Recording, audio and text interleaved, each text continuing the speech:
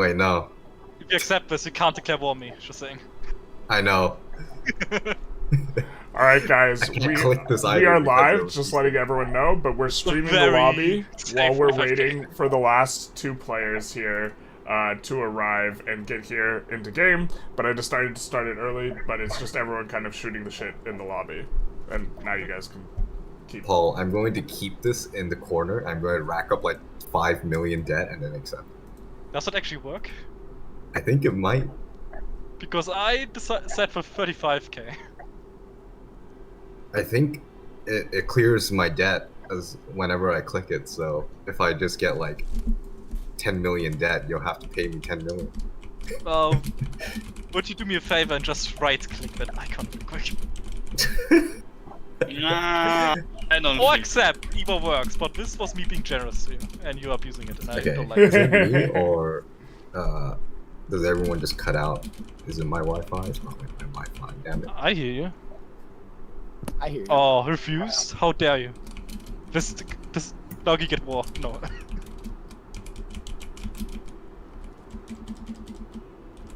That's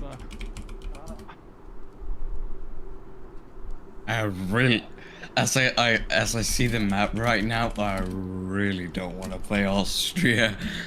No, thank And they you. also quite a bit of depth, I think. Well, if you I mean, if you don't want to play, I think Awam is going to be arriving around the same time as Joey. I mean, can I Okay. play as a Yeah, spectator country? You don't have to fear me, as long as you don't attack us. Can someone update me on what if you're- happened? It's you're not gonna- you that it's not you that I fear. It's a once fucking horrible management. I don't want you to play as a spectator because that will like make the game less stable. Okay, wait, what happened to the lobby? My Wi-Fi cut out for like a few minutes. Nothing happened. Oh, It looks the okay. same. My I Wi-Fi's could play. I completely could out, play as a Kodo and take over. Yeah. Bro, no, because I was trying to go after Kodo. Don't do that. Okay. Okay, then I'm not gonna take Kodo. Oh wait, before Joey shows up, He's gonna I'm do just that. gonna say, Joey's plan works. Dude, no, Joey showed me the rundown. Interventionalism's not too bad. I don't think. Yeah, it's not bad, but his plan I works on think- exporting like a shit ton of actually- stuff to us. Yes, So, exactly. out of and- curiosity, can we all just embargo him just before the game ends and see how hard his GDP drops? Yo, Yes. Try it. Well, try it. his Yes. GDP won't drop. His balance will collapse. it would be Oh, very Oh, his funny. GDP will also drop, but like the biggest thing will be That sounds funny. I don't his want to. subsidy will like go to space. You know, it's I think it's worse in 1.5 as well, like because you can't specialize in export very well. I don't think we should. Let do me it. guess what he's doing. Is he subsidizing all the higher industries and Look then at exporting Brittany. it to everyone? Look at Brittany. He's subsidizing everything. He subsidizes specifically steel and tools and exports those are the ones. Oh, he and goes coal really and hard iron. in. Well, that subsidy is so unnecessary.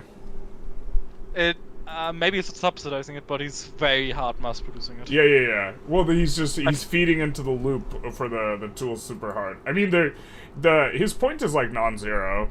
I forget exactly how it works, I'm trying to join the lobby. and it makes more sense in multiplayer.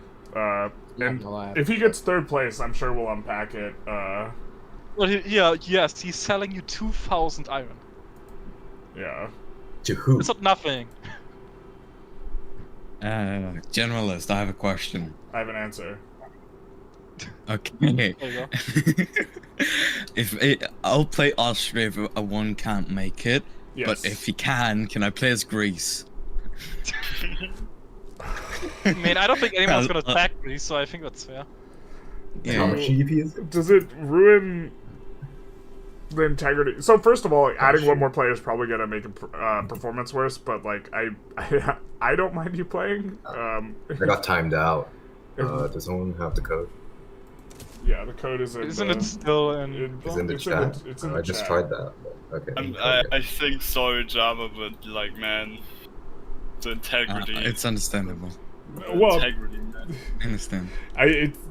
Well, like if you somehow like if you down someone like right at the very end to break their ability to start a war, that would actually fuck everything up. Which would be funny, No, but like I was just trying to like grow my GDP. But or something. I was thinking of doing a format where one player is the wild card. No one's allowed to take war goals off of them, and they can do whatever they want. And also giving them like. That guy's Shank. Well, no, but That guy being Shing is funny. Exactly. But I was thinking, it might be fair if I let you do that for that like custom game or whatever on 1.4, because you should have been in this one, and I accidentally invited. Yeah. I accidentally invited a WUM, I think, or one. Yeah. Was the person? I who would should really not like have to see gotten just a invited. really large African nation. Just one in Africa, and then Let's everyone play as else. Kobia. Oh shh. I'm still up for the Ethiopia Thunderdome. whatever. Yeah, the Yeah. I Ethiopia feel like it should be Thunderdome. Africa Thunderdome, because Ethiopia is just gonna be wild. Everybody's Yeah, getting, exactly. Well, that's the point. everybody's getting knocked out like within the first hour. No, I advocate for the U.S. roleplay. Kobia sounds fun. Yeah. Everyone's a Dominion. I call Of New the York. US. Yeah, everyone's a puppet of the U.S. and Of I want to be Germanist California. policy. Germany's the puppet. Everyone else is Dominion. Sounds like Or we can do an HIE. Oh, Where, yeah. Oh, where everyone yeah, everyone is like yeah, a yeah. Dominion. Everybody- or just puppet classic of Austria. German suggestion. Someone suggests playing a bunch of United States, and they're like, "Well, what about the Holy Roman Empire?" What about us? playing as a city. No. You guys someone had else your chance. proposed Germany first, actually. I'm Okay. down to do a little German thing though. That's pretty fun. Or Italian. Oh no. That's a horrible joke about Germans and Americans popped into my head. Or I we mean, could beyond street, but it also is. play as all of the Indian miners. We're all just gonna die. That sounds horrible. That sounds horrible. I had a roleplay as in another multiplayer game as Germany. I puppeted Argentina for safety reasons in case the German Empire falls. So Safety reasons. But I actually like the India play. Just release India day one and have the event break it apart, and everyone chooses one of the. So, middle ones. as what I don't know if you guys are that active on the Discord, but what Carnia suggested is that if you release all of your subjects as the East India Company, and then you take the break apart, you just become Bengal and keep all your territory. Yeah, but you have to take them. No. So when you break apart as the EIC, it releases a bunch of land to your subjects. If you don't have any subjects, it doesn't release any land. And so then you don't get the devastation penalty for your construction. alright. And then you slowly annex them again. Yeah. Oh man, that sounds troublesome. Well, you also don't have to annex them. You can just dominion them and then form India. Oh yeah, that's But the he was long game. He was disappointed to not see that done. I say if he wants to see it done, he should just play. No one ever drafts EIC. Or EIC always get drafts super late. It's usually like a 4th to 7th pick. I mean, because the capital is shit. The military is shit. Yeah, I mean they have a huge pop. I still think EIC is underrated. Yeah, they have huge pop, but they're useless. Yeah. Except Yeah, if the you only draft game them with check if I'm in friends. the lobby. They have no qualifications. They have no. Well, if you become Bengal, then they're all accepted. All your pops are accepted. Yeah. If you're doing what I'm what I'm suggesting. Remember the versions of this game where you play for Mughals? I think that's gonna happen. Oh yeah, I remember Tired Star thumbing my pie. Yeah, that's gonna happen. I'm pretty sure. Well, Just EIC is much better poised to defend themselves than the Mughals. There I mean, are- we're talking about there is Bengal, some- not BIC. And No, the but capital is at the coast. No, but you if you release all your subjects before you pop the EIC Schism event, you just become Bengal with literally all the EIC territory, just none of the subjects. Oh, just the subjects, not the territory. Yeah, you don't lose all your Really? territory. Yes, this is how this works. Oh, it's broke as fuck.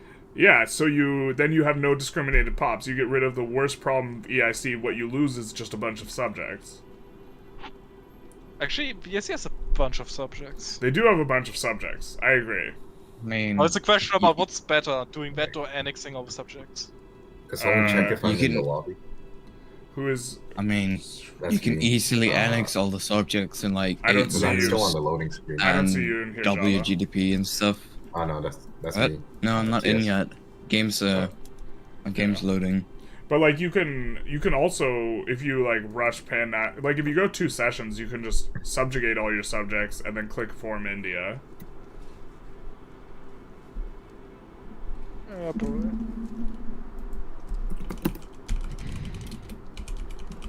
Question, treaties that were made last week, are they still in effect? No. You can either renew them now and let me know, or you can not renew them and then the other party will obviously know you plan on breaking them. I mean, so basically Southeast Asia is free crabs for us. No. Yeah. What? Unless they Hold want on. to renew it, but Are then you gonna we renew would it? need to make a new deal because Hanover isn't a bargaining chip for you anymore. They can take it back. You can't just say, we want Hanover back if you take Burma. But I think in general, oh, Java, you just got in. I think in general, Yeah. making people mad at you is, Yeah, we don't want to make them mad. yeah. But that's why I asked if that treaty is still in effect. Yeah, no, but you can- No. So basically, we can't just go take it now and they shouldn't be able to get mad. Because... Well, they could get upset that you're not choosing to honor the treaty over an extended period of time. That's their prerogative. Yeah. Yeah, Look, but that means the later, treaty was and Southeast later- Asia for Hanover, but Hanover doesn't exist anymore. And they didn't go for Southeast Asia, so it's still free grabs. Wait, what do you mean? They are all up in Southeast Asia. What? Or are they talking about Indonesia? Indonesia is not I regionally was considered part of Southeast Asia. Indochina considering Southeast Asia. Is what? Indochina, okay. we were talking about... So Okay. Burma, Indochina. Siam, Dainam, extending all the I way would to assume- Singapore is what I understand Southeast Asia to be regionally. You guys didn't Okay, specify. I thought... Yeah, I know. You guys Wait, didn't I'm not say. gonna say I'm not maybe the one we're that gonna made the break difference. I'm not the one it that made and the just difference. say you didn't Just so specify. You guys didn't I'm not- specify the Uh, strategic regions. My understanding of Yeah. Southeast Asia in terms of geography, and if you look up Southeast Asia, you get Burma to Dainam down to Singapore. Yeah, that's what I was thinking. I was thinking the strategic region of Indochina, Yeah. so that's technically free grabs now. Didn't think of Indonesia very well. Yeah, we Yeah, no, I'm on Indonesia, two we too, didn't. so I wasn't a part of that whole deal, to be honest. It was Emporium. So Yes. yeah, that's them. That's not me. Emporium said Southeast Asia, and we interpreted this Indochina region, Burma to Dainam. Yeah. I mean, so when I googled a And map didn't of attack it, Southeast so Asia, we- yeah, it was that. hold on. So, Are we good? I misclicked. I am very sorry. oh my god. All We have to right. Okay, restart let's just the lobby. rehost because I can't get I was it. like, mean, we still damn, have to what wait happened? The anyway. game started. Very well. Yeah, let's Everyone in just rehost. chat. Who Okay, who everyone clicked? Was it restart the Jamaica? entire game. Pega. Was it Tim? I wasn't, yeah. I'm sorry. Yeah, everyone in chat flamed Tim. Okay, Yes, 5% please. penalty. I deserve. I deserve. I'm bad. Tim, go in the I thought it corner. was. I will go in the corner right I was now. like, Where is Yeah, the corner? you We do. have no corner. Generalist, build a corner. Built a corner worthy of Mordor. Alright, Joe's gonna be here soon. And also, grow your damn beard back. Yeah, hurry. You look like a baby. Oh, I'm not gonna. But then it's like harder to tell I'm cutting weight. Gotta balance the Yeah, but Brother, it's for yourself, not for everyone else. Just hurry the to weight. The weight's for Yeah. the content, man. Oh, very well. Who needs The help when beard's you for can the have content? The beard's better. Beard's I know the content. weight was because of bodybuilder stuff. I don't know. Yeah. I mean, I am gonna turn it into content on my other channel. It's not Victoria 3 content, but that other channel doesn't get very many views though. It's still generalist content, so. Yeah, I'll be exactly. honest, I didn't even It's know you still had, general I didn't even know you content. had another one. I have an ideas channel and a lifting channel. To me, Okay, I think I'm physically, I think my physical strength is definitely more impressive than my Victoria 3 skill. Very well. I would believe it if you had a beard. You don't. You so believe, don't. yeah. Well, I mean, You don't do old you can vibes. believe what you want. Masters mash, man. Squatting over Your 600 power- pounds and squatting over your- 600 pounds. Alright, what's the Your new code? Victoria 3 skill and your beard is what gives you your power. He's not Salomon. What do you mean? Hey, what's the new code? Not, it's not on it. Your That's beard awesome. gives is what Yeah. you gives. Your beard is what gives you your Victoria 3 skill and your power. That's true. You have cut it off. Your source of power is gone. He's not Salomon out of the Bible, my man. No, I might be. I lost my strength course when he I is. started going bald. The truth hurts. Yeah. So, okay. That's No, what you not think, really. generalist, but secretly, Kummerspeck. Kummerspeck? it's over 9,000. But that's Alright. what you think, generalist, but secretly it's over 9,000. Over 9,000. Oh, just a small tidbit I want to share with the screen. The practicing Discord I made for our team has this icon. Just so you know, I think this should be Perfect. Yeah. That's the This is here. like- Let's share that with the stream. Nice. I gotta Yep, click that is over. it. Oh, That's creepy. yeah. It That's is the not creepy voice at of the all. bagel. Bagel of And the But at least, bagel. at least it has a beard. And it has the road to permission to buy a pack of gum as the title, so maybe it is. Fair. Maybe Hey, we're on track. Maybe He we knows are on what track, he's about. exactly. Yeah, for those of you in the Uh, stream, the prize support is the opportunity to buy yourself a candy bar for first place. Alright. Second place, opportunity to Alright. buy yourself a pack of gum. Third place, gets the opportunity to take a complimentary mint at a restaurant. And the winning team will have the opportunity to have pride, but will not get pride, just the opportunity to have it. Just so you know, opportunity means that generalists will not give you shit. That's right, that's exactly what that means. I will not be providing candy bars. The Can shipping you cost. send me will a provide $5 you- gift card for my chocolate bars? He, the philosopher, the man of Mordor, will provide you the idea and implement it into your true self so you can go and buy yourself a candy bar. To be funnier, this prize is way... Well, like, so... If I actually gave real prize support, first of all, I can't really afford anything substantive. But second of all, then I would have to I protect mean, the just integrity of the game, $5 gift card not for as much. chocolate. You know? A $5 gift card?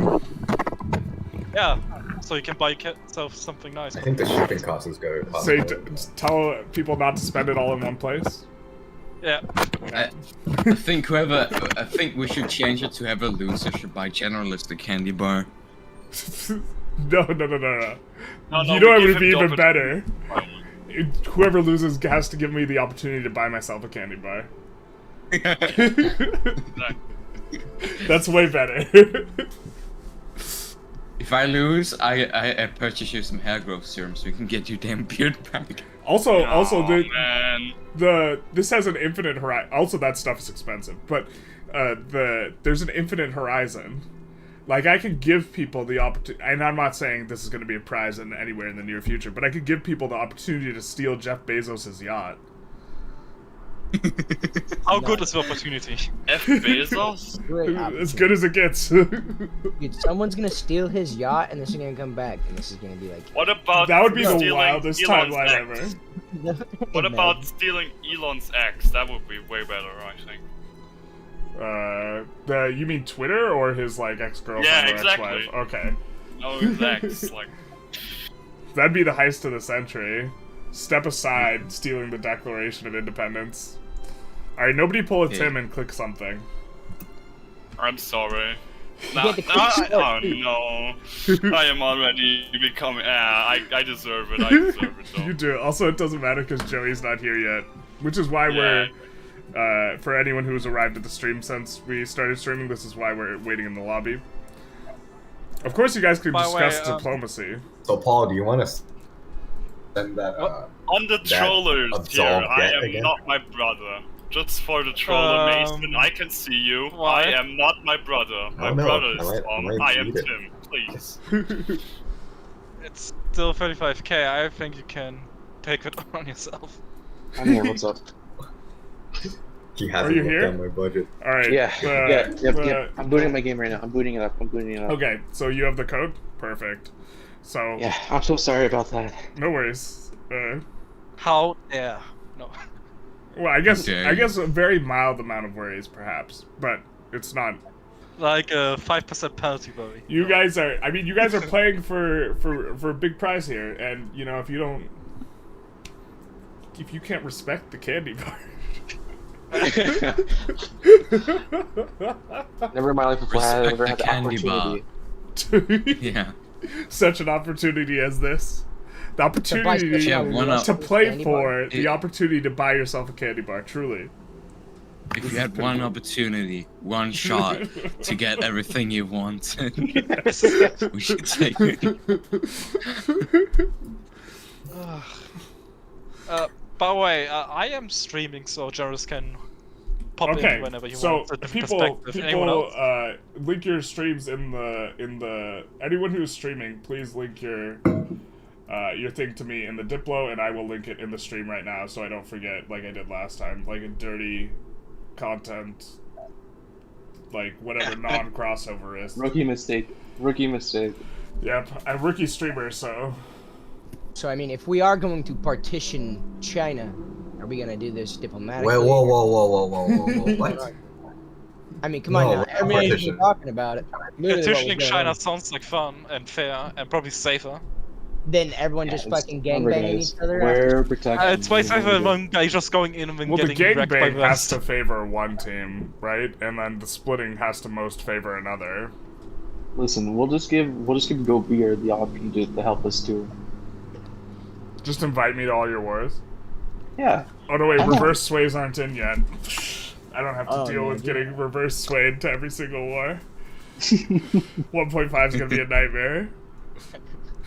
Oh my Someone's God. gonna reverse sway, Generalist. transfer EIC to Go Beer. And Perfect. someone's just gonna misclick and accept something stupid. What was someone said my name? Yeah. Petition that you change your standard spectating countries to Greece and ask everyone for money.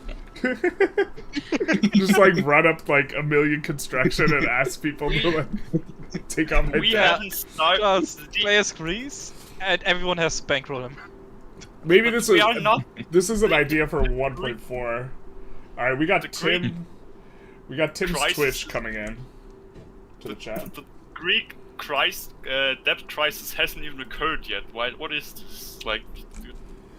the Oh, EU it has- has. David- Why do you think that Britain, Russia, and France all have obligations on Oh, Greece? that was for forming Greece. Oh, Not No. still, it's a Greek thing to ask for money. David says that the They are gangbangers already content. diplomatically in debt to others, but they also want money as well. Just for Put it- people put it- who put are it on. interested on origins of the Greek debt crisis, I can. I don't want to shout him out on stream because I don't know if Generalists would watch for that, but yeah, there's a very. I will link the video in Diplo right now, just so people know. I have found a very good video on that one. The Greek I'm not debt. sure if you saw Generalist, but I sent you the link in a Uh, direct message. oh, you Because that's DM'd it. safer to Okay, yeah, that works too. But thank you for telling me because I don't see DMs in the same spot. Yeah. For the twat. Twat? I was trying to say Twitch and chat at the same time. Rip the dream. I will link to the chat. Paul's Twitch. So for the Twitch, for chat. Oh my god. Wait, I linked in the No wrong spot. perspective. I think I It's just 'cause linked it's it back to Serbian. you like an idiot. So that is Paul's POV. And we can take a look. Because Tim and Paul are on separate teams, no? We are on separate teams. Okay, you just sent that link back to me. Yeah, I Sort of- also linked it in the Great. chat. What type of mind game is this? He's just sending it back.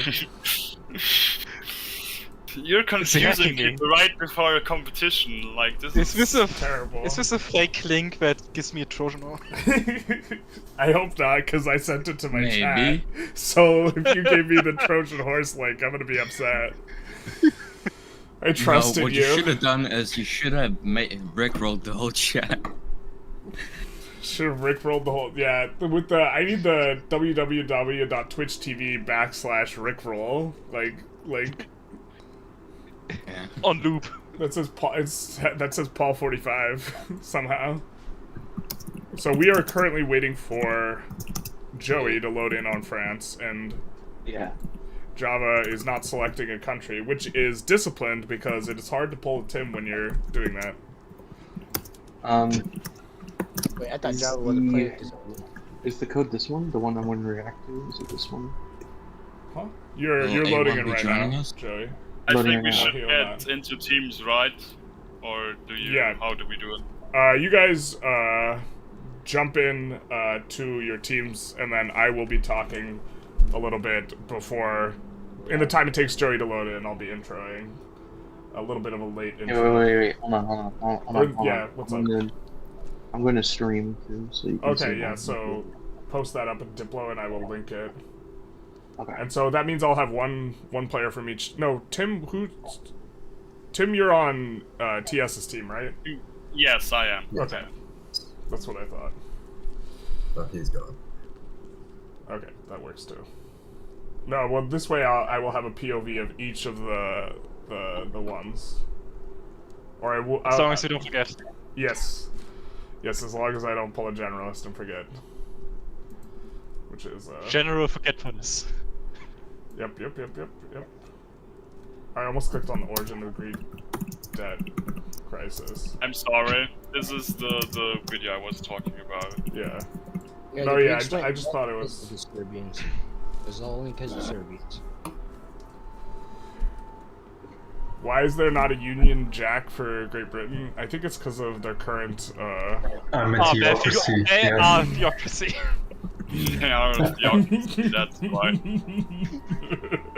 Yeah, that's Curse timeline. Something yes. That's gross. The most Yeah. realistic thing Britain could ever become, a theocracy. The ones who absolutely fucking hate religion. I mean, I think they're not that far off because the Church of England, no? Technically, Okay, their monarch is also their theocratic overlord. It True. was for a while, but not really. Yeah, well, I mean, now they're not, but. Why the fuck is William of Galloway? Oh shit. Were you What? Joey, were you gonna link your stream? Wait, his title is Primate. Okay. I don't know Primate. William Galloway, yes. You. And here, finally, is Joey's stream to chat. Alright, you guys each go to your respective chats. I'm gonna talk to my chat for a while. Or your respective groups. Alright. That is Joey's. And then, apologies to everyone that's taking us so long to get started. Had a little bit of late showing up. But now it seems that we are good to go here. Java needs to select a country, but then we will be cranking up. So this is the finals. We have coming in first place currently is going to be Paul. And these guys are playing for a lot. They're playing for a lot. They are playing for the opportunity in first place. You will get the chance to buy yourself a candy bar. In second place, you will get the chance to buy yourself a pack of gum. In third place, you will get the chance to take a complimentary mint. And in the winning team, in addition, will also get the opportunity to have some pride. Now, they will not get pride, but merely the opportunity to get some pride, or have some pride. Oh my god, why is my thing not working? Java, are you here? Java. Yeah. Go down to team 1, because I think you're team 1 now. I think so. Okay, yeah, so, also Java, you need to select a country, or you need to select Austria-Hungary. Alright. Everyone's loaded in. I'm gonna tell the players you can start clicking.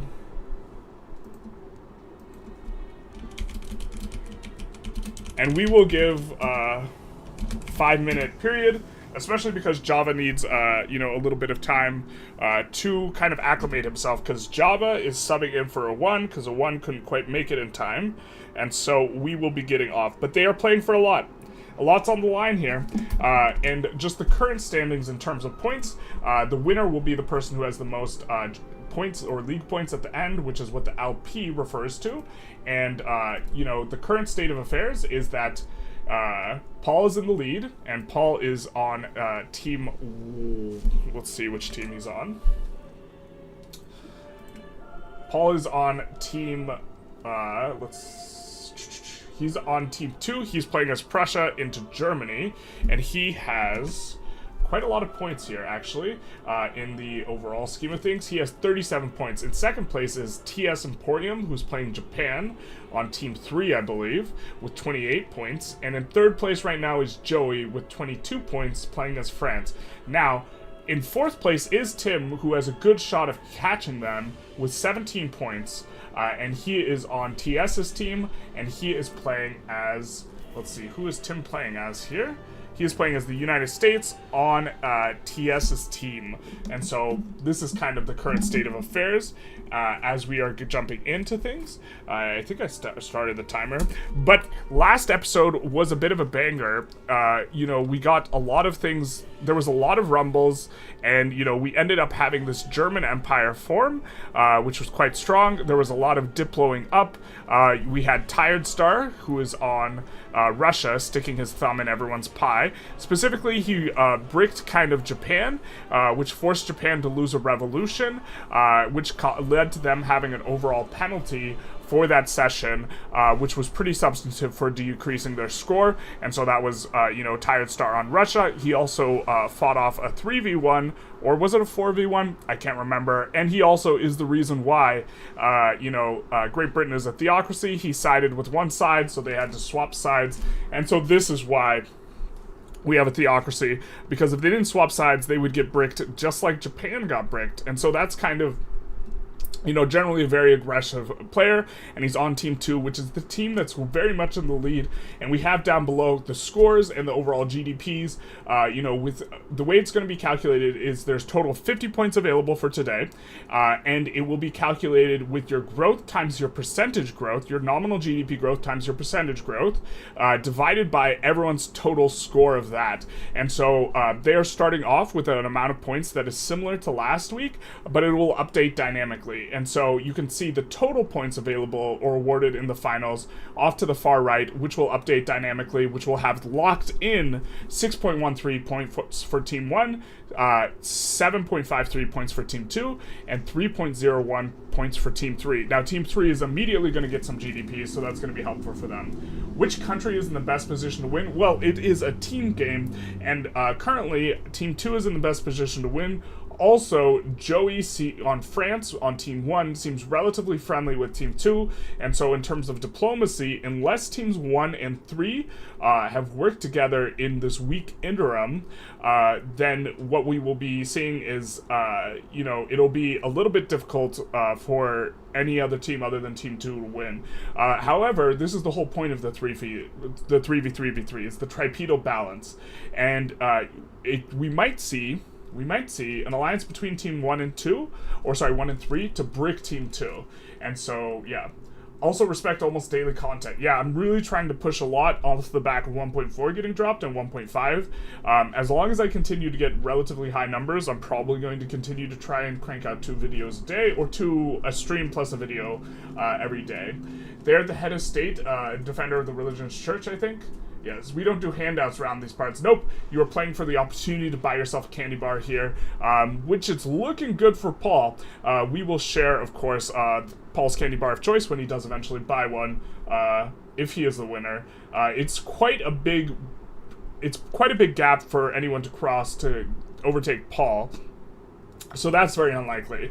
The most likely thing is that Tim on the USA has a decent shot. If he can get more than 5 more points than Team 1 this session, then he will be the third place, supplanting Joey.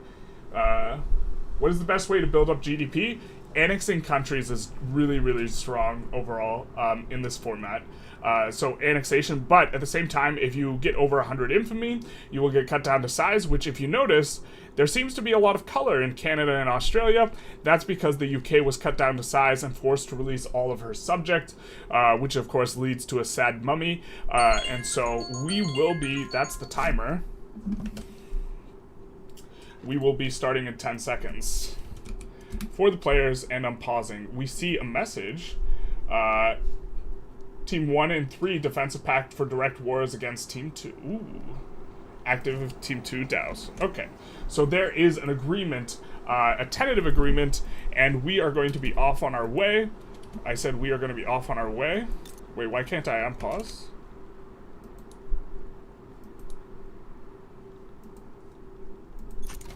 Alright, there we go. Not sure why my spacebar was working. Okay, I'm still streaming. Cool. Don't want to accidentally click the spacebar and have that spacebar stop. Hello? Speed 3. Oh, okay. Yep, there is currently... I don't know why my buttons are bugged for this, but okay. I'm guessing I'm going to have to click up here now, then. Which, of course, is not ideal. But it is what it is, I suppose. Are we also not getting any beats? There we go. Let's get those beats. So, we currently do have a war between Austria-Hungary and, you know, this other one. This other one, of course, being, we see a pause. So this pause happens whenever someone joins or adds a war goal, this type of thing. We see, a war here. Oh my god, why are none of my hotkeys working? Rip the dream. Not sure what this pause is over. I don't see anything that is involved in a war goal here with France. Okay, well that's probably an out-of-pocket pause. That's okay, we're just starting to get started. I would say that unemployed pops import basic resources and export luxuries produced. This is also really fast. Also, building a ton of military construction at the very end increases the prices of these goods in your market, which can increase your GDP a lot. So at the very end, in theory, what players should do is just really crank up. We do see there was an agreement before to hand over Bohemia. The German Empire could crush Austria-Hungary, so we do see them back down. And I think there are no player wars now, but let's kind of quickly go through. We didn't see France. France is just up to kind of just going after the Flemish uprising. This is what they're involved in. Austria has just finished their war. Spain, I think, is... Let's see. Spain is putting down a rebellion. Oh my god, my back button's not working. That's like... Okay. It looks like we're trying to crush the Gazan secession here, and so they're working together to some extent. Germany is not involved in any war. Someone is going after Great Qing. It looks like the East India Company is going after Great Qing here. And so that's EIC. Russia, we do see, is going after... Okay, so this must be... No, this was ongoing. There is a player war. They are currently fighting for the integrity of Korea. We see that Japan is trying to annex Korea. Tayyip insisted this war was winnable for him. I do not think it's winnable because you just keep landing. Although I do know that Japan is having money problems, and so they're fighting for Korean independence. Unfortunately, usually it's just about impossible to defend an AI subject with the game currently as it is, but in 1.5, this is going to be greatly improved because you will be able to station troops there and actively defend against landings, and so this will be good. Is there a rule to give leadership to Prussia? There's no way North German Fed to form against France and Austria with Russia. Well, they made a diplomatic agreement that I felt was to the advantage of Team 2. And so part of this game is trying to diplo your way through, right? And so I think that Paul is generally a friendly player that gets along with everyone, and I think that this plays to his advantage when negotiating stuff diplomatically. So there is a metagame on top of... Looks like Russia's doing Russia things. There's a metagame where, you know, you can get some significant advantages if other players are friendly with you, right? And so... But this is diplomacy, baby. This is very much an aspect of 3v3v3, and so, you know, if you get to the point where people like you and you can say pretty please, I guess, then this puts you in a good position. I am not the type to acquiesce to a pretty please, but yeah. Any underdog you're rooting for? Well, so the biggest change we can see is if Team 3 does really good, Tim will overtake Joey, who's currently playing France, in third place, and Tim is currently playing USA. And so if you were going to root for anyone, root for Tim. However, before, when we were trying to lobby it up, Tim clicked a button breaking our lobby, and we don't like that. So I'm not sure if Tim's the villain or the hero here. Also, last stream, people were really a big fan of Russia, because Russia was doing funny things. Namely, they bricked the Japan's kind of start, and then they forced the UK into theocracy, and then they won a 4v4. So that was all very amusing. Did they fix multiple landings in 1.5? Currently 1.5 is super broken, where you just auto-land in, and so it's technically worse, but I believe that the systems they are trying to implement and working on implementing will fix the multi-landing, which I'm very excited about, because it's not a realist simulation. Currently Navy's basically useless, and this will make Navy a useful thing. I mean, it'll take some getting used to, but what did asshole get, or what's AH? Austria-Hungary, okay. Too used to Reddit. Get an exchange for Bohemia? They got it. What they got in exchange was only losing Bohemia. Not exactly the best exchange for them, in my opinion. Also, Austria is currently being played by a sub. We have Java subbing in for a 1 here, and so, you know, a little bit rough for him. We are going on speed 3 until this PvP war concludes. And we see that it is between teams 2 and 3, and we are kind of expecting, we do see a little bit of Tibet action. Oh wait, no, this is kind of what we're going for, seeing before. Going for Sichuan and Lhasa, which is an interesting ingress here. Sichuan, the AI often will build a lot of logging camps here, and this also gives you access to opium, but this is not something that they really needed here, and on a, you know, per infamy basis, this is maybe not the best point of ingress. I'm not really sure if I like going for Lhasa into Sichuan, but it's certainly an ingress that maybe you're not worried about anyone landing it, so perhaps you can better defend it later on. Notably, East India Company did some clever things last session to move their capital over here. Normally you can't move your capital as the EIC. They had Prussia take it, and then Prussia return it, and the idea is that Prussia took South Bengal, which Otto moved the capital to Delhi, and then they gave back South Bengal, but the capital stays in Delhi. Normally you can't move the capital to Delhi, so this is big nice. We also saw a really neat strategy from Team 3, where they had one player full annex Japan and then release Japan, so Japan started with European tech and institutions. One of the downsides here with that start, though, was they did get a lot of turmoil. They were trying to reset their turmoil with a revolution, and then Tired Star set in. France is trying to sway us against Benin. We're going to first decline, and then we are going to expel the diplomats, and, you know, give Joey the finger for his, you know, intent in trying to get Gobir here, which is us, to meddle in international affairs. 1.5 seems good when it's finalized, but it needs so many fixes. Yeah, it is rough right now. I keep polling with hopes that my viewers will say, no, play on 1.5. They overwhelmingly want 1.4. It looks like we are seeing an annex. This annex, by the way, is going to give quite a lot of GDP up over to USA, but also it's not just the GDP here, but like the improved, your ability to improve resources and this type of stuff. But you notice that's 10 million GDP. Going after Chinese provinces is incredibly lucrative in terms of GDP growth, because this province alone is worth 10 million GDP. And so, yeah. Austria has a wide open Italy. No, they do, but like on an infamy basis, it's far better to take Qing provinces than like any other province. But there seems to be a tacit agreement amongst the players that taking Qing provinces is somehow a no-no, and will invoke the ire of the other teams, which, okay, fair enough, but like, you know, if you're team 3 at this point, you gotta do something to catch up, so I don't know exactly what you do. I can't go back to no localized prices. Game feels so much better with it at 1.5. That is kind of my feeling in regards to the economy. So I don't know if I'm going to make 1.4 content, or if I'm going to make modded content, or what. But like, or if I'm going to play all the runs I want to play that have really miserable localized prices experiences. So for example, Ethiopia is going to really suffer from local prices. We've had Nike's fan kind of donating for forever, asking for Ethiopia, so we might do a capitalist sellout Ethiopia run. So I've been liking seeing also, but I've never at any point committed to doing an Ethiopia run. I've just been practicing it and sharing that I've been practicing it. I've been liking going back in vanilla in 1.06 just to see how the game was so broken. I was planning on maybe doing this a little bit. The UI particularly is not very good, but it looks like we see Benin, France going into Benin, and then hopefully they're not going for me. We see Austria-Hungary versus Moldova.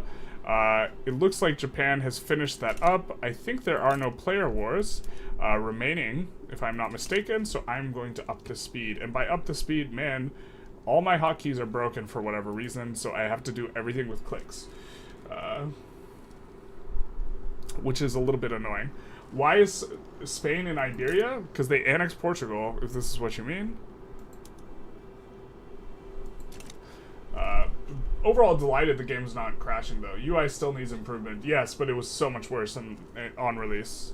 It was so bad on release. You used to not be able to tell like what areas had available employment, what areas had like infrastructure problems.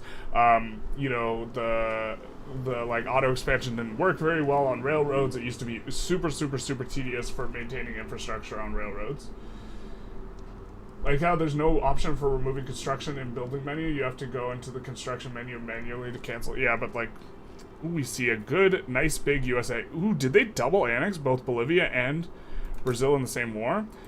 Maybe we do an updated GDP, but look, this is a nice little crank up. Now a little bit of a depression after that because I guess stuff is going to need to readjust. I mean, they're in the market, so there's the same number of buyers and sellers because we are on 1.3.6. And so this is kind of how things are now. There are better UI mods on day 2, I remember. Paradox didn't really care about the UI. Yeah, no, they were just trying to ship a product. And I think they were kind of worried about other things more so. We do see a little bit of, I think, a mistake, not landing just the capital. Oh, no, wait. Nope. Southern Anhui is probably the capital, yeah. Because Beijing got captured by the UK, and then the UK was forced to release it. And so I think that maybe taking these states is going to be good, but overall I think I would have rather just seen 2 coastal Chinese provinces take it over Lhasa, Sichuan, but maybe this is, yeah. Why did Spain not form Iberia? Well, I kind of felt that they should. They need pan-nationalism, and so it would have been a little bit slow. I think if you're going to dominion Portugal and then annex them, that's 2 wars for really not that much GDP. But it does give you like the Philippines, but we see the Philippines are now with the UK, so yeah. I remember on release, Vic 3, you played Japan and was going into more and more debt and growing so fast that I could never hit the debt ceiling. This is the play. This is how you're supposed to do it. Although, like, the GDP was insanity, because you double-dipped GDP. When the way GDP was calculated, it was such that, like, your inputs were not excluded from the value of your outputs. So, for example, if we turned on sawmills, right, we would have an input of tools, and the output of wood did not exclude the input of tools in its value, and so you would just double count a whole bunch of things because the tools would get counted when they were sold the first time, and they would get counted when they were used as an input. And so, yeah. The GDP was absolutely out of control. Like, you used to be able to very comfortably hit like 20 to 30 billion GDP, which is now very, very difficult. I haven't done it in some time, mainly because I'm not playing past 1900 very often anymore, for performance reasons. 1.3 seemed to really hurt performance a lot. I don't know what exactly it was that did this, but okay. Why don't we try and get an updated score here, though? Oop, we see a little, okay, just kind of cruising through some Diplo, but we are going to get an updated score for you guys here. Allegedly, ostensibly, ecumenically, perhapsly. Alright, so we are going to update the score, or maybe let's listen in to Team 1. Now, Team 1 is going to be, let's just kind of quickly come in here. Team 1 is France, Austria, Spain, so let's have a listen in on what Joey's team is up to. We do have Joey's Twitch, which I had linked before earlier.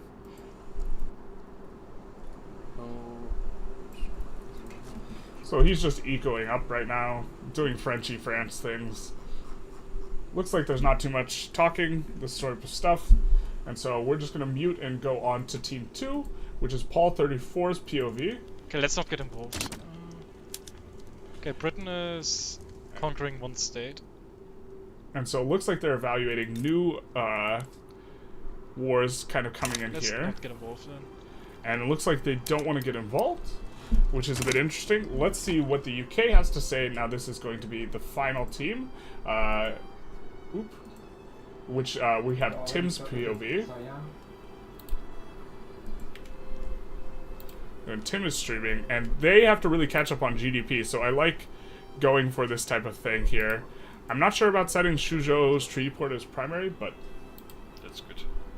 I will build some more coal and some more iron and tools as well.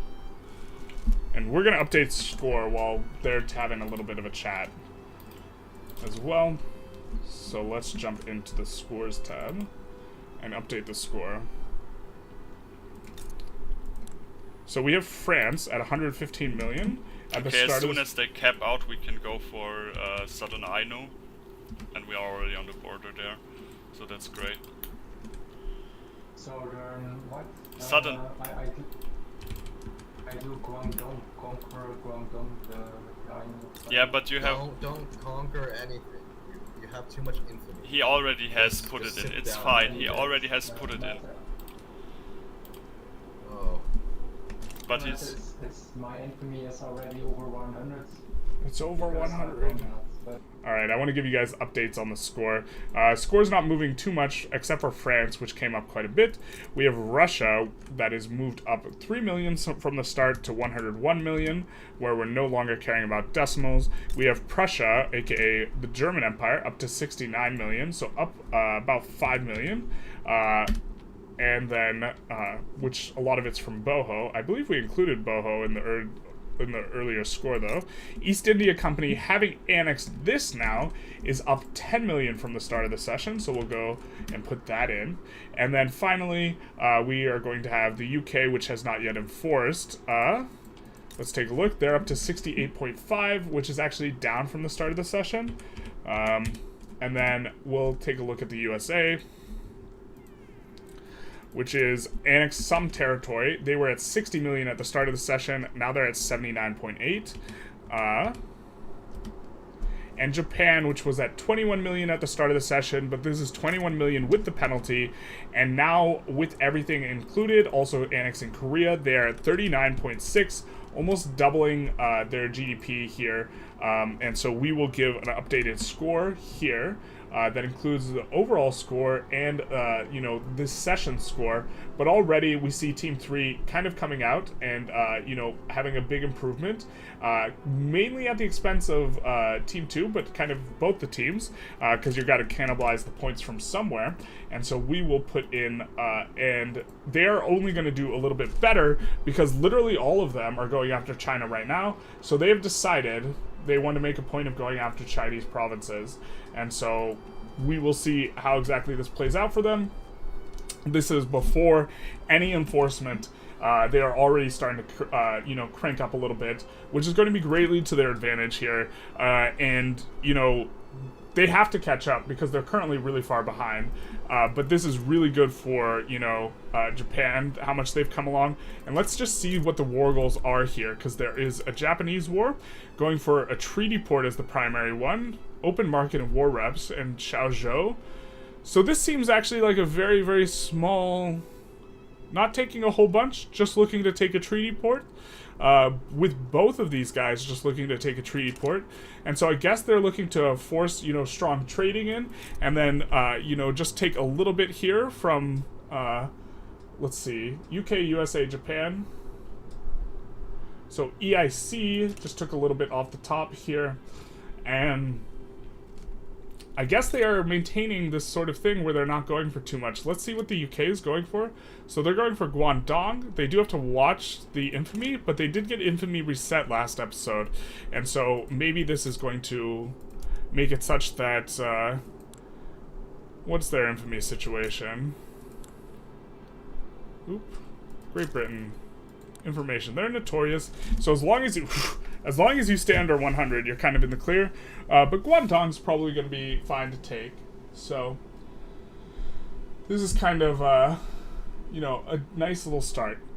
30 million GDP in 1.1. Are there any recordings of these games for the channel? Well, in the China run, I got up to 69,000 construction, and that's in a very old China run. But like, it's because stuff was getting double counted. Workers co-op is better than command economy for large economies. Yes. Haven't played past 1890 and 1.5. Wood seems less of a problem now. Yes. All resources seem like less of a problem because economies are generally more depressed. We see Russia going after the annexation here, which will be nice for them.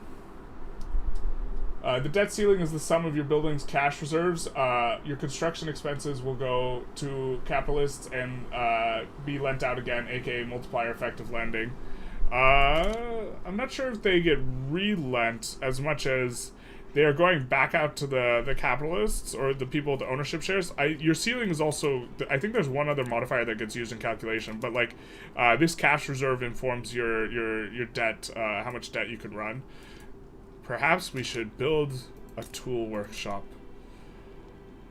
We don't want to influence the economies too much. I'm assuming this is Russia plus Africa. Not sure. Even with zero hardwood production in around 1910 to 20, you get lack of wood as Russia with no logging camps left to build. Interesting. Well, I mean, 1910 to 20 is pretty late. And Russia, yeah, I mean, like, it depends if you're talking on 1.5 and live as well, because it's harder to construct up in now. But very disciplined, I guess, by Team 3, not looking to antagonize other teams by taking too many Chinese provinces. It's unfortunate, and I think it's a bit of a mistake to have everyone have a truce with China here. I think that this Japan war doesn't make too much sense, having both the US and Japan in it, because now they won't be able to have the flexibility to Dao later, and so this will be a thing. Treaty port with Qing is very powerful, says Nike's fan. I agree, but I think they're taking treaty ports because they don't want to look spooky, and a treaty port doesn't look spooky, and I think this is the strategy. And so yeah, UK lost empire. Yeah, the truth hurts. Rupert's Island and Oregon. That's a nice shaped Oregon, if you know what I mean. And of course we get New South Wales doing New South Walian things, and the East India Company, which is piloted by a player, and so is doing well. So I guess we'll run a poll. Do we think Tim on USA can supplant Joey in third place? Because this is kind of the thing that's mainly to be decided here. I think that it's very unlikely that Paul gets knocked out of first at this point. But can Tim pull ahead of Joey? Is my keyboard just not working? What the hell? Is that what's going on? Oh no. It is working. Can time pull ahead of Joey? Almost typed? Yeah, that's true.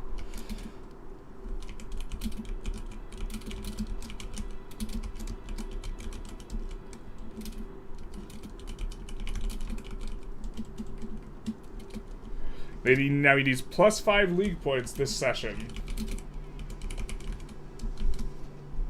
So we'll see what people think about that. Damn, treaty ports made me remember France used to siphon the British market with the treaty port in India would get an automatic economic boom compared to the other AI. Yeah, because they didn't have to, like, they could effectively access East India Company's stuff without having to, yeah. They always pop the fuck off in that kind of instance. We see currently no player wars, as far as I can tell. So we are going to, yeah, people have no confidence in Tim, which is fair enough, because currently they're at -2 points relative to France, the French team, or roughly -1.8 points, and they need to be up +5. So somehow Team 3's got to really pull ahead, and you know, I thought they were going to go for a big treaty port type thing. It looks like they're not. Japan especially can make good use of, did they go for Nanjing? Oh, no, they didn't. was going to say that's a classic Japan play. But, you know, I do think there is some room for growth. We see an immediately major improvement because they're no longer under penalty. I do think Japan having, you know, European tech is something that's pretty nice. And also, TS has generally performed quite well. He is on Japan, and, you know, as this turmoil decreases, he's going to have more opportunities for just regular economic growth. We see there isn't turmoil in some of these provinces. I forget the exact metric for why this is, but we'll probably see him constructing mainly in Tohoku, where he doesn't have a construction malice, would be what I have to imagine is going to be the play for him. Nice that he's hitting economies of scale here in the iron mines. You know, it's generally... Ooh, we see Spain now taking a chunk. Piloted by Darablu. And they're going for their little piece as well. And he's going for it. He's going for hey baby, hey baby, hey bae. And Shangzi. And so he is going for some serious, you know, kind of cheddar. Now, he is on Team 1. So this is going to make it even harder for Team 3 to catch up. And he is not cut down to sizable. So he's going for Hebei, which has a decent amount of resources, and Shangzi. Interesting to see him not go for Beijing for the legitimacy. I think I would have preferred Beijing, but Hebei has better resources, and maybe there was something behind the scenes as well, which made you know, Beijing a little bit less viable of a choice. Now this is Team 1 we're talking about, France, Austria, and Spain. So why don't we have a listen in, because we have their streams, and see what they're saying. And then I think I will link I will link his POV, because I haven't linked it in a while. This is France's POV here, in terms of the audio. Looks like they're not talking very much, but I will just link his POV if anyone wants to take a look. Just this happy clicks of a line that's going up.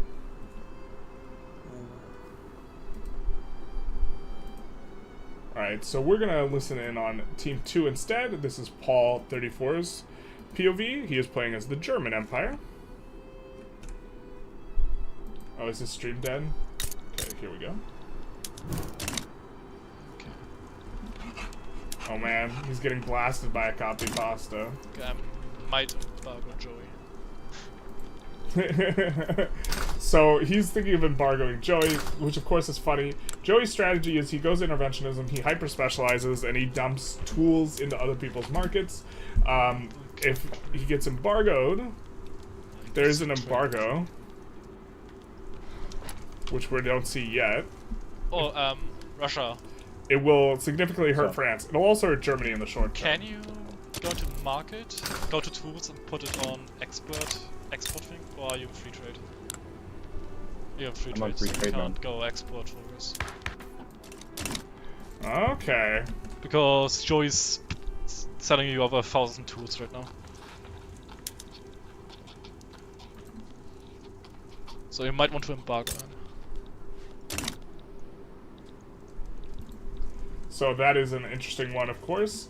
We're going to mute that and talk about it a little bit. My tools are still... But Joey's dumping tools into other people's markets. And so what Paul seems to have done is set export prioritization, because he is currently not on laissez-faire, so he can do this. Or sorry, he's not on free trade, so he can do this, which is forcing Joey to play a ton of tariffs into him, which is one of the disadvantages of this.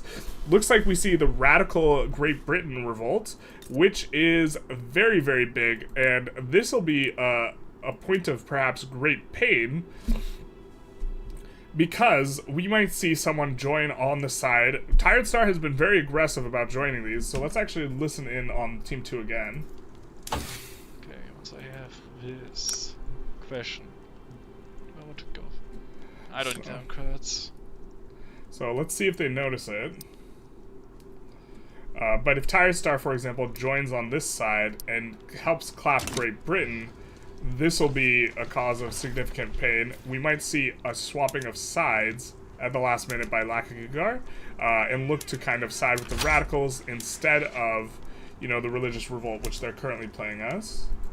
So let's mute that up, and let's take a listen in on Team 3, which is going to have the UK on it, and see if they're saying anything. would help us both a lot. And we are at Tim's POV. Let's end the Okay, poll this as well. game, this is already running way better than the last start. That's fine, guys. Positivism, I guess. Okay, the province I split off doesn't have parrots already. They're commenting about Tired Star not joining. That's amusing. The Netherlands identity right now. The Tired Star being the Russian player. maybe Guangdong. What? So we'll mute them up, and we see German Empire side with Radical Great. Okay, I'm gonna unmute him again. Empire sides with Radical Britain. That's what we want. It's paused? Oh, yeah, Tired Star. Tired Star. They are pausing because they've joined, and they joined at 70% escalation. The idea is, guys, we should you're gonna probably brick. try to maybe get France down a bit. So this is defensive pack. this is all according to plan for this team here, because their whole idea is they want to switch to radical Great Britain anyways, and get out from being a theocracy, and they're just going to switch sides. So in order to execute the strategy properly, what you have to do is you have to join both sides. So if they had Russia and USA, Russia join this side, Team 2.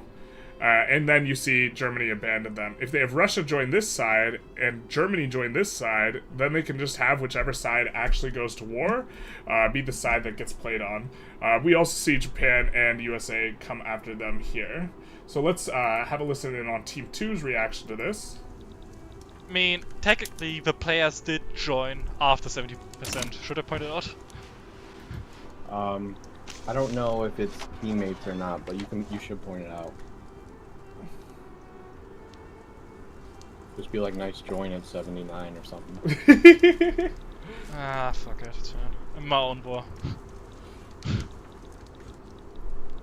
Okay, who's winning? The revolt is winning, right? Well, the revolt was definitely gonna win. Revolt is the player now. So I'm just gonna increase relations with him, see what happens. Interesting. Alright, so we're gonna mute them up and kind of come back into chat here and have a little bit of a chatter. You like the western border of Germany, France, Austria? It does look pretty nice. Nice clean borders relatively. Switzerland's not getting involved. I feel like there's an argument for Team 2 to help Team 3 in Rev for exchange for a non-aggression pack or something like that. It'll also reset Great Britain infamy to, which is kind of quite a lot right now. Yeah, so this is another big reason for doing this. They will reset the infamy as well. I'll let the players know that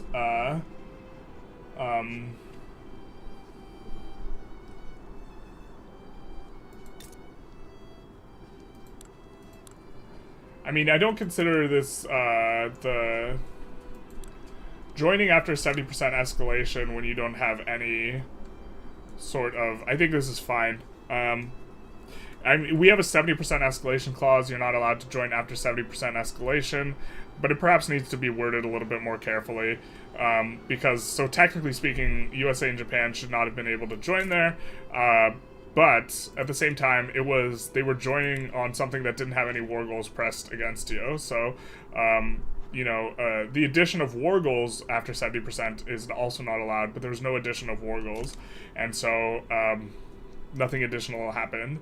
I think I'll let them know in the chat right now, actually.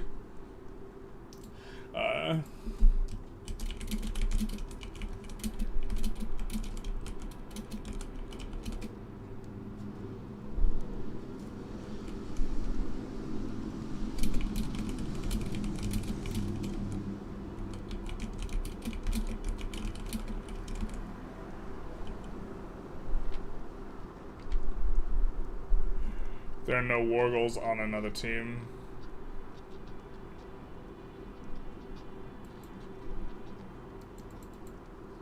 We'll just update this rule after the fact, I think. It's fine. It should be updated, like them joining to save their ally in a revolution, I think is appropriate and fine, in my opinion. But yeah. Resetting the infamy is kind of the big one. So they'll be, it also resets truces, I believe, so they'll be able to go after, you know, the UK here again. Or sorry, Qing here again, and we are going to see significant changes in GDP, I think. We do see Spain enforcing for what they wanted, and so that's a lot of growth for Team 1. And then we're going to see this as well. We see France coming in on Niger after going after Benin, and so this is good as well. UK switched sides when it was at 81, so Germany could not leave it. I think Germany can leave no matter what because there are no war goals on them, but I'm not 100% sure. Why France and don't split Switzerland? So it takes a lot of infamy to go after this, and it's overall not a lot of GDP, so it's generally not worth it because it's European with relatively high pop, and so it's not worth it to go after these things. UK infamy abusing, it is allowed, baby. Also, they probably would want their politics to be more radical rather than religious, so they're kind of undoing how they got bricked before. It kills tech progress, though. It does a little bit. Or yeah, it does entirely kill tech progress. So this is a downside of doing this sort of thing. In theory, if you know you're going to rev like this, you want to finish whatever techs are not spreading rather than starting new techs and this type of thing. But probably going to see them go after Qing again, would be my guess, as the UK here. And perhaps, you know, they will have a full gamut of 100 infamy to work with, so they can do 4. We see the USA embargo France, so Tim's time in the sun is over. Or sorry, not Tim, Joey's. We will, you know, have a listen in on Tim's POV.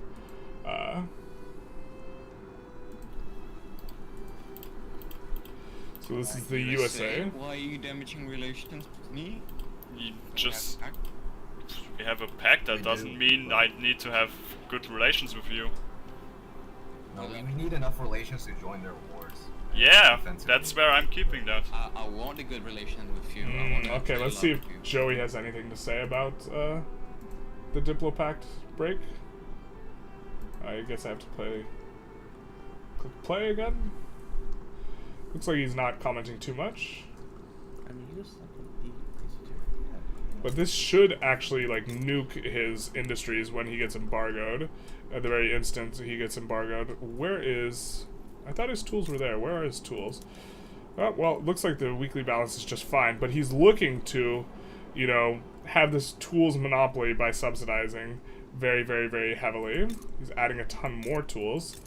I think that this is super risky, though. I don't like this. This going up to 120.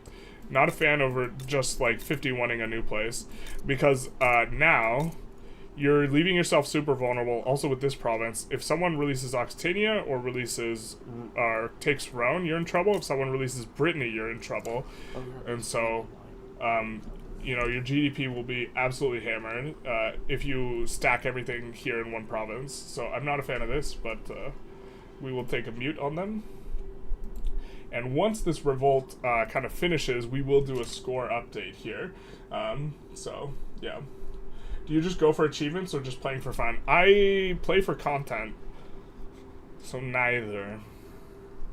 But generally speaking, people do not seem to be enormous fans of the achievement hunting in terms of like what they want to watch. So I don't really go for achievements. I think I have like 55% achievements, but like I have gotten achievements while just doing practice runs for like what would be real runs, and so this is yeah. How France having huge GDP, he lost Alsace-Lorraine and didn't conquer very much. So Joey's ecoing up, and Joey generally does a good job despite being on interventionism. He insists that it's OP, I disagree, but you know, he gets to economies of scale caps generally faster than people, which is incredibly powerful, and he does it by subsidizing and exporting, and so the idea is you hit 50% throughput faster. However, I think that once you hit the 50% throughput, I don't think this subbing strategy is particularly strong. He also cranks construction very, very, very aggressively in a way that other players might not. Like, he might delete his army so he can build more construction and this type of thing, which I think is, like, if you're not using your army, if you're not making use of your military, then it's it's way worse than construction in terms of GDP growth. So I think that having this sort of philosophy is a useful thing. We're going to swap on the tools for us. Oh my god, my buttons don't work. My back button on my mouse doesn't work. This is the worst ever. But we're going to go butchering tools, because we're about to finish our tooling workshop. And so it'll be curious to see if the UK goes for another war here on them. Let's see, take a look at the diplomacy. We see, yeah, it's Great Britain versus radical Great Britain. Once this finishes up, though, it'll be interesting to see if they go after Qing again, which I think will be the thing to do. They notably, if we take a look at diplomacy, they do not have a truce with Qing, and so, you know, revving is a way to truce reset as well. Laissez-faire is interventionism, but better. That is my assessment as well. However, you lose the ability to enact subsidies. This is the thing.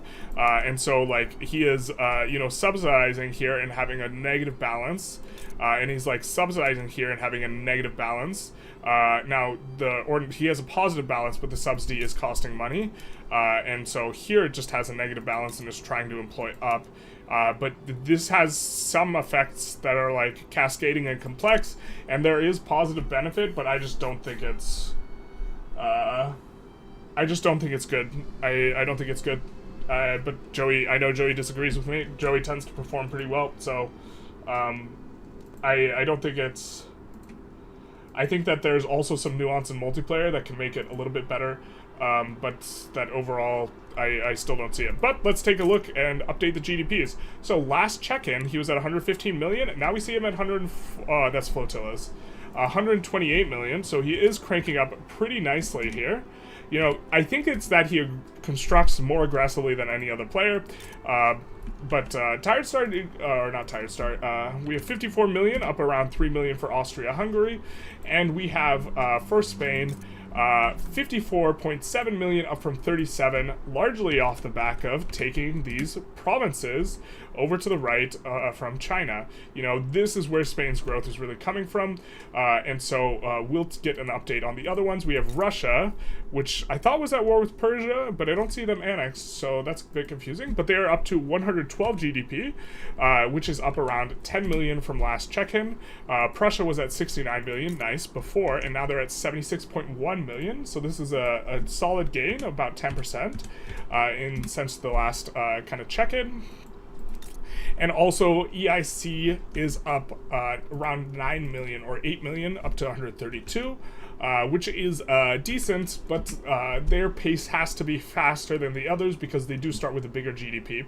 UK was at 68 million last check-in. They're at 69.5. Of course, stuff is starting to reset. You know, they do have devastation, these types of things, and so you can't really take it with a grain of salt, or you have to take it with a grain of salt, and they also just fought a rev. We see USA up about 7 million from 79.8 to 86.5 million. And we see Japan, which was at 39.6 million when last we checked, 39.6 up to 43.1, which is very solid. You know, kind of growth rate.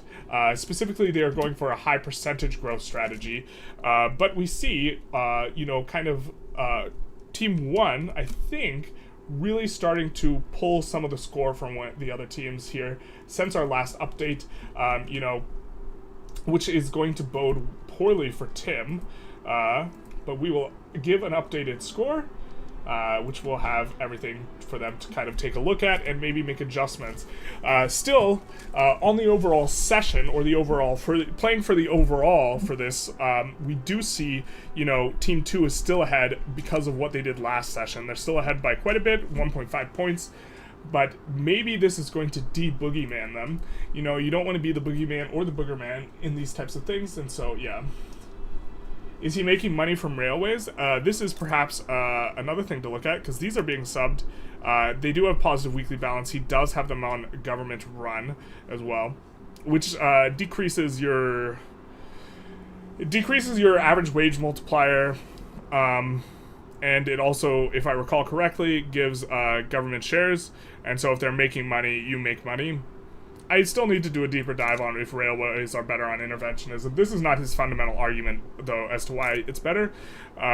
He believes that your ability to specialize and then dump tools and steel into other people's economies is what is the main driver. I don't know where his steel's at, But it does allow him. You'll see that all of his mines are like maxed out faster than other players generally, and I think that this is on the back of his ability to get increased specialization. Like you see, the mines are not maxed out for these other players here, but he also just might be constructing more. Like I think that, you know, construction, it's about getting a ball rolling, and there's, you know, a snowball effect. We see Tired Star pause, which has to mean someone is maybe in a little bit of trouble.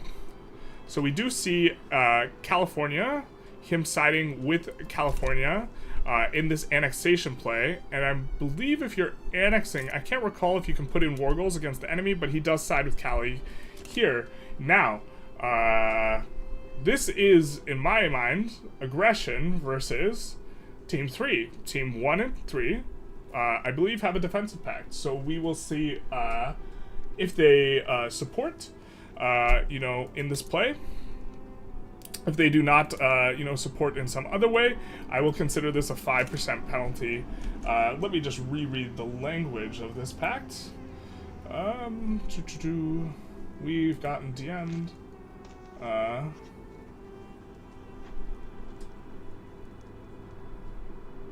Okay, it's active if there's a declaration of war. This is not a declaration of war. This is a join. So this will not void the thing. We see an annexation play by the British Republic on the Philippines, which, you know, those are words that are in a sentence. And then, let's see. Let's actually just click on the British Republic because they have the most interest everywhere. And we will see Dominican secession as well. But, you know, I'm not sure who wins this. This is effectively going to be a 1v1, right? Versus, with the US versus Russia. Let's look at their army power projection and maybe have a little bit of a think as to who wins this. So they're got an army power projection of, oh, well, this is not going to tell the full story. Russia's going to be way bigger, but the thing is USA has a lot of conscripts. But these conscripts come out of, like, you know, productive buildings and this type of thing, so, yeah. What are your thoughts on multiculturalism to assimilate, then going ethno-state late game to get the loyalists and authority after most are assimilate? I think ethno-state is just bad. How about multiplayer game when countries are forced to have free market trade policy? That's not a context that we kind of have, but I think that if you are going to make an argument for interventionism, it's stronger in multiplayer, yeah. 700k Germany, free trade I meant. 700k Germany. Oh, with the battalions? Yeah, they're caked up. They are big cake. Fat cake. Why don't we listen in to the USA team, which is going to be Team 3 though, and see if they have anything to say or are discussing anything that's going on currently. So we will have a little bit of a... Lately with doing sports and shit, it's really good to do sports. Yeah, I'm in a very good mood today, if you haven't noticed yet. He's in a good mood, did a lot of workouts. We love those workouts. Someone in his Twitch chat asked him how he was doing, but he is, perhaps his pie's been thumbed a little bit, so this is a thing. Let's listen in on Team 2, which has the Russia player. This is Paul's stream. Looks like he's not very... I think he's not the most talkative when he does this. I think he just, like, joins in. Also, I think that USA is going to enforce on this, like, pretty much no matter what, in this war, right? Because they will just get to re-land California repeatedly via naval invasion. So there's not really a way... Oh, it looks like, did he leave the war? No, there's not really a good way for Russia to actually prevent this. So this is just... This is just a constant pie thumbing, which I think is disadvantages... We're going to turn off the audio. I think this disadvantages, generally speaking... you know, if two teams are expending resources to fight each other, this is to the advantage of the third team, I think. And so, I think that this is not good play, but it is. If you watch Tired Star in other games, he plays very, very, very aggressively, and so this is just more aggression. It's funny that it doesn't proc the defensive pact, because the defensive pact requires a declaration of war from Team 2, and Team 2 is, despite having a really, really large military and paying for it, they are not declaring wars on the other players. And here's the thing: if you have this big of stick and you're paying for this stick, your GDP growth rate will be much worse. Look at this GDP. It's relatively for the last 4 years, it's relatively flat. Look at this GDP. It's upward ticking a lot more. Although France is paying for a solid amount of battalions as well. Not quite as much, and they do have a much bigger GDP. They have nearly double the GDP, and they have 2/3 the military, right? So this is why I think Prussia's stagnating out. So if you're going to have the stick, you have to use it, I think. So it blocks your inner migration. Never mind. I think in multiplayer you should not necessarily close borders. It depends, though. You can prevent if you're EIC, for example, you discriminated against almost everyone. You should probably stay on migration controls, because this way your discriminated pops can't leave, which they will want to. Does the US get a truce on Russia? Yeah, so there's some argument that this is useful for the purpose of creating a truce, if you wanted to create a truce, but, I mean, it's also going to, looks like, Sakhalin was not colonized by Japan here, which is probably a miss of some kind. Currently, the players do not seem very interested in the colonization game as a total. Russia is coming in on Fang. We do see, Transvaal and Orania starting to go in the direction of some players, I believe. Let's take a look. Diplomacy. Is this an annexation or a dominion? Who knows? Annex Orania. So this will greatly benefit Spain. Spain also kind of just has a toehold down here, and this will help out quite a lot. Very excited to see players go for these. I think historically players have not gone for these as much as they should, and so it is exciting to see them starting to go for them. Also Peru, Bolivia, but that was kind of went for by the USA. Would also like to see, some of the larger pop countries maybe go for Argentina and Chile, which I think would be useful over a large period of time, but looks like they're kind of acquiescing to the USA sphere of influence. Would like to see USA go for some of these maybe gold-oriented states, like Oregon, instead of kind of mucking about in South America, but that's fair enough. Maybe USA should become a colonial superpower. I mean, they're becoming... So one thing is it takes a lot of convoys to jump in. Like, Russia has to use a lot of convoys for this nonsense. Here, we're gonna go speed 3 here. You have to use a lot of convoys for this nonsense. And so USA kind of has a nice defensive advantage, but this defensive advantage also makes it harder for you to engage in European conflicts because you need a lot of convoys to come in there. Is Sakhalin connected to Hokkaido? I'm not sure if there's a land... Oh, there's a land border. So this is, when Russia fully occupies this will be to the detriment of Team 3, I believe. And so, yeah. Overall, I wonder who even wins this session. So let's pull that. Who do we think wins this session? Because it seems that Team 2, while very explosive and having a very nice big stick, is not using that stick now, and to be fair, if they use that stick, they're probably going to get clapped because they're going to hit a 6v3. And so this is an interesting thing where, the usefulness of military looked so useful last episode, but now we are seeing a situation where maybe you could be using it for construction instead. But let's see who wins the session. At the same time, I think after, the commanding lead of Team 2, perhaps this makes, the other teams a little bit more leery of them entering the day, and they might not be able to dynamically kind of update their opinions regarding, how they should be handling this. Because, right now, Joey's doing a very good job on France, and he's doing it with interventionism, which, his performance is always really good, and so you gotta give him that, but at the same time, I think he might just click the buttons better, and it would look better if it was on laissez-faire. And so, yeah. Team 2 is currently in the lead by 0.06 points, and they are the Prussia, which is now Germany, Russia in EIC. Specifically, EIC has got some more vassals to annex, so this will be a lot of GDP.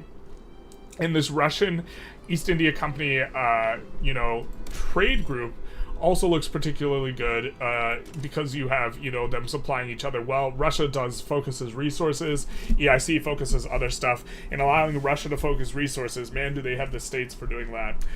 You know, kind of in first place, we have France, which is currently seems to be doing the best at just ecoing up independent of annexation, which is Joey, and then we have Austria, which is kind of licking their wounds. We do have the substitute player is playing on Austria currently, and we have Spain, who is notably going for some of the better stuff in the game down here, and kind of making some moves, some money moves that is, but staying under 100 infamy, which seems to be the metagame now. And then finally we have the UK with a completely reset infamy, so the UK can really crunch in a lot of GDP, and notably their team started with 67 million GDP, so every GDP that they get is more valuable than GDP that Team 2 gets. And this slowdown might actually be really more punishing in the second session, this 102 GDP start, relative to the 67 and the 61 of the other two teams. But we see the British Empire, you know, Japan is maybe poised to have a decent crank up as their devastation decreases, because they haven't, you know, hit economies of scale in as many buildings, and so they still have the ability to hit economies of scale. And then we also have the USA, which is, you know, already kind of annexed all their subjects. They are getting absolutely smacked by the very aggressive Tired Star, who is kind of clapping them right now. Much more power projection, but I think that the California is getting enforced out. Let's take a look. Yeah, California is getting enforced out anyways, but there is going to be quite a lot of devastation, I think, here, which is going to be much to the detriment of, you know, the USA player, which is going to give negative infrastructure, construction penalty, migration attraction, mortality, etc. So this is like... But I'm not sure that Team 2 wants to be going after Team 3 right now, you know? So, although to be fair, Paul... The only person Paul can lose to is TS, who is on Japan, so if Team 2 really wants to cement Paul as the first place winner to get the grand prize with the opportunity to buy yourself a candy bar, then, notably not a candy bar itself, just the opportunity to buy yourself a candy bar, then, you know, going after Team 3 maybe makes some sense. So, yeah. Maybe USA should become a colonial superpower. We kind of went through that one. Team 2 is the one that is Germany, and Russia, right? Yes. I think that they got the best draft. I was a big fan of their draft.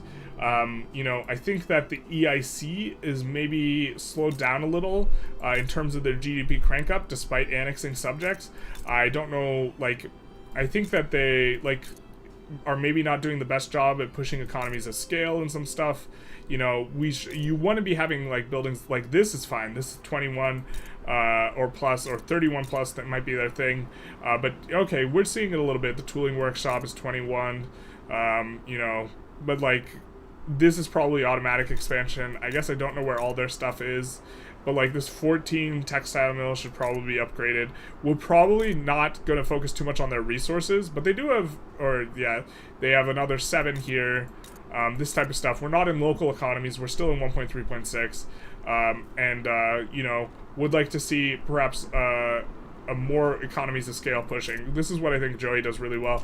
I think he's also, you know, he's classically, like, if I'm not mistaken, you know, he's splitting stuff, so he's got encourage manufacturing here, encourage resource industries here, and I think that players have historically just kind of utilized these edicts. He's encouraging resources here, but it does leave him vulnerable to the taking of his states, but, you know, he's just encouraging it, and he's encouraged 20% throughput on top of, you know, just having a lot more throughput on the buildings effectively gives you more of a building, which is really, really substantive, and so I think he's doing a good job. EIC have all regions colonial or not? I don't think they have a colonial law. No colonial affairs currently.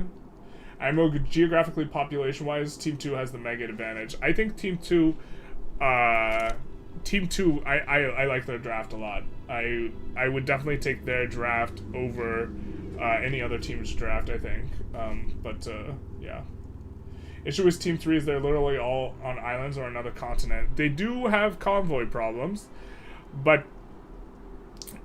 Well, so one of the things, they're suffering a severe lagging effect from Russia's meddling early on, because if Russia didn't meddle, they would have no turmoil. And so, You mean incorporated? I'm not sure there's a good way for me to check if they're incorporated or not. I think that they're probably incorporated, but I don't really know. It's 20-year incorporations though, if they're not, so I'm not sure. But if Russia doesn't thumb their pie, their game looks much better, because, you know, Japan with European tech, it's not as good as... So the Japanese land's just straight up not anywhere near as good as the UK's. Right, they suffer from lack of coal. This will be much worse for them in patch 1.5, but because they won't have states that have both iron and coal. But you know, they are all to some extent isolated, but they're also isolated from other players, relatively speaking. Like, you have to spend convoys to land USA. You have to spend convoys to land Japan. You have to spend less convoys to land the British Republic. But you know, so far in terms of like performance, if we don't see a 6v3 of some kind, so far it seems to me that Team 1 is growing the fastest by just ecoing up, and the other teams don't necessarily have huge opportunities to annex subjects. You know, we do see the British Republic has already annexed all of this, right? I guess they have the Siam annexation and also all these interior states on the EIC. And so, yeah, what did Russia do? Russia, and this was last session, Russia joined a revolution that they were using the revolution to break the turmoil. Russia joined it and forced a swap of the side to the wrong side, and then still bricked it, so they had a 35% penalty on score last session. Where's the capital of Russia? It is Perm, which I think is the best place to move your capital, because this bricks your ability to release Perm as a releasable, and you cannot move your capital to Kiev. I think Kiev would probably be the better capital, but you cannot move your capital here. So if it goes late game, you can see Team 1 suffering hard from lack of oil. I would generally agree. We will see, you know, what happens with Bahrain and Nejd and this type of stuff. You know, it looks like Russia's taking this. Looks like the Russian team would absolutely just have an insane amount of oil overall because of, you know, Russia taking the Middle East. And then quite a little bit for USA as well. Something like this. The isolated fronts lose supply and attrition. Yes, but it has to be fully isolated, not just you always have access to a state through a state, so if I have lost the coast of Valencia entirely, but I control an interior portion of Valencia, I'm still considered to have convoy access. If I control just this one little snippet of Valencia, so let's say I pushed into Madrid and I have this little snippet of Valencia, I'm considered to have ocean access. Looks like tie between Team 1 and 2, and not many people have confidence in Team 3. That's certainly a reasonable kind of position to be in. We do see the war finish between them, and it finished in a status quo. Wild that California did not get annexed here. Let's have a listen in on some of the teams, maybe. Let's have a listen in on Team 3 first, which is Tim's POV. So he failed his I annexation. can't build much more in New York right now. And I want the stacking bonus, and you probably can stack it, right? So maybe he just didn't want the devastation anymore. That's good.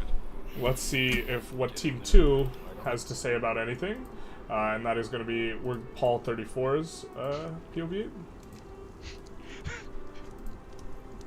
Just got a message from Joey, stop building mill, I stopped building 2 years ago. Stop building fucking Millie. liar. Joey says he stopped building Millie? He It's has definitely not 2 stopped years ago that he building stopped, Millie. He did stop cranking up. And neither has Germany. So there is a little bit of an arms race here. Germany's definitely on the better side of things. I'm gonna military construction, but I'm not gonna stop it completely. So he's gonna slow down on the military. I think that, you know, Joey's economy is much bigger than Paul's, and I think this arms race is not good for either of the teams. Oh my God. Well, Joey's doing really well. Building 60 more and already 123. What? Where's he building? This. Oh, oh my God. I mean, as long as he keeps it profitable, you know, that's not a We bad could idea. have taken it. Like, it's not a bad idea as long as he keeps it profitable. And he's just It's dumping tools almost to 20 others. million GDP. It's like a small country now. Hindustan? No, Brittany. Oh, yeah. It's almost it's half the size. This of leaves Japan. you very vulnerable to someone swooping in and taking it. I think you can release Brittany on its own. Wanna just make a deal with the other team just to release And Brittany? this is the and no this one is goes the for it? thing. Just releasing Brittany Someone would will go for completely it. Good kneecap. enough. Yeah, let's not go now though. But this is interesting. But there's a defensive pact with you know, no discernible length of time, so this is not something other teams can do. EIC recognized. I believe they start out recognized, if I recall correctly, but Japan and Qing are both recognized by now. What happened to UK's colonies? How did Spain get them? Well, UK got enforced on with a cut down to size CB because they went over 100 infamy, and after doing this, here, let's get some little more aggressive beats. After doing this, if it's within the first 10 years of the game, it releases all your subjects, which is like a bug, but it is what it is. And so this released all the subjects and Spain went for them later. So I have a question. To get the Revent Rubber Rush, which option is better? I always choose the first option. I haven't read it super close in a while. In theory, it's whichever place you want to get more migration attraction, right? In your opinion, is it possible to balance the game in a way that post-1900 would make sense to a knowledgeable player without making significant changes to the mechanics? Maybe? I don't know. That's kind of like a very broad question. This place seems to be most effective. Caution, we don't want to exhaust the soil. Yeah. I think France have a bubble economy. Well, there's no economic downturns here, but like, also so they're doing like, they're forcing their economy to do a certain like cycle. Like, as they build up a whole bunch of tools, all this will get more profitable as well. And you know, he is pushing economies to scale really well. The flip side, you see this glass works this 30 to 60. You will not be able to play this way in 1.5 at all. You can't play this way at all. But I mean, this is kind of the way you're supposed to play now, where you're pushing the economies to scale very aggressively. Kind of a little disappointed to see him not have a level 31 uni when I think his EOS is 30 right now. Okay, like we see the boom booms coming up quite a bit, and he's subsidizing these as well, right? And so the government is injecting money here, and then the weekly balance is paying out, and then the dividends. So if the idea is you grass up the dividends a huge amount to get more investment pool contribution, maybe this is fine, and maybe this is like where I've made a mistake perhaps, but this is not the argument he's foisted onto me. Because if you crank up this balance and then you get to, you know, you get the reinvestment, and the reinvestment is subject to positive modifiers, of which you have less under interventionism. But if you just double reinvestment with this strategy, the reinvestment pool, and then you know, skim 20% of the bonus off, then this isn't a problem. But his idea is, yeah, you 100% like try and fully make it mining focused, and you do this through, you know, massaging of and use of, well, let's see, that 19, I don't like that. This might be auto expanding up, but not subbing it, but he's subsidizing all the mines and this type of thing. We'll probably, if he gets on the podcast, like assuming he gets third place, because I think the first through third place players will do a podcast. We are going to discuss it with him, and this is perhaps if this just increases your balances, right? Like, then I see the argument and I can get behind it. But this is not how he's explained it to me. Like, if we minus this by 11k and we plus the balance by 11k, then that more than covers the 25% increase from, you know, that you're getting from being on laissez-faire, rather. Not the 20% increase from happy industrialists, but the 25% increase from being on laissez-faire. Oh my god, my back button doesn't work right now. This is the worst timeline. But this 25%. However, the loan interest rate is positive and the private allocation is also positive. So, like, I mean, you can have a bit more of a discussion, but I think if Team 1 and 3 team up and liberate EIC, and EIC becomes a great power, it dies. I mean, you could run a bunch of overland trade, but this will hurt both EIC and Russia if this happens, yeah. But, okay, we see, oh no, okay, I thought that was a German front war. You know, seeing relatively, not too much PvP action, other than Tired Star thumbing people's pies and stopping the annexation of Mexico, which was amusing. I mean, it looks like they just white-pieced out of this, which was, you know, kind of funny instead of annexing. I thought they were going to get the annexation off. I mean, maybe they just needed to land California more aggressively. That was a little bit interesting. I mean, perhaps now's a good time to get an updated GDP, and we've been seeing a lot of 3 and 2 POV, so let's listen in on Team 1 maybe while we kind of do this, which is going to be Joey's POV. We got the cars outside, or I mean the dogs. Dags. Overall, this team's been a lot less talkative though, is kind of my impression. But I guess we'll see if they say anything. So France is up to 149 million, so they're up about 20 million GDP. So, I mean,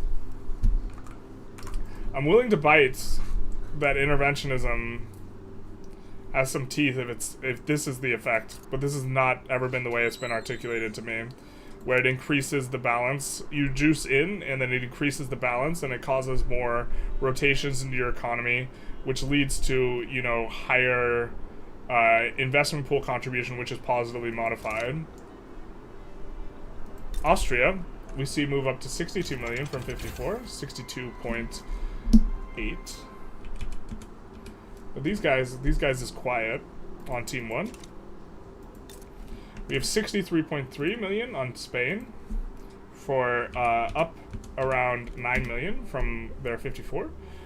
We see Russia had 112 last check-in, and now they're at 125. So this is a nice little come up from Russia, up about 13 million. We see Prussia, and Prussia, ooh, they are stalled out on the eco. They are not ecoing up very, very good. They are only up 5 million to 81.1. And this is as you're starting to get some of the really good middle game techs. And I think it's because they dumped too much into military, and it's a military they're not using. And so, yeah, I don't like it. EIC is up another 5 million, but this is the Team 2 is starting to really slow down here. You know, we see the UK up to 88.1 million. I think they annexed some people, so let's also take a look at China, but they're up quite a big number. I think this is up about 15 million. Did they take Chinese provinces? No, but they're up to Notorious, so they took something somewhere. And so maybe this was annexing all this down here. Something like this. USA was at 86.5, and they did have the failed awkward war. They're only up to 93.9. So not as good a come up as the UK. And notably, the UK losing all these subjects, they lost a bunch of opportunities to get annexations, and so I think this really hurt them in the first session. And Japan is up about 8 million, which is pretty good considering the size of their GDP. They are up to from 43.1 to 51.2. So this is going to be good for them. We see, or we hear the people outside, but we will be muting the stream, and we will be kind of coming on over and copy-pasting this so that the players can know what's going on in terms of the, you know, GDP kind of situation. We do see though, kind of scores leveling out, and everyone kind of getting a middling amount of league points. And we do see, you know, Team 2 is still ahead. How's Team 2 still ahead? Is it Russia's come up was just good enough? Did I misinput something? I feel like... Okay, 126... 81, which is like around what we had. This went down somehow. This is still pretty good. France is 153, so they're up. Well.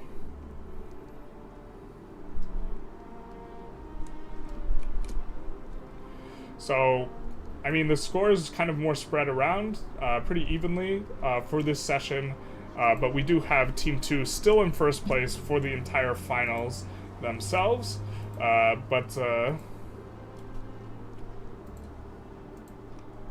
and they're in first place by a larger margin than they were before. Oh no, wait, they're in first place by a much smaller margin. Okay, I just read that wrong. Yeah, we do see, you know, Team 3 largely cannibalizing the overall portion of the pie here, as there was a movement from there being 6.4 or 6.5 league points for Team 1 to 6.3 league points for Team 1. Or since the last update, we went from 6.5 for Team 2 to 5.3, and we went from for Team 3 we went from 3.69 nice to 5.01. So this is kind of you know, the updated scores for the players to kind of take a look at. So, isn't human control better than autonomous investment? Yes, but it's also more tedious and can be quite hard to do on Speed 4. So doesn't that make sense that France is subsidizing to increase investment pool? It makes sense to me. This is never how Internationalism's been explained to me. And you know, if you are doing this, and then it's a question of, is the weekly balance... Well, first of all, this also kills your profitability in other industries. So, for example, this is at equilibrium employment, which would generally not kind of as much be a normal thing when you're not subsidizing. So, like, there's a lot of moving parts, right? This weekly balance is likely lower as a result of subsidizing all these mines here to force them to employ. The subsidy is what's needed to keep everything employed, to maintain employment. But is this subsidies going right into the weekly balance? If it's taking from the balance of this, then there's not an increase in IP, and it's not efficient, right? If there's somehow this is going into this without decreasing the IP elsewhere, then it's just going into this, then it's just increasing IP, and it's increasing it by a margin that kind of exceeds the investment pool modifier you would get from laissez-faire. Now, laissez-faire has two other modifiers that are really important, right? It also gives you extra private construction allocation, which is generally a positive modifier, and a loan interest rate, which is also a positive modifier. So, in addition to the IPT bonus. So this is kind of the question. In my experience, anecdotally, every time I play with laissez-faire, I find a better feel. However, I do not subsidize aggressively like this. And it also might be the case that this in particular is a lot better in multiplayer as a strategy, right? Which is not kind of where what most of my reference experiences are coming from. But he is just he's absolutely cranking all the industrial materials, though, which, like, logging is maxed out everywhere, you see?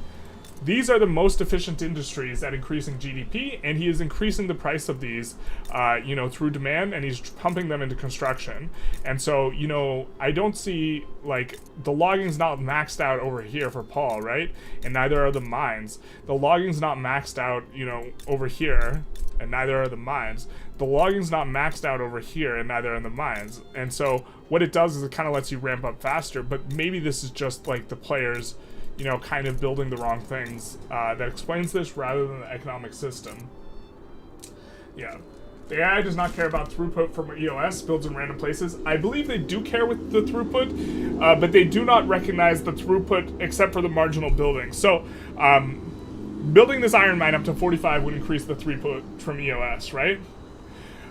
The auto queue only evaluates going from 35 to 36. They don't evaluate the future benefit of going up to 45 entirely.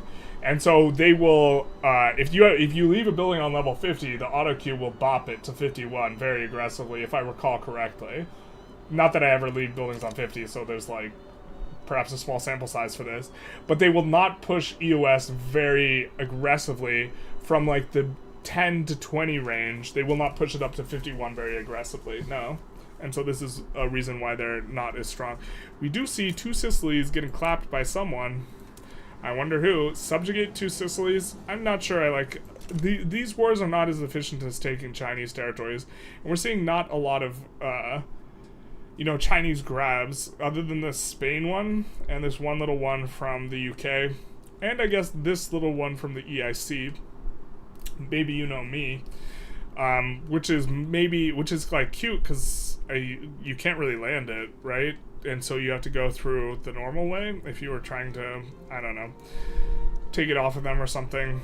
But overall, I think we're settling into a mainly like eco-oriented. There's not been a major war that's been negotiated, and there's a defensive pact between Team 1 and 3, and so as far as I know, there's no defensive pact between 2 and anyone. So Team 2 is perhaps the most vulnerable to 6v3 right here, and they have the most built-up military, and they're not using it, and so I actually wouldn't hate deleting this for construction. I think Paul is in a bit of a problem right now because he is spending too high a percentage of his money on military, and he's not ecoing up, and he's getting passed up. Like let's just look at the graphs for Team 1, right? So this is France. This is their graph from the start of the session. This is Austria-Hungary. Their graph from the start of the session has a dip from losing Boho, and then it's kind of coming up at a decent pace. Fair enough. And then Spain is probably going to have the best looking graph overall, but they were much smaller at the start. They annexed stuff, and they got this huge crank up from taking Chinese provinces, right? And then this, I think, was from annexing in South Africa, annexing here, which has the gold mines, which is big nice. Okay, that's Team 1. Let's look at Team 2. Very, very flat. Here, the game, like the session 1 execution was super good. Paul diploed like really hard, it seemed to me, and it seemed to him as well. That was his evaluation. But now the econ it's stagnating out, and he's not expanding militarily. So, or he is, but not that much. I don't know where he's getting all this infamy. Nothing looks crazy. So that's them. EIC probably has an okay looking graph. I don't know what this is about exactly. Is this a rev, and then this is the reintegration and recovery, something like this, perhaps? But not as like vertical as you want, but not as pushing the economies of scale as much. And then here we have, it's okay.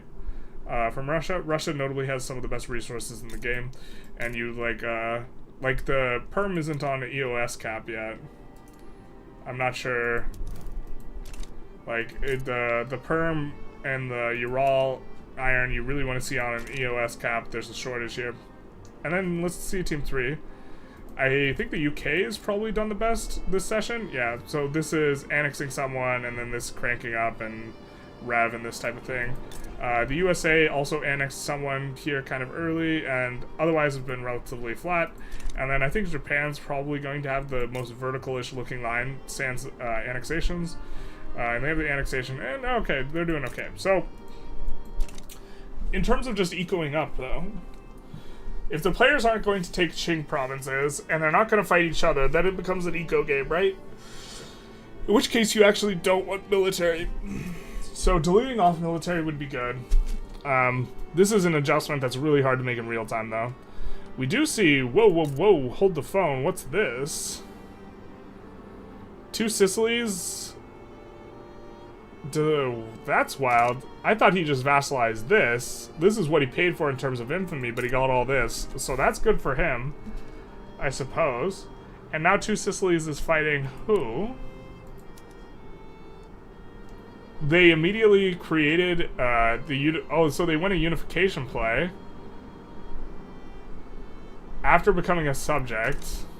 This is tremendously good for Austria-Hungary, so that's tremendously interesting. EIC is forever stuck with discriminated pops. Yeah, so this is like, okay, so this is worth mentioning. They do have discriminated pops until they get on multiculturalism, so they do suffer on that front. However, they start out with a huge glut of pops, which is generally regarded as a pretty big advantage.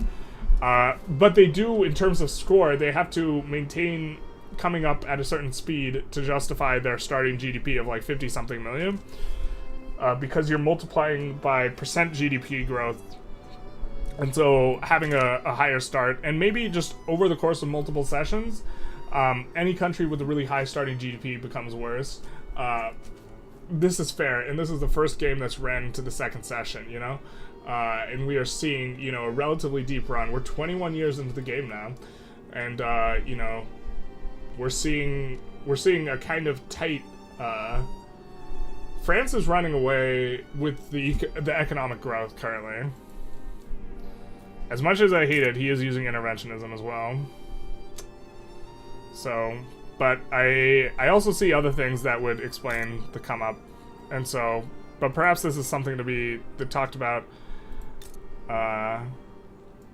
because the subsidy is like, if it's juicing up the weekly balance number, right? And then this weekly balance number is increasing the dividends, or sorry, is increasing the reinvestment. Where's the reinvestment? If it's increasing the reinvestment, and the reinvestment is being positively modified because it's being modified positively by the industrialists being happy, the job creators modification, churning through money in this way is efficient up to a certain GDP level, and then this GDP level will not be, it'll be like 400, 500 million, something like this, and then this strategy will fall off, if this is what's going on. But this is not, I think what's going on is he's just pushing the construction materials a lot more aggressively than the other players. And also, you could go laissez-faire and dump goods into other people's markets too. This is something you could do, and so it might have to do more with the economic dumping than, you know, the thing. However, if you're trying to dump eco to someone and someone else is trying to dump eco to you in the form of like tools, the winner will be, of course, the one who's doing the subsidies. And so that's why I say with the multiplayer specifically, it might just let you to win this arms race to try and EOS up to 31, to eco up to EOS max on tools faster. I think this could be the thing. However, putting it all in Brittany is just undoubtedly a mistake. This 60 should be going anywhere else. It should not be going in Brittany here. And I understand why he's doing it. He's doing it because he's also trying to abuse this. Which, by the way, other players are not abusing, encourage resource or manufacturing industries in the same way. You know, Joey is, and this is giving you 20% more of a building, and it's also juicing up, in particular, you know, the urban centers as well, which are doing tremendously here. But okay. However, he is so vulnerable to a combination of release Brittany and release Occitania. He has 20 million GDP, 22 million GDP right here. He has, like, another 20 million in Rhone. Like, if we just look at the GDP heat map, the combination of release Occitania and release Brittany, it would just absolutely cripple him. So, you know, yeah. Could add some rules, of course. Can I show the ladder? Maybe. So here is the Diplo with the power rankings. And so let's take a picture of the ladder and instead have this be, didn't want to change that. So let's take a picture of the ladder here of league points.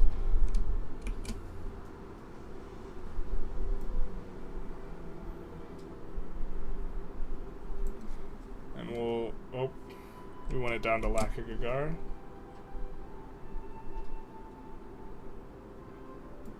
Notably, every game that was not a finals game was worth a total of 40 available points, and the finals game are worth a total of 50 available points. So we do have this overlay. We're going to change the power rankings. We're going to browse. We're going to go screenshots. We're going to scroll down. Scrolly. So here is, you know, the league point standing as it is right now. Where do we put this? I guess right here, maybe. As it stands currently, that is the league point situation. So Paul is 9 points ahead of TS. Joey, in theory, if their team wins by more than 6 points over Team 2, Joey can get second place. And Tim, if they win by more than 5 points over Joey's team, can get first. So this is kind of the current state of affairs. And yeah. Is EIC forever stuck with discriminated pops until they get multiculturalism? Yeah. I think there is an event Oh, there might be an event. I'm actually not 100% sure on this. There might be an event like 20 years in where they get like a little bit of a choice, like the breaking of the like when the Raj is formed. This event, but I don't know if it triggers if you got released. That's a visual bug on my end. Huh. Okay. But that is the current ladder. Do you know what could be an interesting MP game? You are free to negotiate with sides, but at most, trilateral alliances allow. Yeah, I thought about doing an FFA Diplo with more players. Could add more rules, of course. Yep. France is doing the construction bubble. Yeah, but there's no bubble in this game. You don't bubble out. So as a higher and higher percentage of their economy goes into industrial, this also makes the consumer goods more profitable too. Right? Because as there's less and less consumer goods, and there's a lot of demand for consumer goods, the prices stay relatively high. But, yeah, I mean, it'll be interesting if we see, so the exact phrasing of the defensive pact is if Team 2 declares a war. If Team 3 declares a war on Team 1, Team 2 can join it without triggering the defensive pact clause. And so this will be the thing. There's no bubble. Yep. Raj event random. I believe it happens exactly 20 years into the game, and you have to have, so I guess we're past it. Whatever happened. I believe you need to have pan-nationalism by then, and so I guess maybe they weren't able to do the good option. If you stop constructing, that's when things break. Exactly. We do see Tired Star pause. Tired Star very disciplined with the pauses. We see no one joining. It's not this play, so it must be this play, which is cut down to size on the British Republic from Germany, which is going to trigger the defensive pact. So the defensive pact will of course be called, and so we are expecting to see teams 1 and 3 6v3. Now the defensive pact did not argue that you had to have a 6v3. But I guess it will be my discretion whether or not something constitutes a defense. But we see the Germany going for the British Republic and going for their nuts. The British Republic, one of the problems is they're relatively easy to enforce on. A little bit of a mistake by Laka to go over 100 infamy in my estimation. I don't think this is worth. And so we see another joining of joins, where he joins. And he has joined the play as well. I very much am super pleased with the absolute enormous amount of discipline, because he is pausing for 15 seconds on every single one of these, which of course also gives players more time to like negotiate and this type of thing, and I actually think this is overall a good thing. I wish you could join after a play has started. Would we see an economic down spiral if we continued this game to its end? If we continued to the end, yeah, there's no way the performance can handle going to the end, though. And so, yeah, I mean, so we have all of Team 3 is in here, and Team 1 will get a penalty if they do not assist. We see a pause from Cowgod and a join on the side of the Germans. Oh, sorry. A little bit of a pump fake from him. So he's not going to get a penalty here. He's not going to get a penalty.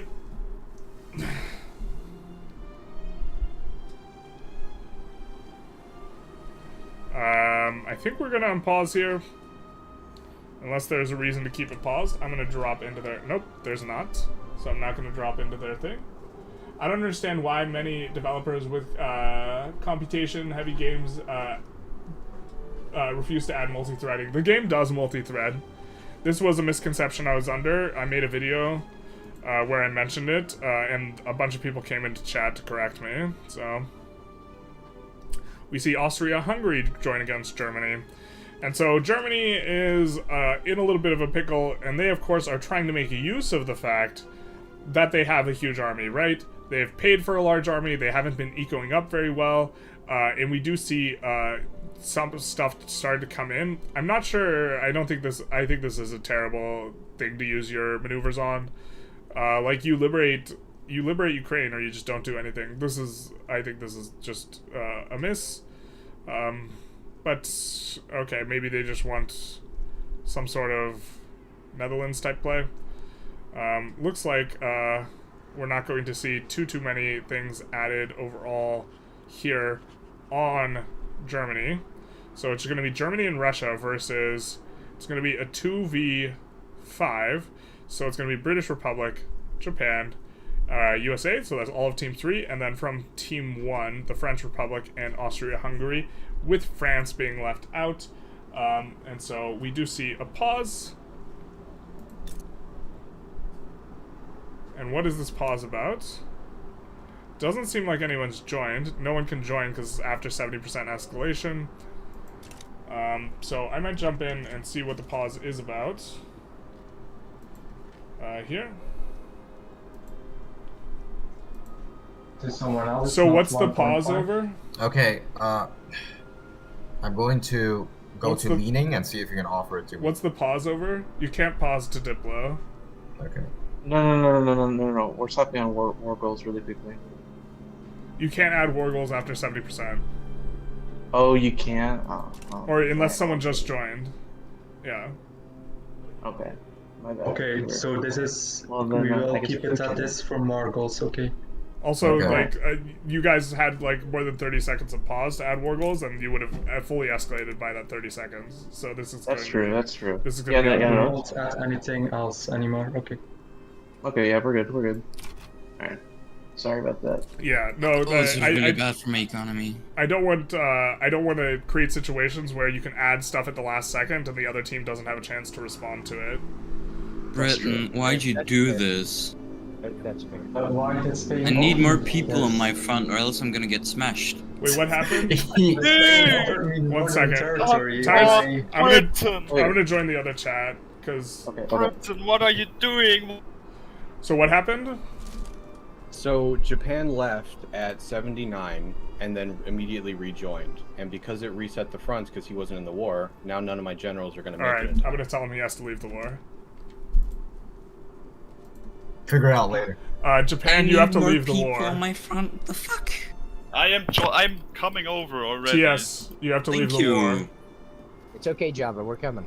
TS. We're coming for you, not rescue. Yeah? You have to leave the war. Why do I have to leave the war? Because you unjoined and you rejoined, and it reset all of Russia's fronts. So they can't get there in time. Oh, okay. And you rejoined after 70% escalation. Okay, we're just trying to get him to sway, but alright, I'll leave the war then. Yeah. I think you leaving the war is the most fair solution. Right? Because it also really won't really matter. Or you can get a 5% penalty and stay in the war. It's up to you. No, I'll leave the war. Okay. Enough penalties. 4 versus 2 is... Alright, Japan's leaving the war. Yeah, he already did. Okay, perfect.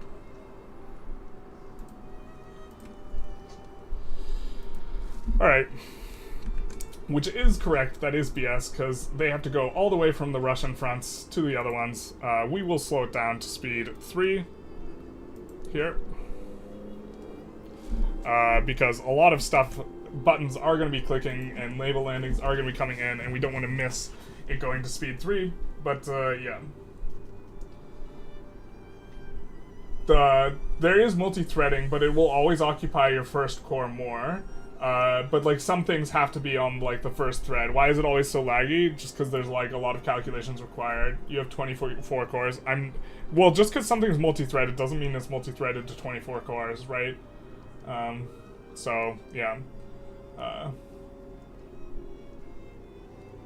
What are these penalties mean? So they will get a 5% penalty to their score.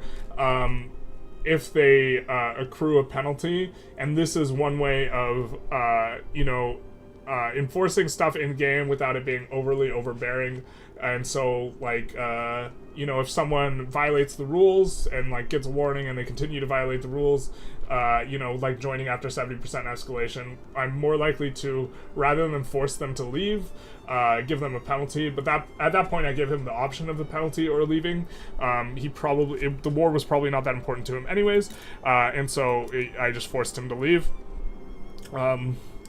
They were not trying to reset Russia's fronts as well, though. They were trying to sway Japan in. rather than, you know, do something like other than this to this effect. And so, you know, I definitely don't think there was an intention to reset fronts. Tired Star, of course, thinks that, well, I think he thought that there was an intention to reset fronts, which wasn't it. But you can't join after 70% escalation. Might put, like, I think, we'll have to update the rules, though, because you should be able to put war goals on someone who joins at exactly 70% escalation and have an opportunity to do this. This was not the case in this war, but this should be something that is in there. And so I'll have to update the rules in regards to, like, escalation clauses. It's, like, incredibly tedious. I really wish you could just join wars later on. This would eliminate all the problems we have. Because there's the war period's just this very narrow band. We see the naval invasion starting to come in. This is also when we might crash. Currently, there's no limit on naval landings, but if we crash once, there will be a limit to 12 naval landings per team, as this does really brick performance up pretty significantly. If we come into the Army tab, we can see exactly what's going on, but you see, look at all these navies that are clashing. Looks like Britain is you know, patrolling with several, so they brick up 4 of the attempted landings by Russia, but this other one just gets in scot-free. You know, it looks like he did not have someone just waiting in here, which is a huge mistake, so this is going to be big not nice for them. We see that Subjugate New South Wales is in here. Interesting. But you know, we're seeing this cut down to size, which this CB can be repeated as long as you're over, you know, a significant amount. But this is looking not too good for. This is a lot of enforcement ticks, you know, per tick or whatever. We're seeing, you know, minus 2.3 per tick versus minus 1.43.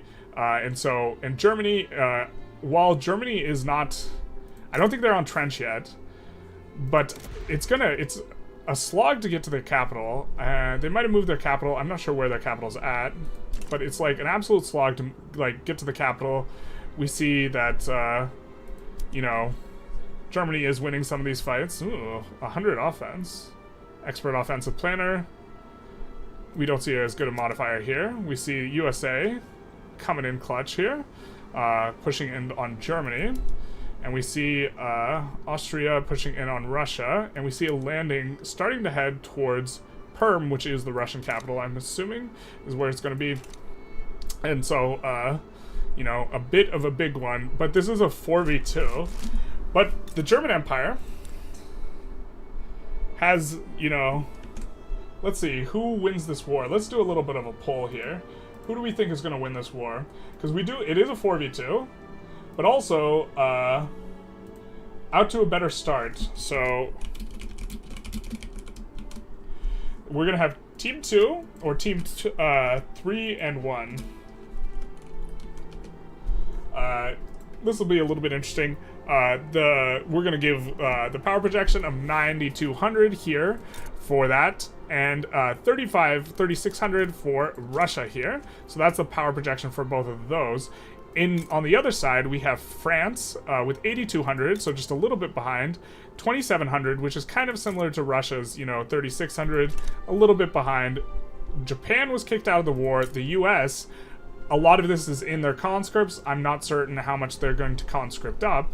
And then finally, did we already talk about the, well, the British Republic does not have very much military. Yeah, this is looking, unfortunately, they need to re-land behind and re-land a whole bunch here and try and nip this in the bud by re-landing specifically and getting them off of the home counties. So what the UK should be doing right now is just landing like 8 armies on the home counties, and also on, you know, East Anglia, and just trying to completely push them out. It looks like they've at least stabilized the front, but you do need to have a thing already kind of set in. You need to keep someone mobilized and just sitting at home, and it looks like the first re-landing happens, so, but you need to keep someone sitting at home in order to deal with this properly. And so, yeah. UK should hire 20 admirals in each HQ in Britannia. Yeah, this is also how you want to do it, generally speaking, but it looks like several landings are coming in, so they are going to make some progress. USA is also landing this to try and, make sure they don't get enforced below 0. Austria-Hungary is pushing. I'm expecting Germany to slowly get pushed. Germany is the war leader. Their capital is in Berlin, which is somewhat vulnerable to a land and a push. But we haven't seen a landing come in on Germany, and so it's going to be, a matter of how they enforce on them faster. Now, we are going to jump in and watch the stream POV of Team 2. So let's do that. I haven't linked their streams in a while, so I'm going to link Paul's stream, who we are watching for this POV. And we see the landing. Because I can afford it. Or he's conscripting up.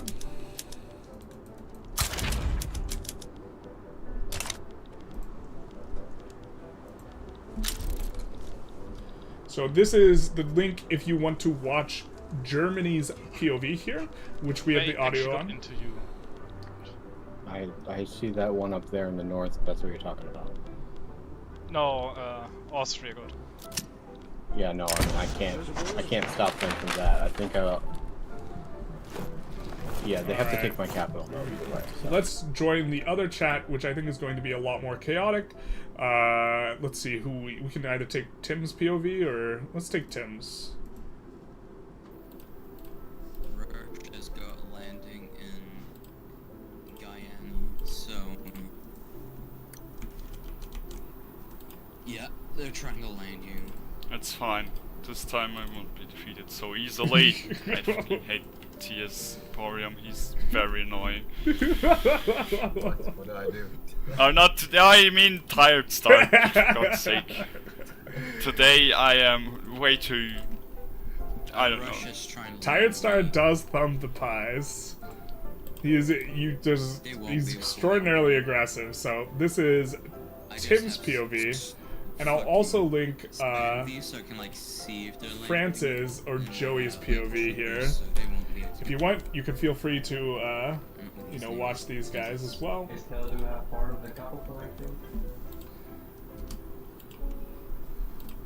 But yeah, Tired Star does thumb a good pie. Which, Lacagagar is on England, and they can't get him off. Gotta push them out of London right now. Like, I am pushing. I gotta push them out of my country. So they do have to get this done before we get enforced to 0. I believe on 1.3.6, if you get enforced below 0, you will tick down. The problem is they're gonna re-land even more, and you really need the 20 to 40 to 60 patrolling navies. Unfortunately, you can only patrol with 20 max, so you are bricked in this regard.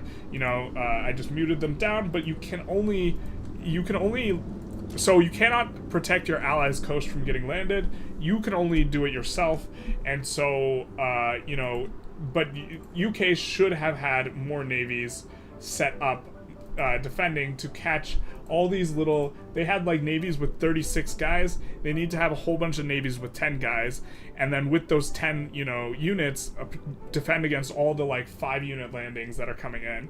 It's a very close poll though. 53 think that Team 2 wins, 53%, and the other ones think that the 4v2 alliance will go to teams 1 and 3. Which it does seem to be the 2 strongest players from every team is involved in this conflict, and Spain, Japan, and EIC are sitting it out. I know that their strategy with the EIC is generally to sit out a little bit more. UK have a huge navy. He could raid convoys and cut off supply and morale will be easy to push him. Yes, this is correct. And he should probably... You can be doing that with a large portion of your navy, and then also... well, actually, I'm not sure if it's better to convoy raid with a bunch of little ones, but you can also defend against landings, and we see Russia re-lands on the capital here, and so, but this all can be avoided, right? The problem is going over 100 infantry in the first place, such that, you can get this, huge enforcement. So now, Team 3 is going to lose a huge chunk of their GDP situation, and so... I mean, it's going to be good for teams, perhaps, and it's possible, that Joey could overtake, TS in second place here, which is on France. I currently also think that he is just cranking up really well, which we've talked about kind of extensively at this point. But it's not like he's annexing anything. Well, I guess he annexed this, but this is not a huge portion of economy here. This is not. I don't think this is the best dirt to take, but it is what it is. Notably, no one's picking up the colonies, but this is fine.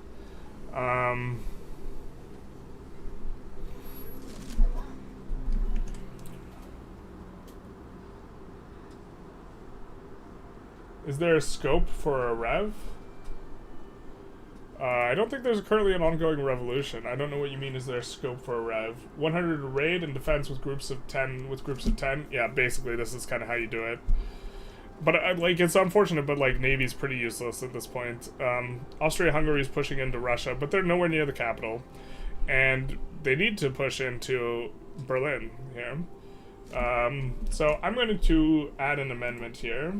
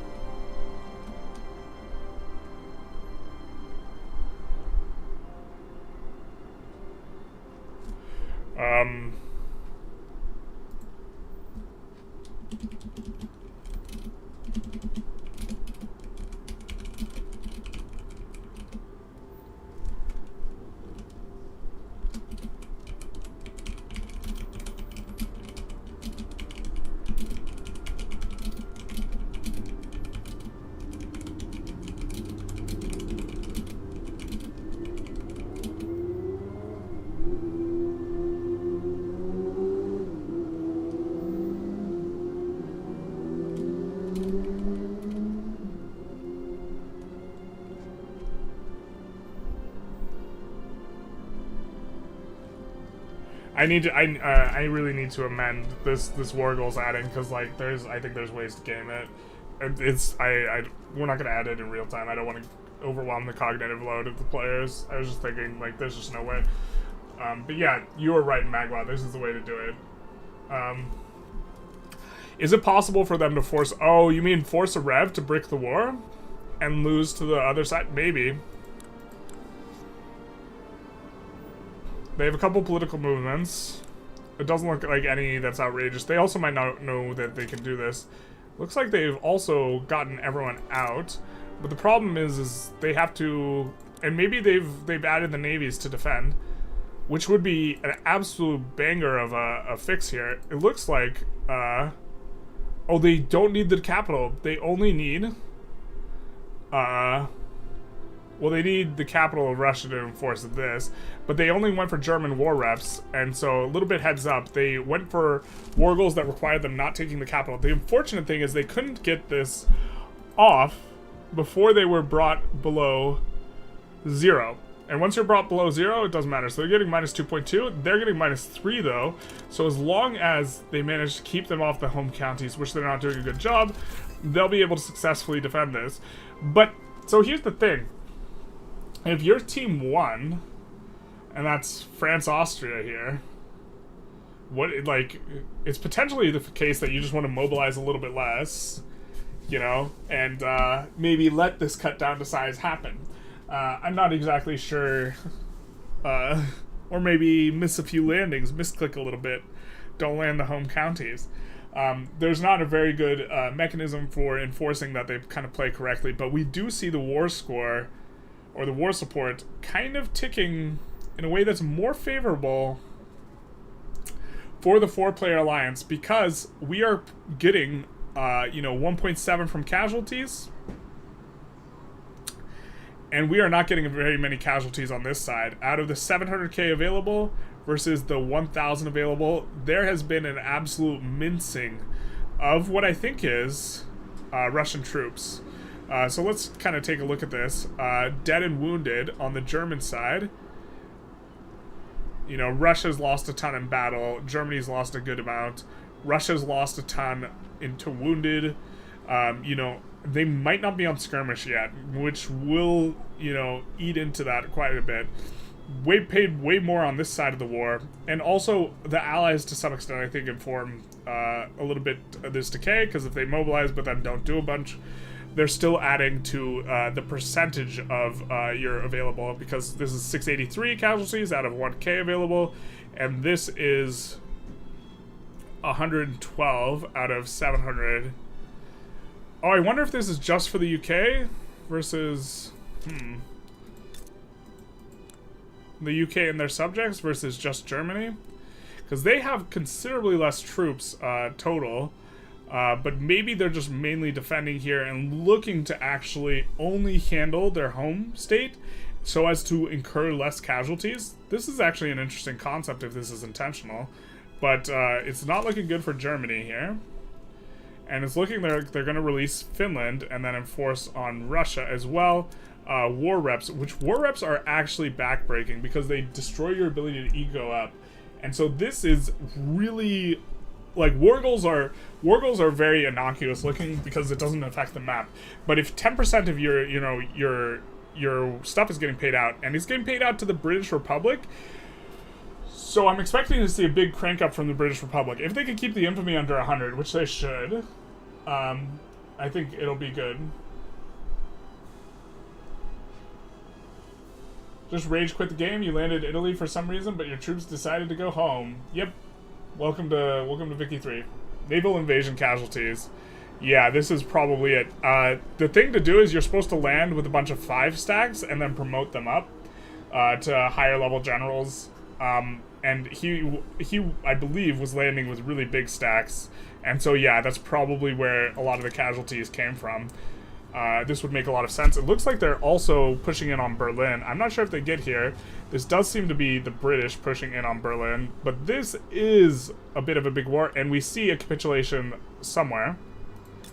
So someone pieced out. I don't know if it was... Why did Austria-Hungary piece out? I guess they just capitulated. They might have had a lot of casualties trying to push into both Russia and Germany. This is possible. They're barely on the home counties, but they are on the home counties. But this is just looking... This is just looking like... well, now, actually, with Austria-Hungary gone, it's going to be harder to ensure that you have the ticking war score on Russia. Which is going to be... Yeah, it'll be interesting to see what the GDP looks like after this. I mean, I don't think the GDP is only going to change quite substantially in the event that the UK gets enforced on. And it doesn't look like the UK is going to get enforced on. So maybe we also take this time to do a GDP update. Or maybe we'll actually listen in with the players. So let's listen in with Team 2 again, as this war has been developing. So this is Paul 45. Let's turn that down a bit, it's a little loud.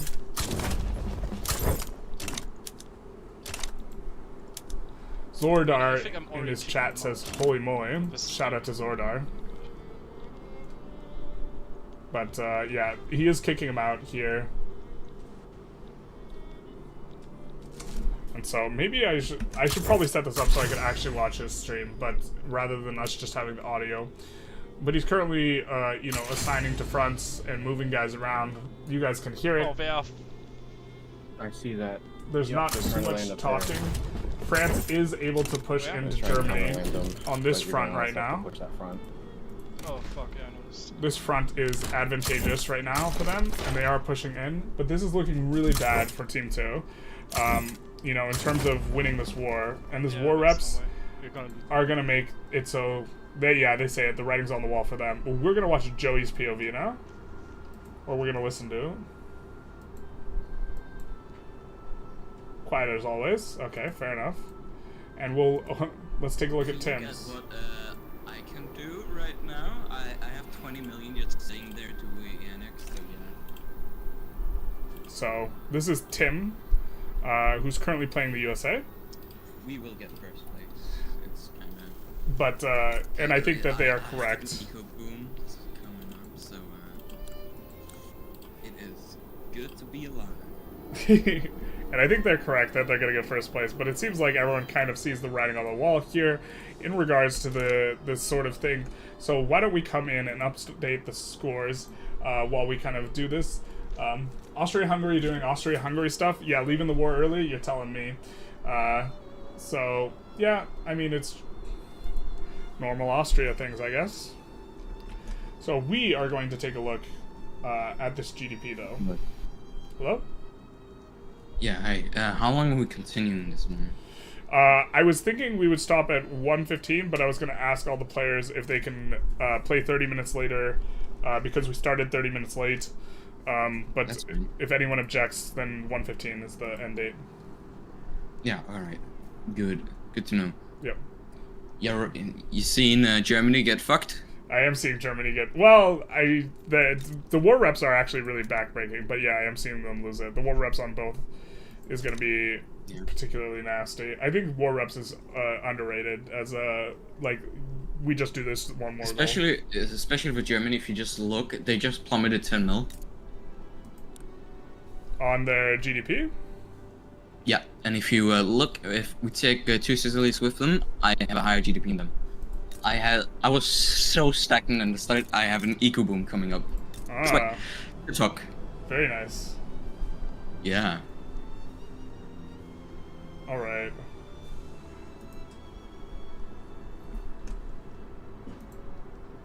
All right.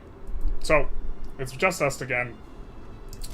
And we are going to take an update on the scores, kind of as we're going to cruise through this. Is this the one we want to do? Yes, this is. So France, when we last checked in, had a GDP of 149 million. They're up to 191, and Joey's running away with it here. So 191, that's up like nearly 50 million. Austria... when we last checked in, had a GDP of 62 mil. Now they are up to 72.5, which is a very solid gain. Spain was 63.3. Now they're up to 74.2. Also very solid. But like Joey's up like 30%. Just really blasting the construction. I think he just has more construction than everyone else, and I think this is the reason. We see Russia... Good old Tired Star is up to 153, which is a pretty big come up, or 154 now. You know, up about 30 million as well. So this is very, very solid. Maybe he got on laissez-faire, and this is why he's doing so good. We see Germany apparently dipped. They were 81 last check-in. Now they're only at 88.6. I'm guessing this is going to fix as devastation and the economy adjusts, but we're taking it as it is now, 88.6. EIC has just been minding their own business. They're up from 137 to 154, which is the kind of gain I think you need to consistently have on EIC.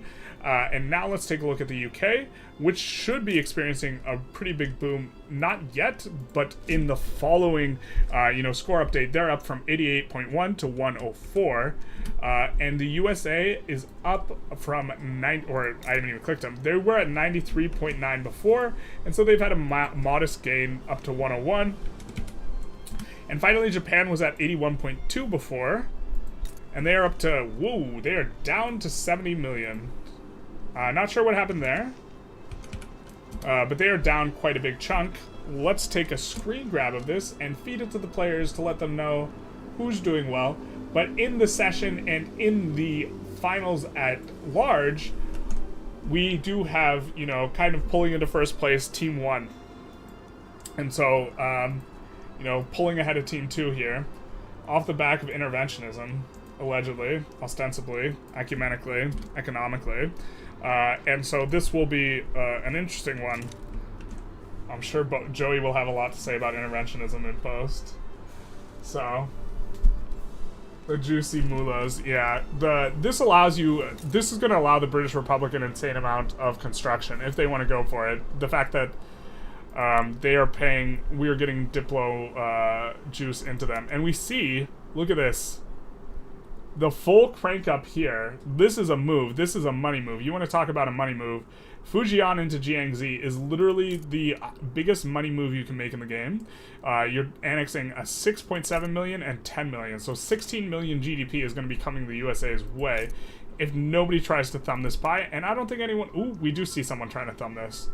We see a big thumbing.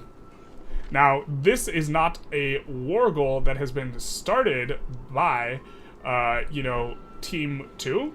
So in terms of defensive pact, they are not obligated to Team 1 is not obligated to do anything here.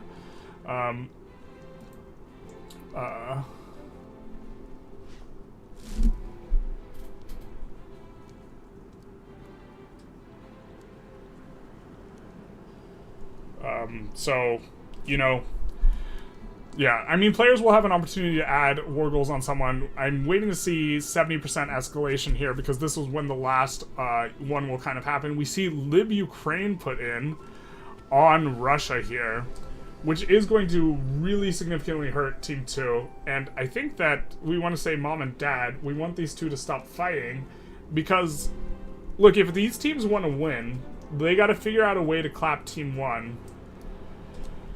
And they got to do this together. I don't think I like living in Ukraine here.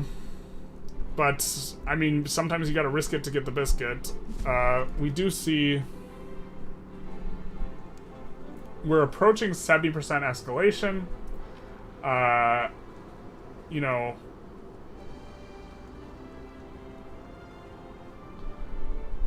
We will see exactly what happens here. And there's no more joins. So we are going to see EIC, Germany, and Russia just versus British and USA. Also, this is going to reset... This is... You know, this is actually heads up by Team 2, because this is going to reset all of the war reps that are on the British Republic. As soon as the war starts, these are going to get reset. I don't necessarily think I like this. You know, I think that I would prefer actually Britain not be in this play and USA maybe try and figure something else out. However, here's the thing. USA can just maybe enforce land Fujian and Jiangxi, right? Because this is not a player, land these, enforce, and then toot it and boot it, hit it and quit it. And so maybe the British don't even need to be in here, but this is now giving up these war reps. And so, you know, it's giving up the war reps. I guess you have the EIC war reps in here, which is maybe useful, but, you know, I would like to see them actually not in there. Also, now they can't enforce China below 0 unless they have Ukraine or East India war reps. I actually really don't like Lib Ukraine. I just don't like it. Because now China cannot be enforced below 0. Yeah, I don't like this. And Mummy and Daddy are fighting, so Team 1 is going to run away with it at this point. Like, if Team 2 and 3 fight each other over the scraps, Team 1's going to win.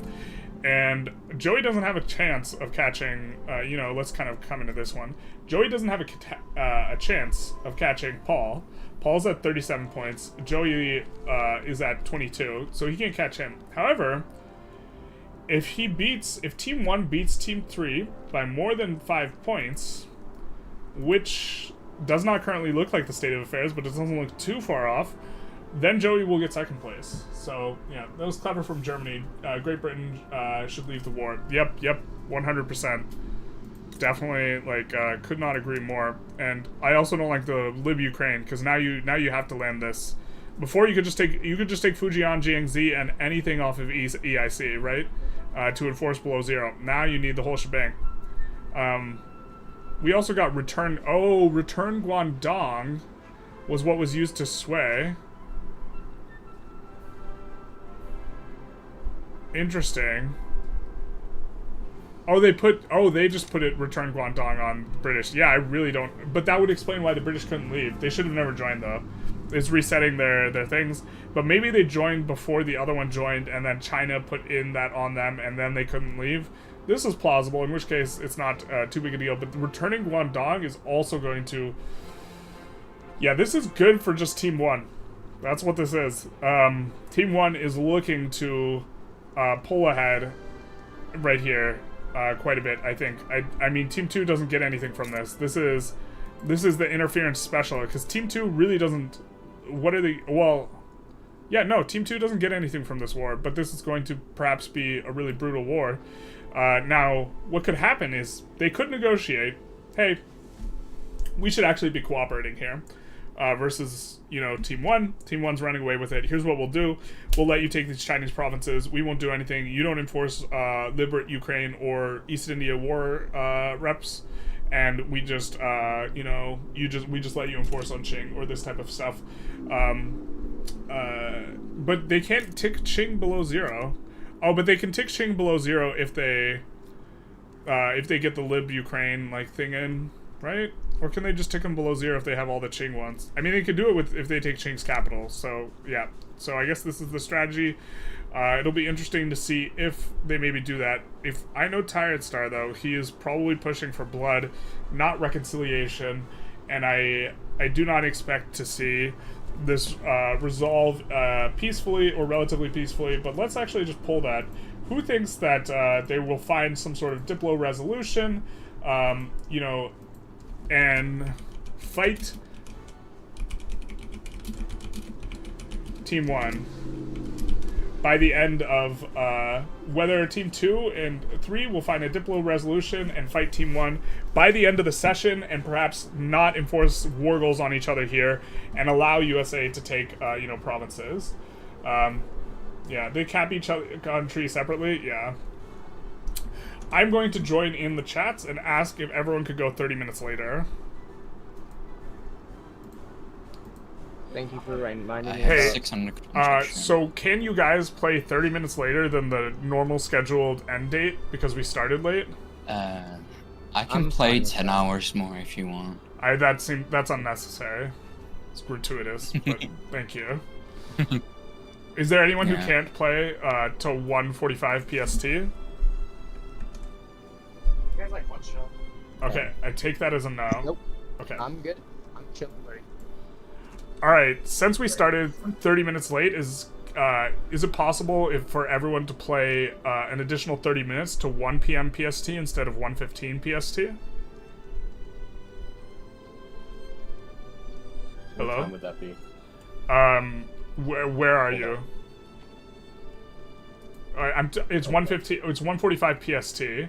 It's an hour and a half from now, or an hour and 15. Hour and 15 from now? Yeah. No, I mean, I was trying to figure out a way to get out of here at 4 because it's my wife's birthday. Okay, so you actually need to leave 15 minutes earlier than okay. What it was supposed to. Yeah. We will try and see if we can find a sub for you then.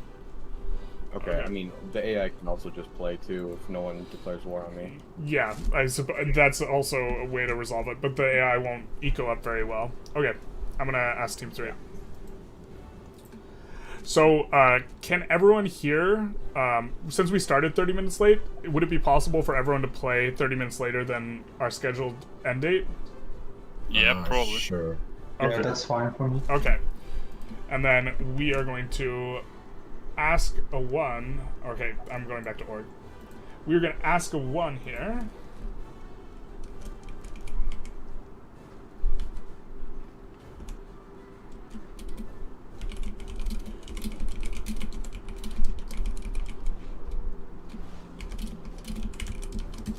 If he can take over Russia, because he was initially in the game and then he couldn't make it in time. We think that there will be no diplomatic resolution. However, if Team 2 loses Tired Star, because Tired Star, it's his wife's birthday, maybe there can be peace between the two teams. We're gonna add the poll though, and maybe ask chat if. Well, I would prefer to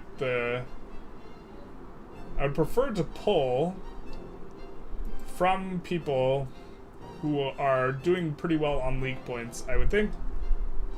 So maybe we try and do that. Dreadwolf.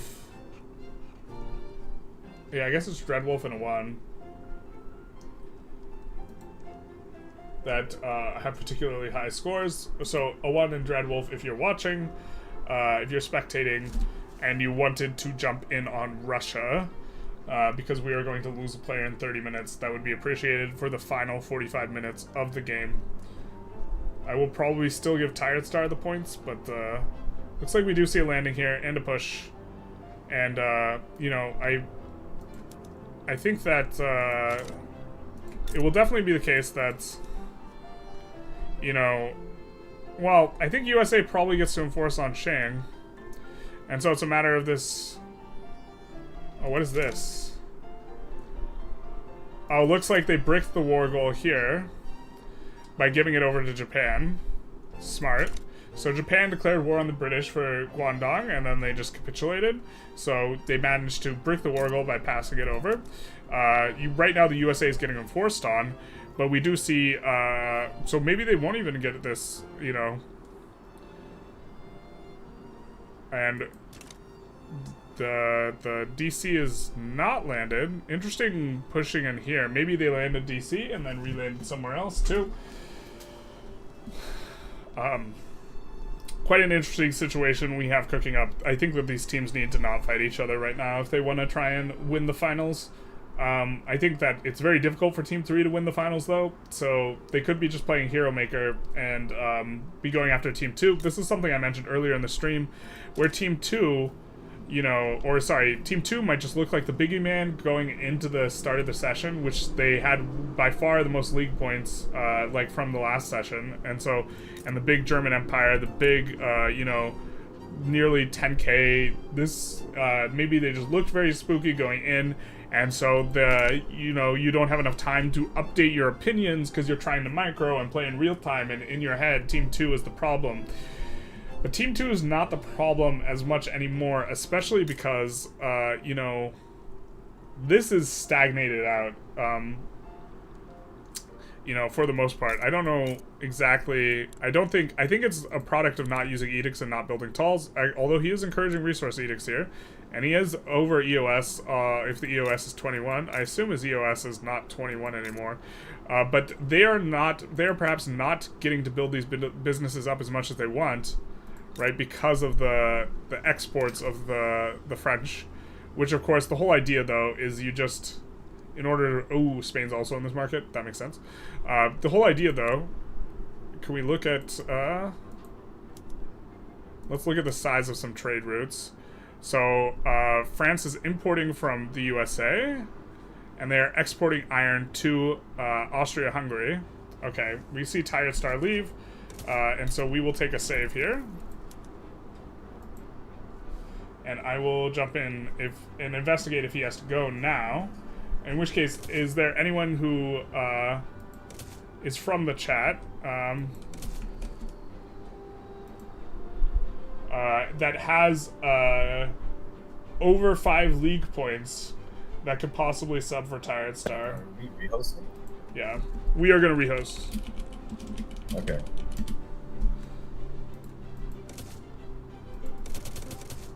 Hello.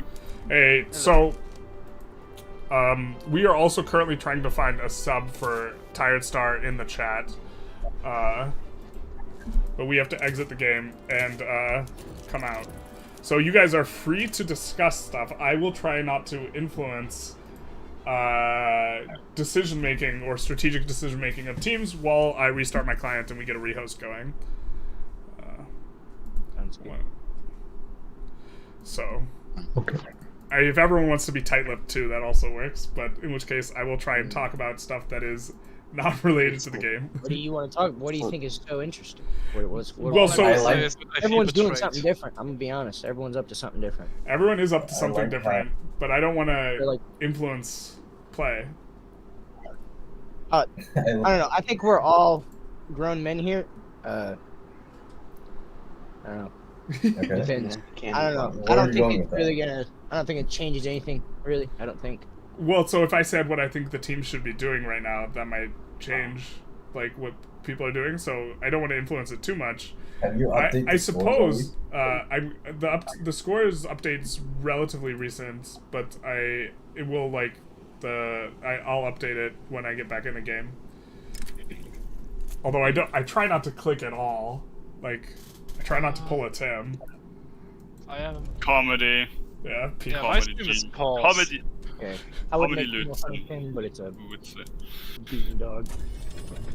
I like how the German economy has been like suppressed because France is just exporting everything to them. I too notice how the German economy has been suppressed. It's so small. Do you want to comment Wait, on that? you have been exporting to me? I checked last time and there wasn't anything. I don't know what you're talking about. Okay, We don't- getting embargoed. Getting embargo, bruh. Like, what the fuck? I literally checked. Okay, like, everyone is cutting what- out for me, so I have no idea what anyone is saying. Listen, don't listen to them. I'm not exporting to you at all, man. There's some story about an embargo somewhere or something. No. I think the German economy is only 90 million. It's like pitiful. I'm about It's to even have less than mine, then Damn, dude, you about to get slapped. I don't think mine I is mean- that great. Oh, my eco economy is boss also shit started, because huh? I built a shit ton of military. His Yeah, you military built is so insane. much military. This is also. Yeah, and then I lost because like a little sliver of Schleswig-Holstein Scary. was occupied. I feel That's so why they only betrayed. went for war reps. Why are you world policing, by the way? Like, Jesus, man. Come Yeah, on. it's I only mean, against we them. all just want a little we all just want a little colonies.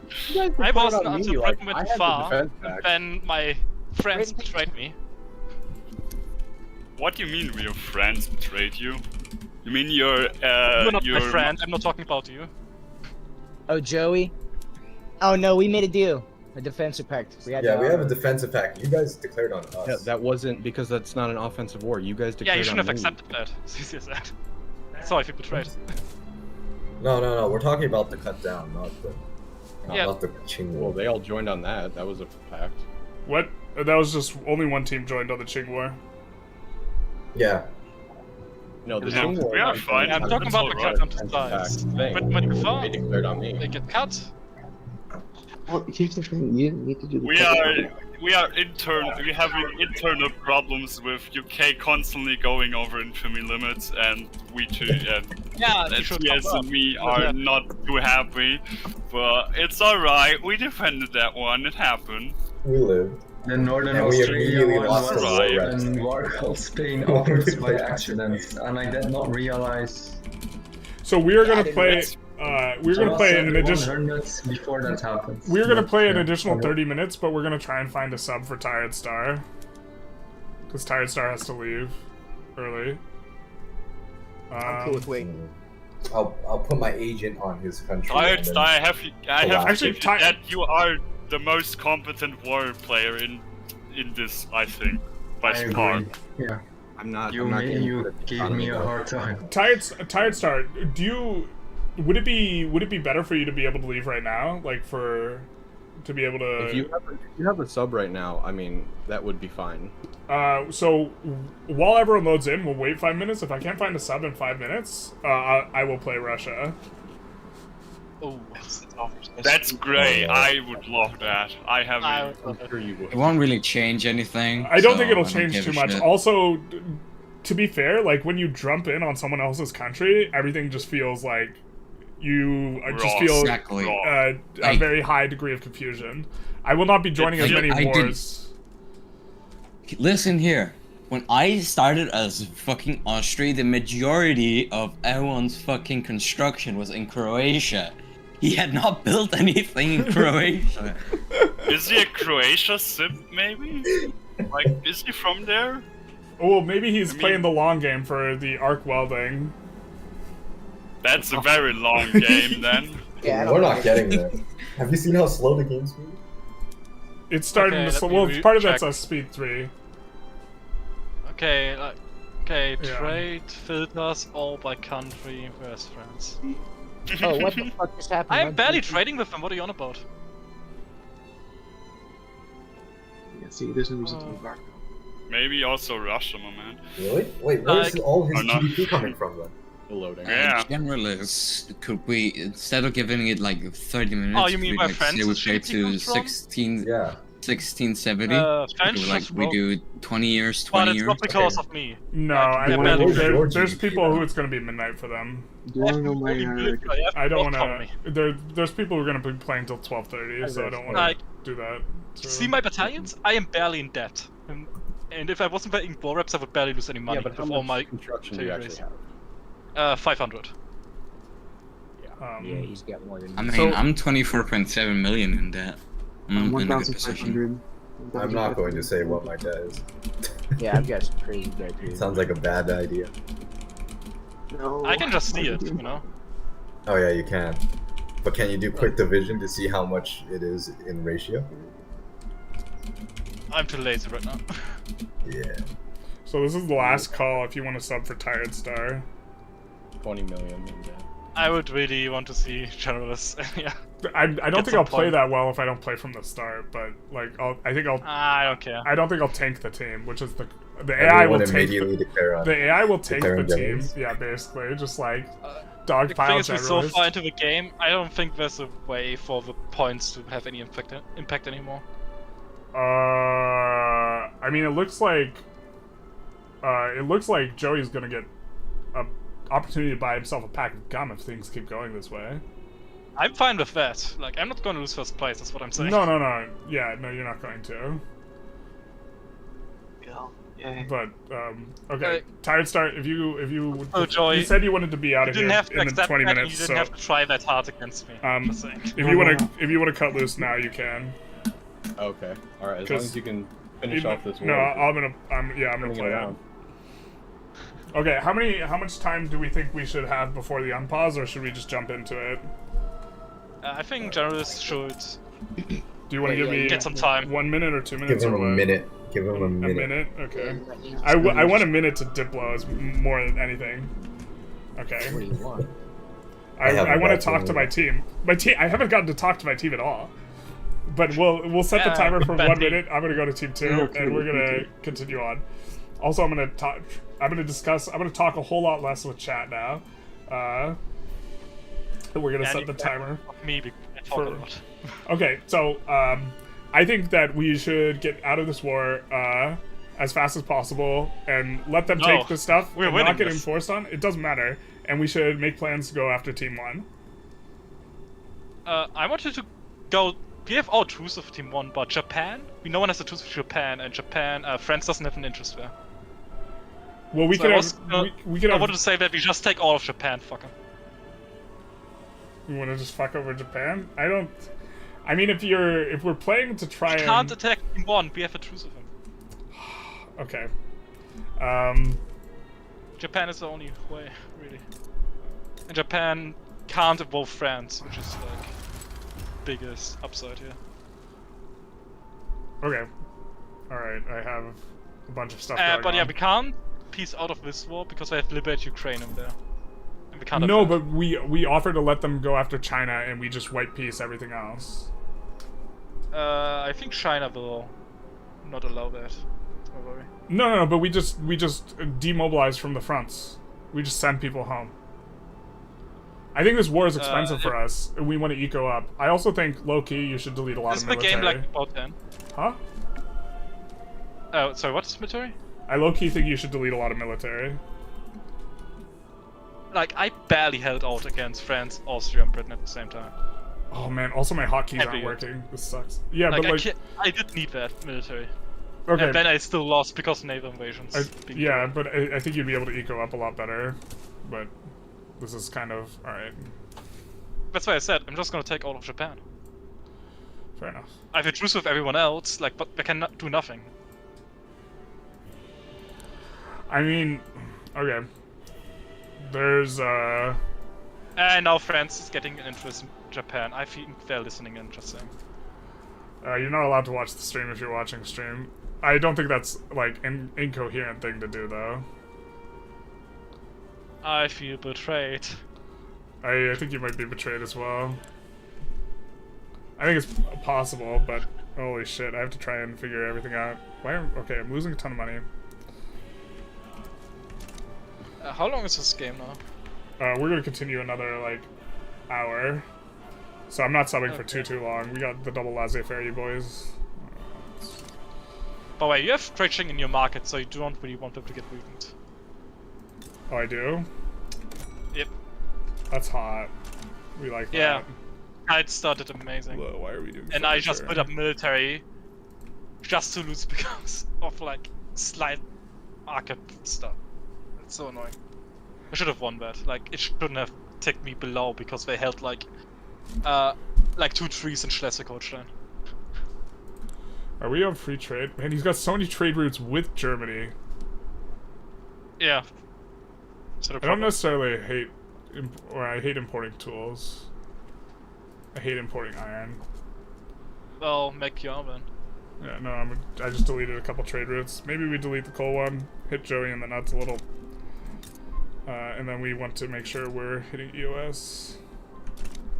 Well, guys, this will come as a surprise.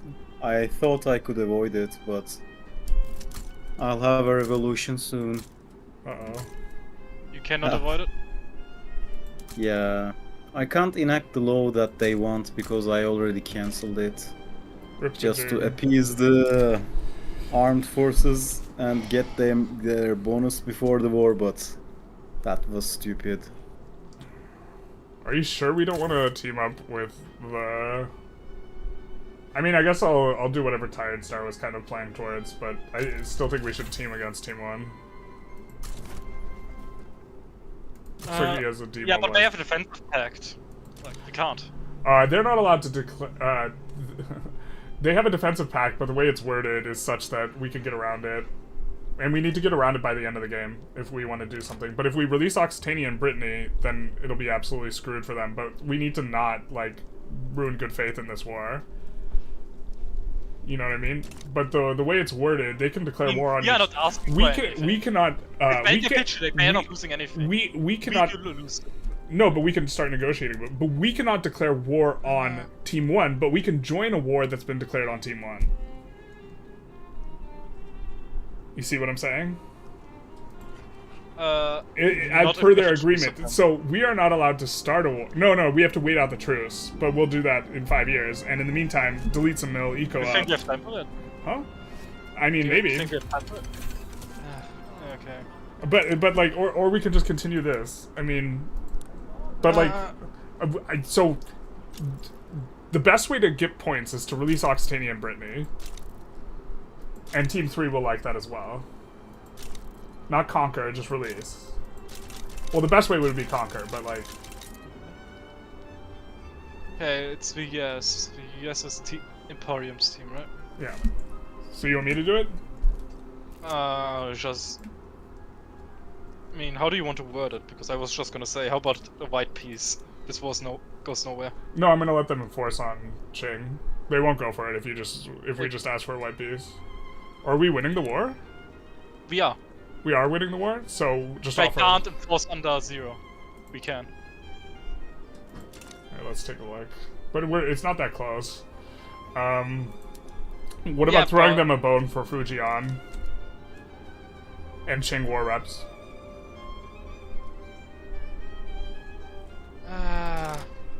You know, just do whatever. Do what well, I mean, bro, you're team leader.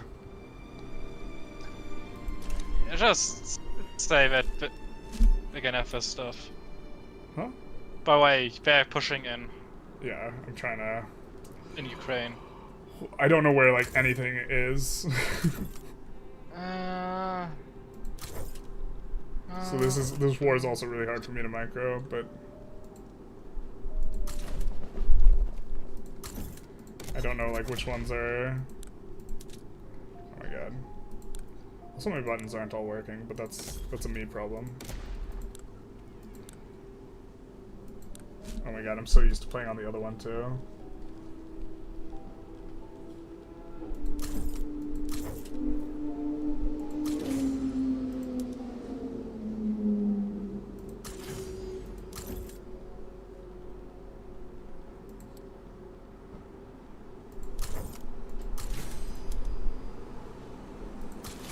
Okay, I'm gonna join their chat and try and figure something out. Okay, we would like to release Brittany and Occitania. We have in the abstract. In the abstract, okay. Do you think you can do that abstract thing within the time frame? Maybe, but this would involve us not fighting each other, ecoing up, and then you guys have a defensive pact, obviously, which of course I'm aware of. Which if is you let us yeah, win we're going to the Qing war, we So are how- well known. So I was Yeah, thinking of a little bit of we're a perfectly compromise. kind. I was thinking of a compromise because I think we enforce on you and you can't tick us below 0, right? I am ticking you below 0 right now, my man. Are you really? How's that? Yes. Because I control all the wall goals right now. Yeah, Ching is below 0. Oh, Ching is. So we will win what, this. Why did my team say we couldn't get enforced below 0? Okay, so. Yeah, but we're interested. We're No, interested. yeah, We are we're- still we're- interested. We're talking about something. So, my team was a little bit more on board with us giving you Fujian and Qing war reps, and everything else is like white peace. So, but what about just give us Jiangxi? all of our war goals, and then we can. Against go Qing. Well, Against if you guys are enforcing GXZ, like I'm fine with that too. Also, I don't want the Ukraine to get libbed, but like. Yeah, we can. Like, Yeah, okay, I would we won't touch it. I propose a peace right now. Qing won't accept right now. Right. Because Yeah. why? So, what about But after that, we can't declare the war, initial war, on the other team because then you guys have to defensive pact in. But if you guys declare, we can join it. Okay. On team one. That sounds right. That sounds viable. The agreement is sounds- that. But we will. Would we break can't our build up deal your navy with for Team doing 2? No, it's you guys. You have a defensive pact. Well, I guess. I don't know actually, because the defensive pact implies you can't attack each other, doesn't it? Let's see the wording. All right. But if you look at I the sent you the if you look at the wording, it says that you have to come if Team 2 dows you. We wouldn't be dowing anyone. Yeah, they're not declaring on anyone. I put direct, very. So I do not I'm like that. There is zero break in neutrality, which I don't like because I don't Okay, think. but well, we're going to okay, lose if you're we don't gonna. do something. Yeah, you guys are. Both of us are going to lose. You, the Team 1's running away with it. They're running away with it specifically with a Yes. whole bunch of eco in Brittany. If Brittany gets released, that benefits both of us. It does. Right? If one of us takes Let's Brittany, do that it, doesn't but- benefit either of us. But if Brittany gets released and Occitania gets released, then we have a much more reasonable chance of getting a bigger share of the points. Also, TS, you are going to you right now you're playing for second, right? Like Joey has a good shot I don't of really getting care, second. but yes, okay. You don't I care will about the join chance to because buy it a is pack of Discord. bubblegum? What's You're right. I will. Okay, if we're going to do this, we should do it now. So let's finalize it. Does everyone? We does still everyone agree? need if I have to you discuss with my maybe, team. Like, But Yeah, we're talking about go you back. enforcing all the Chinese war goals, none of the other war goals, Yes. and then Yes, we try and before the end of the game, liberate Occitania and Brittany. Yes. yes. Yes. Stop Okay. stop pushing in we China. should. It'll just it'll prolong this. But yeah. Okay. Well, we'll just demobilize everything. Okay, I'm gonna check with my Okay. team though because I have to confirm. Okay, so it looks like they're gonna enforce on China anyways, and they're willing to white peace out on our war goals. I mean I'm gonna get them off of Ukraine, so Like, they're not gonna force on us.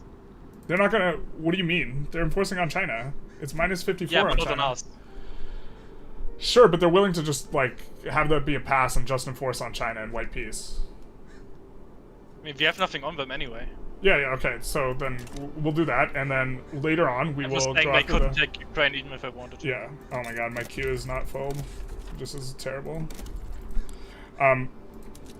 But after this, we go after releasing Brittany, and they declare the war, so it doesn't trigger the defensive pact. Because the defensive pact says if we declare war, we're not declaring a war. And But it's liberate Brittany, right? It's not taking. liberate Brittany and Occitania. Yes, yes. So this is the agreement. Does it sound good? Yeah. All right. So I will let them know. Which All explain right. by law We have an now, agreement right? for liberating. Yeah, almost okay. We have an agreement for liberating Occitania and Brittany. We can discuss other war goals added to it as time goes on. And I have to try and Okay. figure out what the fuck's going on in my economy. We'll just stand everyone down from the fronts. You stand off of our fronts, on. Yeah, I need to keep something to keep it the war That's score it? from China going down. Yeah, exactly. Oh, you need to hold on to peace of mind. No. Yes, I need Like, I Okay, can back down, yeah. Just put him on defensive. Everyone then. build up your army and your Alright. navy, especially the navy. Okay. Alright, so I told them to we'll stand you guys down from the front so they can enforce faster. Okay, Britain is... I think we're gonna win this, actually. Just wait. How do we Britain's win gonna this? about to wipe peace out. And then we don't have a capital anymore. And then US is just gonna get enforced out. I think we win this. I don't think we win this. They're I sitting... think we do. No, Because but... US almost in the, But already we don't, negative. we don't get anything. They're gonna enforce on... Britain is at negative 97%. They're about out, and then they don't have any Qing lands anymore. I still think they reland. Look. And I made the agreement with them, and it stands because I'm aware of it. And I asked you before, and you said you were okay with it. So now it's gonna be a 5% penalty if we break it. Okay. I mean, as far as I'm concerned. But we could stand our guys out of the front. Need reland fast though. We can stand our guys down from the front. Well, if they can't do that, just stand your guys down from the front, and they can. That's a lot of guys. Might take a while, just saying. Yeah, but we don't want to, like, we'd prefer not to have casualties, right? I don't care. Okay, fair enough. It's only Germans. Yeah.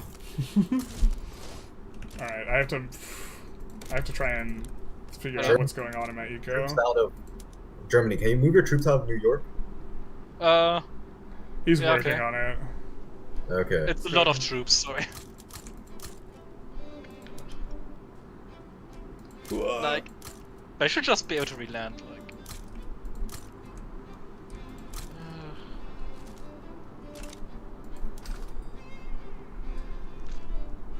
But yeah, if Joy was still here, we could have won this, I think. And not Joy, Terrace. Maybe. I don't know. I wanted to get from a macro perspective. I wanted to. Well, weakling. Yeah. Oh. Why do I have so much bureaucracy?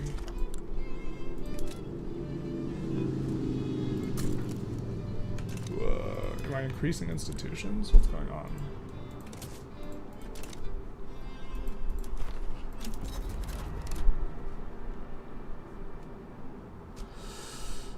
I can't pull the last guy out of New York because he's constantly fighting.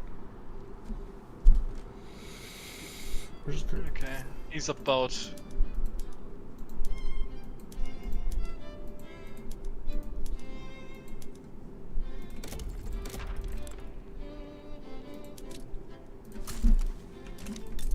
It's better about over.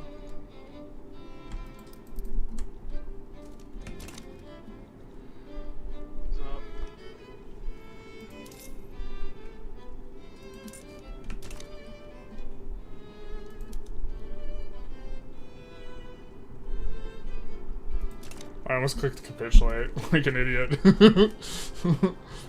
Don't. yeah. Don't want to release all of Ukraine. Alright. Oh, I am so sure they were listening. There's no way, like, France just decided to put the... I mean, it's possible. I don't have the cognitive load to, like, try and police and play simultaneously. You know what I mean? How many people I need to stand down? Eat 4. What? What did he say? He said need 4. I don't know what...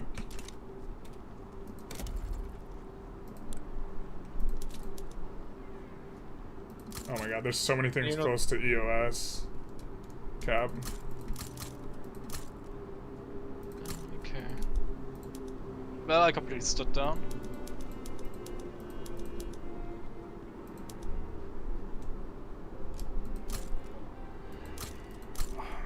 There's also no manufacturing center with encouraged manufacturing. I'm so sad.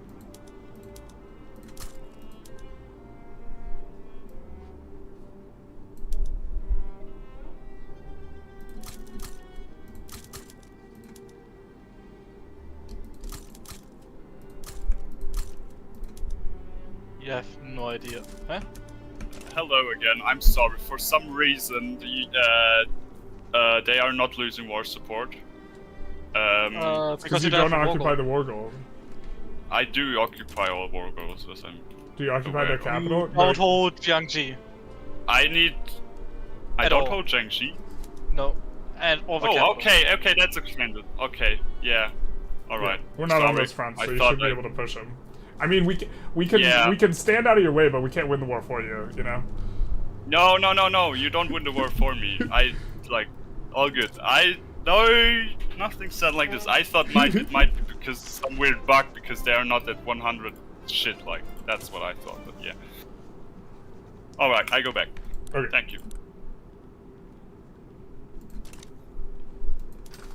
You know what? I kind of want to try and produce so many tools and export them to Joey. It's obviously not possible because he's subbing, but...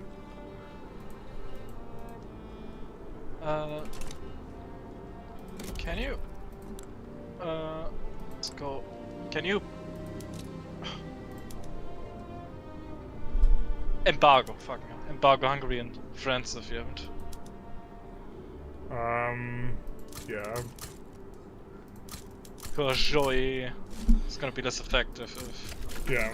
I mean, we're also going to be releasing it, so... How longer is this gonna be going? What? How much longer is the game going? It's going another 45 minutes. Is there no PvP war? No, not right now. Okay, so 45 minutes? Yeah. Okay, good. See ya.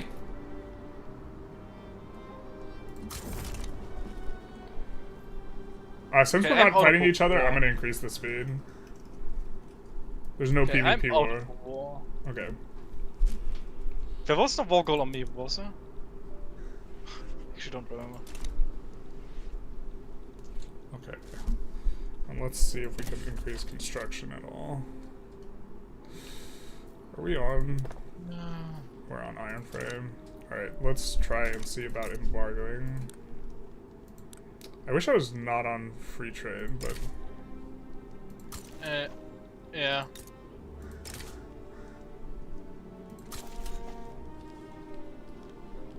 Might have gone a bit too far with that one. Yeah.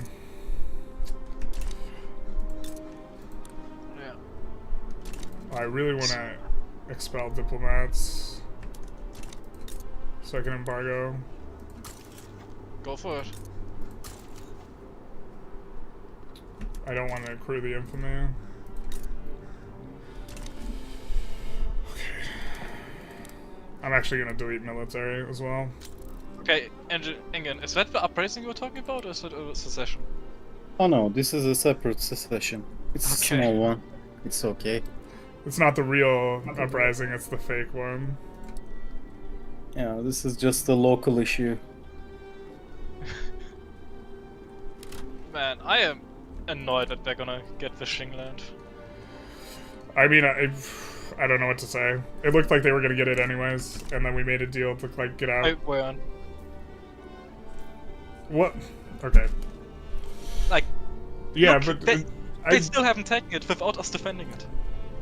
Yeah, but it looked like it when Actually, you when we defended it. agreed to the thing. Am I really? Oh, my bad. That guy just got automatically Look, reassigned. listen, I'm not blaming you because of this decision. I think it's a good decision. But I'm saying we would have won this. Yeah, I mean, I didn't realize that Great Britain was about to capitulate.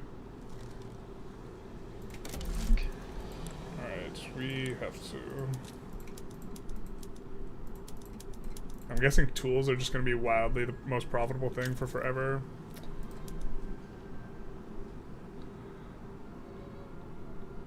Okay, trying to think right now. At the start of the game, I had 60 million GDP, now I have 85, so it's not a big increase, but I've only been military. Yeah, I think that you need to build something other than military. I can't, because France has 760 battalions now. Okay. And I would have to fight off Austro-Hungary and France at the same time.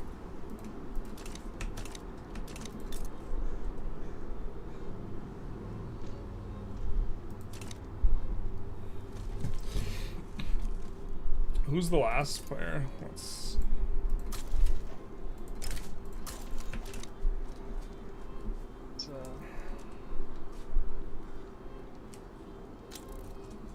Alright, I'm just trying to delete off some of this. Not a ton, though.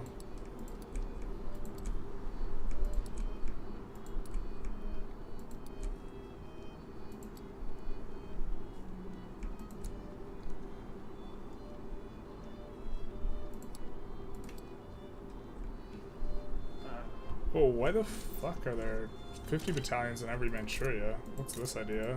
Is he space marining over here? No, it's incorporated. I don't know. Okay. Maybe just so he has a general over there. Well, I thought it might not have been incorporated, so for the combat boost, but I'm gonna go in and ask them if or try and form some sort of agreement. We will accept the peace deal. Didn't we? Alright, there we go. I'm making an agreement to block 2 Sicilies in it. Alright, hello? Obviously we didn't agree to this particular thing, but we would also like to block any annexation of 2 Sicilies. Yeah, we are agreed on that. Okay. Alright, let me set up my interests.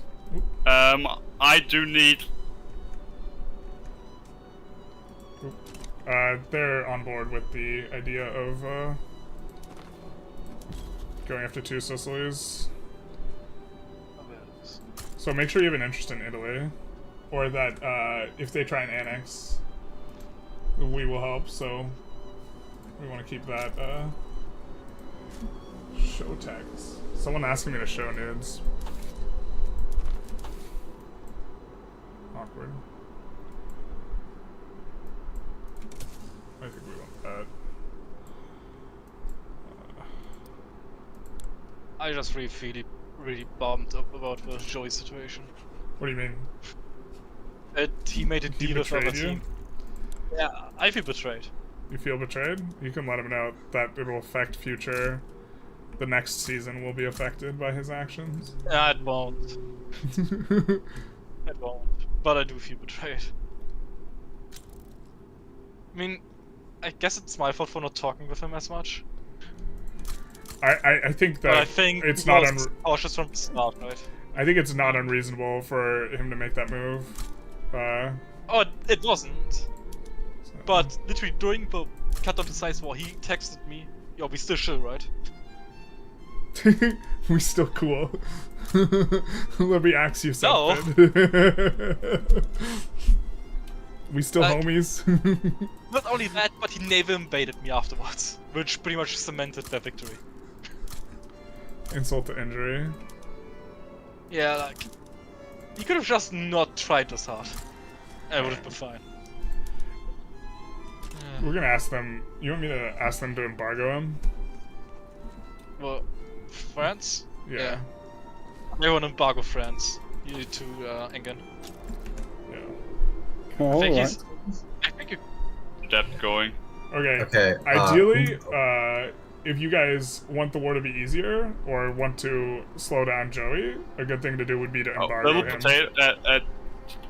What would be a good thing to do? To embargo him. Embargo France. Oh, I think we already did. Okay. Fair enough. Okay, okay. Oh no, we do need to talk. Okay, I'm guessing the U.S. is going to declare the war, but he needs time to recover, and then we should just meet up in our team VCs. Yeah, I think we're a little ways off, but okay.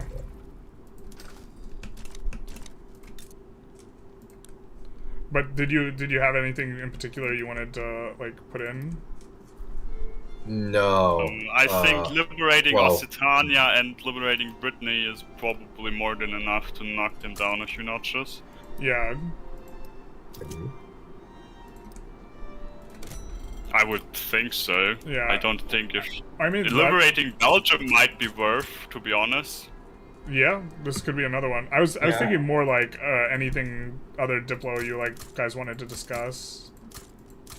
Oh, can you release Great Qing from your market? No. Fuck off. No, okay. Sad Team 3 noises. No stupid really questions. Aw, man. Why would I do that? I don't know. It helps our diplomatic agreement. Like, I'm not sure what the pause is about. it's all right. It's all. We are too much memeing in here to begin with. We don't have the time for this. Yeah. Well, I mean, we kind of don't have the time because we have to wait out the truces, right? So we have to do the truce and then try and enforce. And I think the 45 should be a hard cutoff date because I'm actually playing. But yeah. Okay. 40. As in 145. Oh, okay. Yeah. Alright, I'm back. Sorry, guys. So, what's the consensus? They're on board with interfering with any sort of Italy annexation. And they also want to release Belgium. But they don't want any war goals for themselves, specifically. So this means we won't be able to put war goals for ourselves, ostensibly. They're going to be controlling the war anyways, though, so I think that's kind of better for us overall, that we get that I think we should have asked for war goals, because we gave them the China parts. They know we could have defended it. Maybe. They're going to want some too.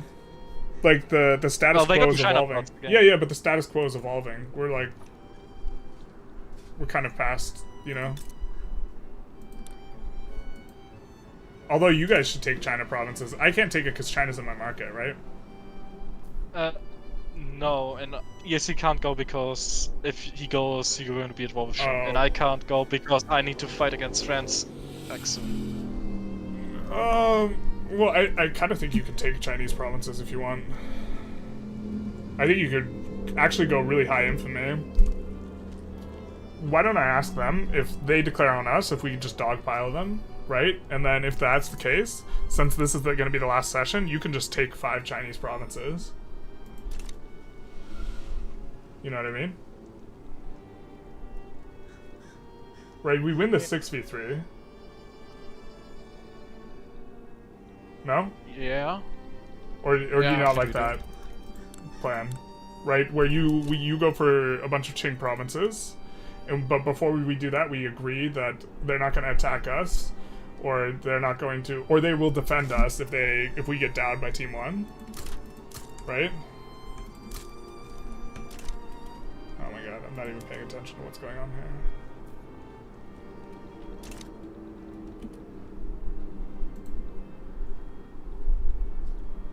Oh, okay. Because you have to think like this: the EIC military isn't worth anything. Your military is okay, but you're not. Yeah. It's okay, but you're not really that much into the game. Like you could probably 1v1 Austria. I do have the very significant issue of like not really understanding how everything's all set up at this point in time. I mean, you could just war, you know, put guys on the front and then naval invade the other side. Yeah. I mean, I guess I understand how this game works, but like, yeah. Like how long is my truce? 17 months with Austria. Yeah. So. And 19 months with France. Hello? One whoopsie by our Britain, like he is on trench infantry now. So he needs some time for the primary weapon adjustment. Yeah, we have truces for 16 months anyways. Alright, yeah. He needs like he needs a year, so he needs a year. I don't know what kind of deal you made, but like we could have defended the Chinese states. I think we should get some of either Austrian or French states out of this. We just want to liberate from the French player. Yeah, and we Brittany and Occitania. We did. But yeah. Alright. Paul, no, liberate Brittany. No. Listen, I said liberate Brittany and Occitania. I'm fine with that. Yeah, that's what. And would you like to throw in Belgium as well, or don't you like to throw in Belgium? If we can, yeah. Alright. I also want to maybe transfer to Sicilies, and then I'm happy. I'm not gonna be able to annex them before the game ends anyway. We said we guaranteed the 2 Sicilies. Is this in the? We stop any sort of annexation attempt on 2 Sicilies. Yeah. Was the agreement? Okay. Is this fine for you? Like, I don't want the I know you probably put all your might and power that you had in this team to the Generalist, but like no, Paul's in charge. All right, yeah, that's why I'm asking him again, because yeah. Also, I smell a bit of admin abuse with the rule definition, but I am not gonna. What rule? Like in terms of wording, like the Generalist decides if the rule was broken or not, and he's playing. So yeah, yeah. That's not a. I mean, it's unavoidable, and I couldn't find another person to play. This is and not again, a. it hasn't happened yet. It's not a thing that I want to criticize you or anything. It's just a bit sus. Let's put it that way. It's very sus. Yeah, exactly. I had another question. If someone, also, if they declare war on on relations with us, so we can actually join your wars. Yeah, I am improving. I am decreasing. Or we're gonna just start our own wars without you. No, we can't. Because then they have to join against us. I guess. Like, they can't join against us if they're already. No, I'm saying you guys go to war with France and Austria, and then we go to war with France and Austria independently. You can't help them because you're already at war with them. So stop breaking it because I might, it's really chat possible. Decide. That is indeed a very true wording, but we are, I think, obliged to help them if you attack them. Well, you can't. It's literally impossible. It is literally so it's not a rule impossible. break if it's not possible. I think that it's not a rule break, but I would turn that one over to chat because I'm in game. We are able to enforce on, like, guys, if you focus on Austria not annexing two Sicilies, we might be able to enforce on France because we have trench infantry, and like, I think this is possible as our. There's a second thing I wanted to discuss is that if they declare war on us or we join and we do the evisceration of France then, if they decide to go for it early. Exactly. Yeah. Yeah. So make sure you have the requisite interest in the right areas. So need to have interest in everyone needs to have interest in Rhine, Italy, France, and Occitania right now. And Italy. Yeah. I do have that already. I have everywhere basically. It would be good if you have some interest in the specific in our capitals or whatever as well. Yeah, I'm just saying. Like I was talking about attacking Japan before we made this deal because France didn't have an interest there, so it just looked juicy. Yeah. And like, and Generalist was already in the chat. And like a minute later, France put an interest in Japan. Just saying. So he suspects some sus, potentially. I do think he is suspecting some sus because I just saw his battalions go up. Also Spain's. Yeah, he's suspecting this because I'm actually putting military as well. Well, also we're damaging relations and like this sort of stuff. And I rivaled every single one on their team and started damaging relations. So, okay, could I... Tim, I'm switching to dynamite, so you need to be building explosives. Okay. Yes, I will. Alright. So, Paul, I think you should go for China right now. Because they agreed to protect you. And you have like 12 months. I don't think I can end. I think I want to declare war on them the moment are over. Like that GDP from China will not matter at the end. I think. I don't think you're gonna have enough time. There's 30 minutes remaining. You mean against France? Yeah, well, I think you can enforce on China for some states and then be there in time for the Qing War, but I think you kind of got to do it now. And I don't think it matters. Like at the start of the game, I had 60 million, now I have 100 million, so it's almost a 50% rise. I'm happy with that. The EIC rose by like 70% this game. Euros by like 100% this game. I mean, we're okay. I think and we if can we get more. break, like the competitiveness in my eyes is out of the game at this moment. Okay, fair enough. Then, yeah. I mean, I won the game before we lost that war because I think like Schleswig-Holstein 2 trees being occupied. Yeah. I think if you're trying to maximize score, then downing China is fine. But if you don't want to do that, that's fine as well. Like we were like the move with East India. We were talking about us continuing, like going to Chongqing, Western Hubei, like the inner states of China. Oh yeah, I thought that was neat. VIC, because people couldn't get involved, but by the time the truce was there for VIC, like the big wars were already happening, so couldn't really expand anymore. There's so much admin. You could delete some then. Yeah, especially the ones that aren't even employed.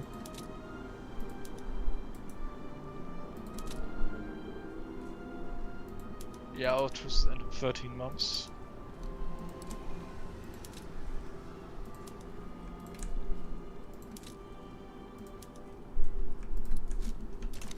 Oh my god. What? Joey is 82 million in debt.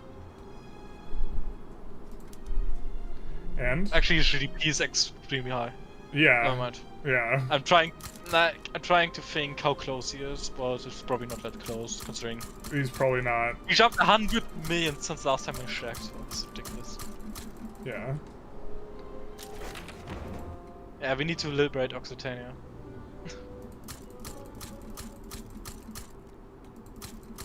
Yeah. Like 100%. That's like. Also, his economy collapses if you like. It's all. If you reach Brittany. Yeah. Alone. Me alone, it collapses. Well, everything's like. Everything's like in the wrong places. You know what I mean? Like, how can there be 252 workshops in one day? This looks cursed as fuck. Like, you have to remember, I play casually, like. Yeah. I don't do this stuff. Nope, he's encouraging manufacturing, and he's encouraged resource industries. I mean, it's smart if you're not going to get busted up. Yeah, but actually now you can see how strong that is. Yeah, it's like, it's super optimal. I don't think it's the interventionism talking, but... I mean, he can't... It would... I don't think his tooling workshops would... Actually, they would actually build without... Actually... No, he has to subsidize them, otherwise he wouldn't be able to build all his tools. You know what might make sense is embargoing him right before the game ends. I mean, yeah, but I already embargoed him. Okay, fair enough. And he wasn't trading with me anymore because like the little break, they blamed me for pushing their GDP up by just accepting all the imports. I was checking, there was no imports from him. Or there was, but there was tools. Like, he was exporting tools to me, like 1,000.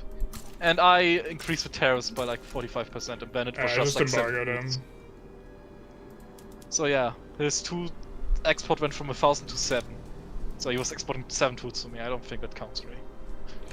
Yeah, you definitely want to also kill all of your imports when we go to take scores, or right before, because you want all the prices of everything to be as high as possible. I am importing sugar and silk, which I don't produce. Oh yeah, with exceptions of like anything you don't produce. Okay, it was a mini pause, but nothing happened. Yeah. Okay. And another pause. I don't know what this is over. It's Lackey. I'm back in sync. Okay. Little desync action apparently. Okay. Hey, look, I'm cranking the GDP up. I'm doing it. Sorry for that. We saw TS getting desynced, and that helped. Yeah, that's fine. Pausing the game for. Joey's desync now. Oh no. Joey's and what he's now? unsync. He keeps getting desynced for. No, he's catching up, but he's like 1 month behind, I think. Should we just pause? I think we should just pause, probably. And Okay, maybe we are look on 3.1.7 and he's on 3.1.2. Okay, now he caught up. Okay. Alright. Alright.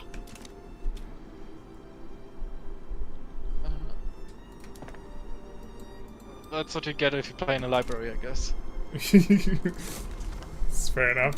Maybe they have really good Wi-Fi. Like, though. if you have over the sync thing, Potato and Joey are lagging behind. Yeah. Yeah. Jesus. Do we have time to go pump jacks? Fuck. I don't think I have time to go We pump have jacks. no time, really. Yeah, no. Like, I don't know why I went for this tech. I think I misclicked during me being angry during the big war. I think that I need to, yeah. This tech is not helping me. Maybe we can do steel rail cars and triage? Jesus. This is also not helping me. There isn't really a tech left that I could... I guess electricity. Go for electricity. 10 months truce. Yeah, this is gonna be a little bit tight. I'm trying to think of the best way to execute this war. Fuck no. I guess Okay, we go- Joy is equaling out. I just embargoed him. Why are you taking so much stuff from them? Huh? Why are you accepting so much stuff from them? I embargoed him. What do you mean? I asked if you had so much trade from him, but it pretty much paused his progress. I had a ton of trade. It just like it collapsed his prices. So he's probably his GDP is still high. Okay, it says you are market, Russian market, and French market, troop Normandy to Lithuania. Okay, he is trading profitably. To furniture Austria-Hungary, who's probably trading to me, right? It says from Normandy to Lithuania. It's a trade route. Why is there allowed to be a trade route? I have an embargo with him. He's sending a 3,000 furniture.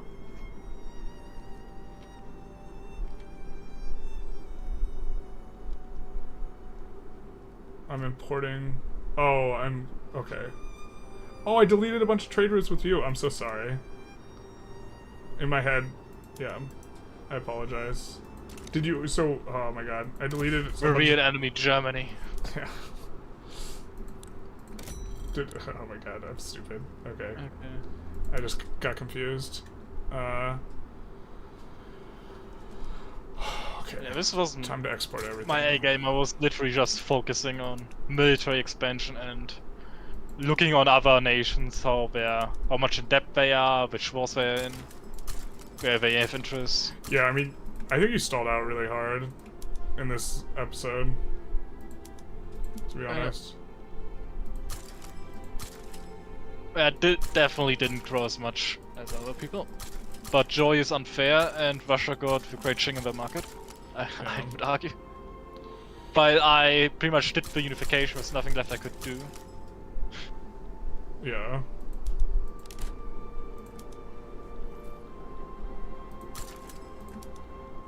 Like, if everything had gone to plan, we would have cut Britain down to size, and then we would probably have gone after Japan, because back then nobody had an interest in Japan except us. Yeah, but this... And then we would have definitely won, it would have been way more exciting. Yeah. Joey Navy invading me and like... Oh my fucking god, I thought you meant right now. attacking me through Denmark, which I gave them. Like, occupying 2 trees in Schleswig-Holstein. It's so annoying. I can't put it enough. It's fair game, but it's annoying. Yeah.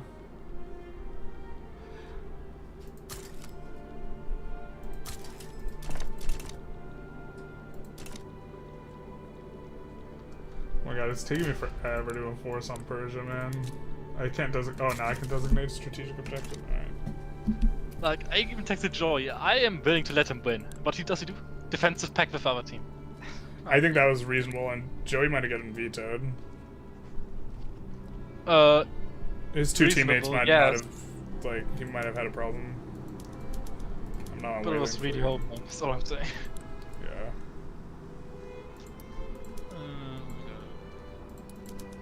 Okay, Joey is a weak bind. And he caught up. Oh my god, my hotkeys don't work right now, so I'm just like super What hotkeys are you using? Well, the back button on my mouse really allows me to go through stuff faster. I don't have these And buttons. One hotkey is like a button that is like a triple left click. So I can just put into 3 constructions at a time or stuff like that. Yeah. So it's like I'm... No, it's like mainly that in spacebar. My spacebar is not working, so I can't pause like normally. So. Yeah, my only hotkeys I use is 1 to 5 for speed. Oh, I fucked up. I should have annexed Claude.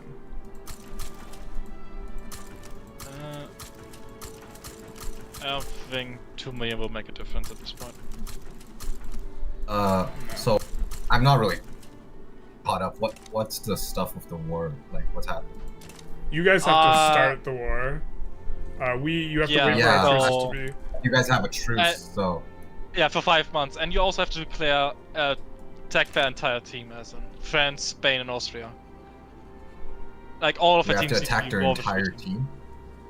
The entire team needs to be at war with your team, otherwise they can. Like, they can release and transfer. Well, but it's hard to break the war goals we're going for, but they can have one person annex Brittany. Yeah, so France has to be. Britain goes for France. France has to be declared. Austria. France has to be Japan declared. goes for Spain, and then you just join each other. We will lose. France has to be declared on war on last. No, but you guys can just join each other after that, right? Yeah, France has to be declared war on last though. That way, no one can try and annex like Brittany. They can't break our release of Brittany by annexing. Just immediately after. In 5 months. Yeah, 5 months. Immediately after. Just declare when our truces are over, and we join in immediately as well afterwards. You guys have 8 weeks of. It's just important that you guys attack the entire team so they can't break each other. Yeah. Okay. And again, just I don't know, Britain for France, yes for Austria, Japan for Spain, and then you just join each other's war. Oh my god. Okay. We're expecting you guys to join though. I'm gonna make this like as an agreement, right? Yeah, this is agreement. Like, we will. Generalist, we will join on the France war. On the France war? We will all join on the France war. Which other wars? I don't think we all join on every Spain war. And... Okay, I was thinking. I will join. Each one of us will join on 2 wars, and all of you have to be at war as well. I was thinking of making my own war against Austria and then joining in on France as well. So we'll each be. We'll make sure we're involved in 2 wars. Okay, let's say this. We each have to be at war with at least 2 members of Team 2 or Team 1. Yeah, and everyone has to be at war with France. Okay. Everybody. Sure. Because that's the one that's important, right? He left. Okay. Yeah. Well, it seemed like he was fine with it. East India Company kind of sneaking one in at the very end here. I think I'm trying to grab what I can. Like the EIC. The problem is the EIC doesn't have an interest up there. Yeah, where do I put my only interest, guys? Yeah, he has only one interest. But in France, you gotta have built more boats, I guess. I don't know. Put it in France, yeah. Alright. Who's that? Why are you annexing Persia? GDP. We are about to declare wars. Yeah, it's only gonna take 20 battalions. That's fine. Yeah, but why are you at war? You can't declare war. You can only join. Yeah, I'm planning on joining. Okay. I'm gonna piggyback on wars. This is fine. No, you didn't want to declare war on Qing. Right? I'll piggyback your war on Austria, Hungary, and France. No? Yeah, okay. What? Okay, so I'm going to declare on New South Wales. So everyone, make sure you have in New South Wales. Yes, because it's a dominion of Spain. It's harder for them. Oh wait, no, I would. Okay, I'm going to declare in something in Australia. And if you can't, you didn't want to give us taking any land, so no one's taking any land in any of these 3 wars. So no, we are not taking any land. Okay. They are. Okay. Huh? It's hard to enforce if I don't declare for something. Like, yeah, do you guys not want it? Just declare for West Australia. You could also humiliate them. Like, I don't care about you guys taking their land. The only thing I care about is no one takes Brittany and no one takes Occitania. Yeah. Yeah. I don't think you guys really care about Western Australia. Like, come on. No. I only wanted this part of Australia for the gold. Yeah, so I'm going to declare on Western Australia as a conquest. I'm going to say that that's not going to break the agreement, right? If Paul's fine with this, are you guys fine with that? Yeah. I'm fine with it. Okay. Also, could we maybe get an update on the GDP? I know it's a lot No. while playing. I'm not gonna do that while playing. Okay, You can look so- just as easy as me. Okay, I'm cordial with Spain, so I need to expel, but that will give it away. So Britain needs to declare first. Oh, but I they're mean, gonna you play. can just expel and declare the same day, pretty much. Right? I have trench infantry though. Just wait 4 weeks when we are ready. So. Okay.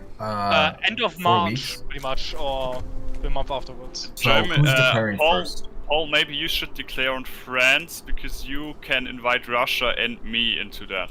No, we want to declare on France. No, last, no, so that they we can't declare on France because then you guys have to defend them. Oh, Yeah, right, yeah, so- yeah. Or you lose alright. 5%. If you want to do that, that's fine with us. But no, okay. No. Like, you guys, I don't know, go for... Okay. I will... and I'm gonna do my own war. It's fine. I can expel diplomats, but it will give it away. So tell me when. I think am they know available. because we're all in the same chat. Yeah, I okay, will. I'm I going will to declare for humiliating France. Everyone, and make sure also- you have an interest in Oceania. All right. Yeah. Yeah. What I'm saying is, And then one- if you want to and then declare someone war has to on join. I'm going to be declare joining. on North Africa. I'm not going to be fighting Spain. I'm going to be fighting Austria and France as my two wars. Yeah. Okay. Someone has to join me though. I'm going to expel 3. That's fine. EIC 2, will 1. figure it out. I am. Or put your EIC, I interest expect there. you. Okay, I will declare. Who declares on Austria then? Paul Yeah, will we after can't. we're Still on all on cordial, different right. sides. We can declare after you declare, but not before. Okay, I'm still cordial with them even after expelling them. Okay. Damage relations. I have to. I am. Should I But it's declare going to take a Spain? while. Then just join someone else declared the war. Oh no, each one of you has to declare one war. I should declare Yeah. on France because I am the hardest to capitulate as US. Okay, I'll just declare on New Yeah. South Wales. Yeah, I'm declaring on New South Wales. Everyone, someone has to join me here. Yeah, I will. EIC does. EIC does. I join. Where You can is also. he But I'm gonna declaring? declare my own war first. Like, I would prefer if one of you declared on Austria really early, or at the same time Yeah, as we Spain. could stagger it a little Oh, bit. but I can. You just have to do attack Austria Austria. first. I've already declared on Spain. EIC, make sure to join immediately. Did you pause? for Well, the- I need the interest. I have only one interest. Where do I You put broke it? the defensive pact. Did you- Why'd you do Oceania. that? No, it's not a. It was the defensive. The wording No, of the defense. we have a defensive pact. No, you had a pact where if you are attacked by Team 2, you will come to each other's aid. You were not attacked by Team 2. Oh. Yeah. Oh, okay. It's so dirty. Yeah. Oh, Well, Spain just backs Oh, they down. just backed down. They backed down. Oh, you messed up. You didn't put in enough war goals. Okay, you guys need to Okay. attack Austria now. Yeah, you guys well, need no, to no, attack. but or someone else attack Austria. Or you have to Japan- make sure that you have an attack on Austria and the other guy. Japan, you should also lead this war again, but you should put it in liberate the 2 Sicilies. That would be the best thing, probably. Yeah, you guys attack Austria and France at the same time, and I'll Yeah. just attack Austria so separately. What? No. Okay, I'm going to Paul, you declare should for join liberate us. Sicily's on Austria. Okay. Then invite you. I don't know. Yeah, I Everyone, invite make sure you. that you can join. I'll be really pissed What? if you guys can't. Who is attacking Austria? I'm Japan. attacking Austria. Our relations are Already poor. declared. You can put in more war goal, or you can put in release Hungary and stuff. Pay off if you my want. debt and just. Release I Hungary. can't even reach there. But yeah. Can you release Alright, then. Hungary? No, yes, it's capital Val. Release Austria. That's fun. No, I can't. This war is on 2 Sicilies, so. Yeah, it's but not. Austria. No, I can't. No, it is not I can on release Austria. Venice. You I can't can release release Austria. Venice. Do you not have an interest in the region? Lombardia. You only have an interest in Italy? I can't guys. reach there. Guys, because I it's am go- inland. I Can we can't go get in to for Austria. France now? Can we go in for France now? Someone has to declare on Spain. Didn't we have to pause Spain because needs of to war be a war. declaration? Spain. We need to pause because of the war declaration, right? Someone needs to Do I down need to Spain. declare on Spain? Liberate Morocco, or like open their market and then liberate Morocco. Oh, cordial relations. I have good relations with Spain. Okay, Man, Oh, you God. guys. Expel. Just expel. just go for France. Fuck the others. If they No, brick but it, they it's can't alright. brick it. No, because they can brick it by just passing Brittany to Spain. It doesn't work. It's not all right. Just someone declare on Spain. Declare for something that's hard to get, like Cuba. If we do, you guys have to defend them. UK can't do Well, it. Spain Japan and can't French do it. Empire are friendly. Do you want to lose? They can't I don't have a break- problem if you guys don't mind losing 5% score. Okay. Okay, I will. And Joey actually Oh gets my god, you crashed. God, my blood pressure. Oh Please. God, why am I in this here? My pain is immeasurable and my day is ruined. Needs economic. should have just given up on England's cut down to size war. Everything would have been fine. Yeah, everything and nothing. Like, this is a mess of a coordination here. No, this is fine. Hello, Engin. Hello. How's your day? On my phone. Hello. Welcome to Team 2. Welcome. You're very Welcome, we're all team you're two. very hospitable, I have to say. Okay, suggestion. Just Even though so it you know, all hurts the me to teams are say here. this because he betrayed me, Yeah, all the but teams are here. the game's pretty much over. There's nothing we can really change on the results at this point. Just hand Joey the victory to this specific game. Yay. No, I'm still building, and I need to.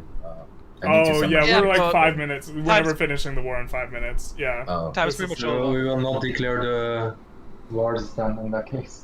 No, like, if we went I can- another I can- 15, 20 minutes, maybe we could do it, but there's no way we finish these wars. Okay, Oh, there's no way. This is over. No way we will finish this wars. damn it.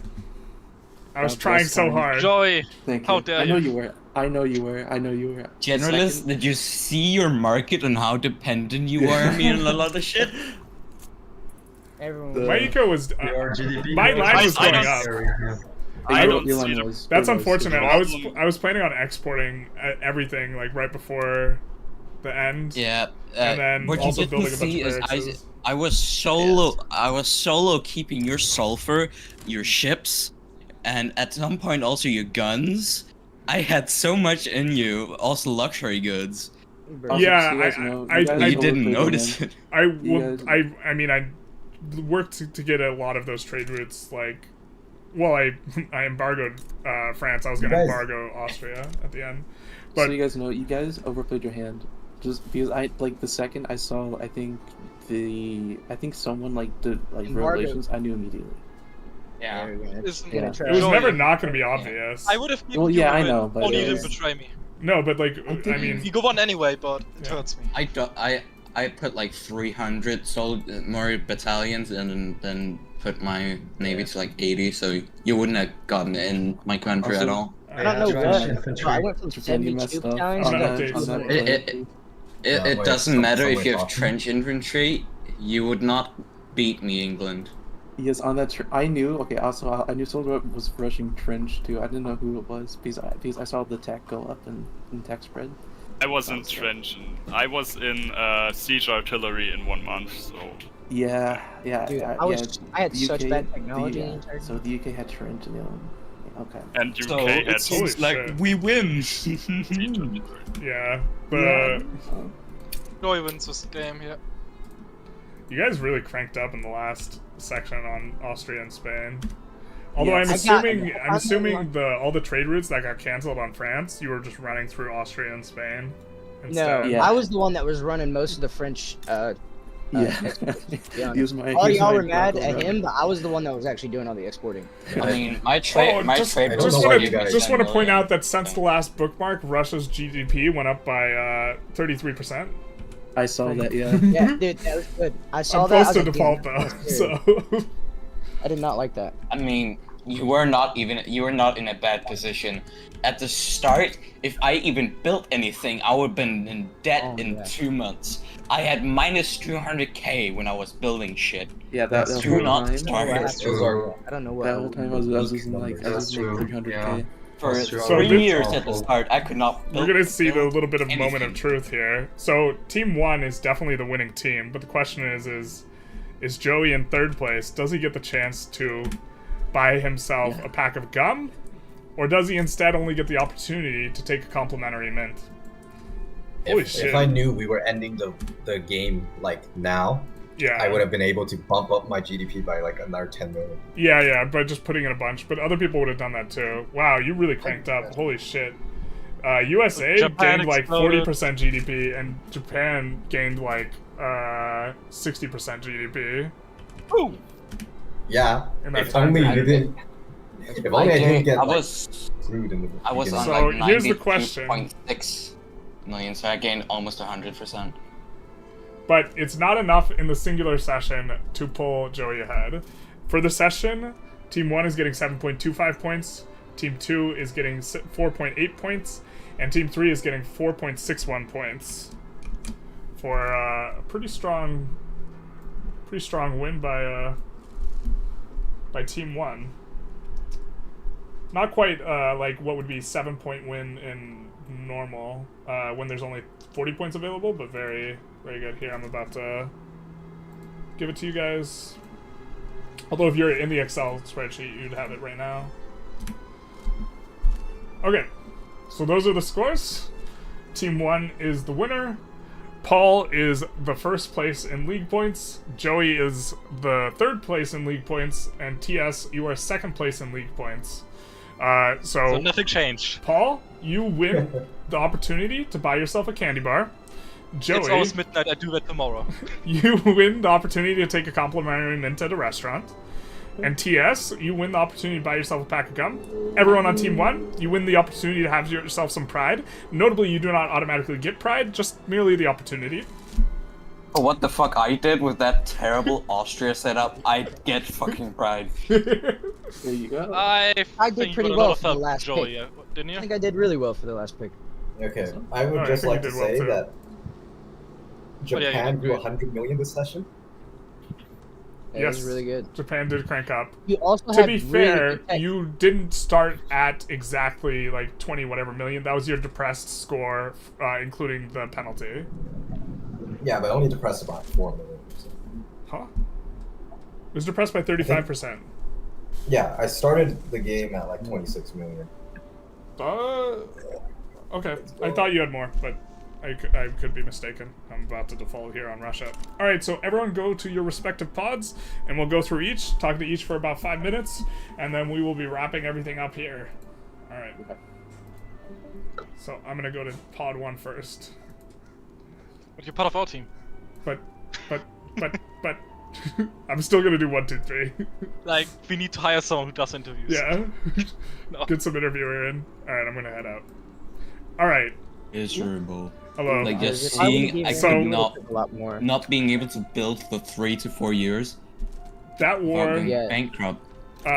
So, what did you guys think of the session? I'm actually gonna swap to France and see what would have happened to your GDP if Occitania and Brittany were released. Before you do, check out all my generals. Look at their trades. Look, I've been farming them. To be honest, I am not like I don't sweat mill as much, but these do look good. Yeah, I don't either. This is literally the first game where I actually really cared. Yeah. Oh my god.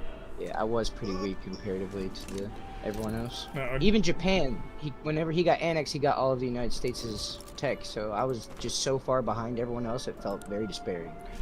Well, yeah, Japan really TS normally plays really well. Oh, he did and, well. He did well. He popped off kind of this session. Okay, so the The GDP last of France goes down to 140 million after releasing all those. Releasing if the war got enforced, which is roughly half your GDP. Yeah. And also the rest of the economy like collapses and stuff too. Yeah. That's, in theory, you would have been a little bit better. So,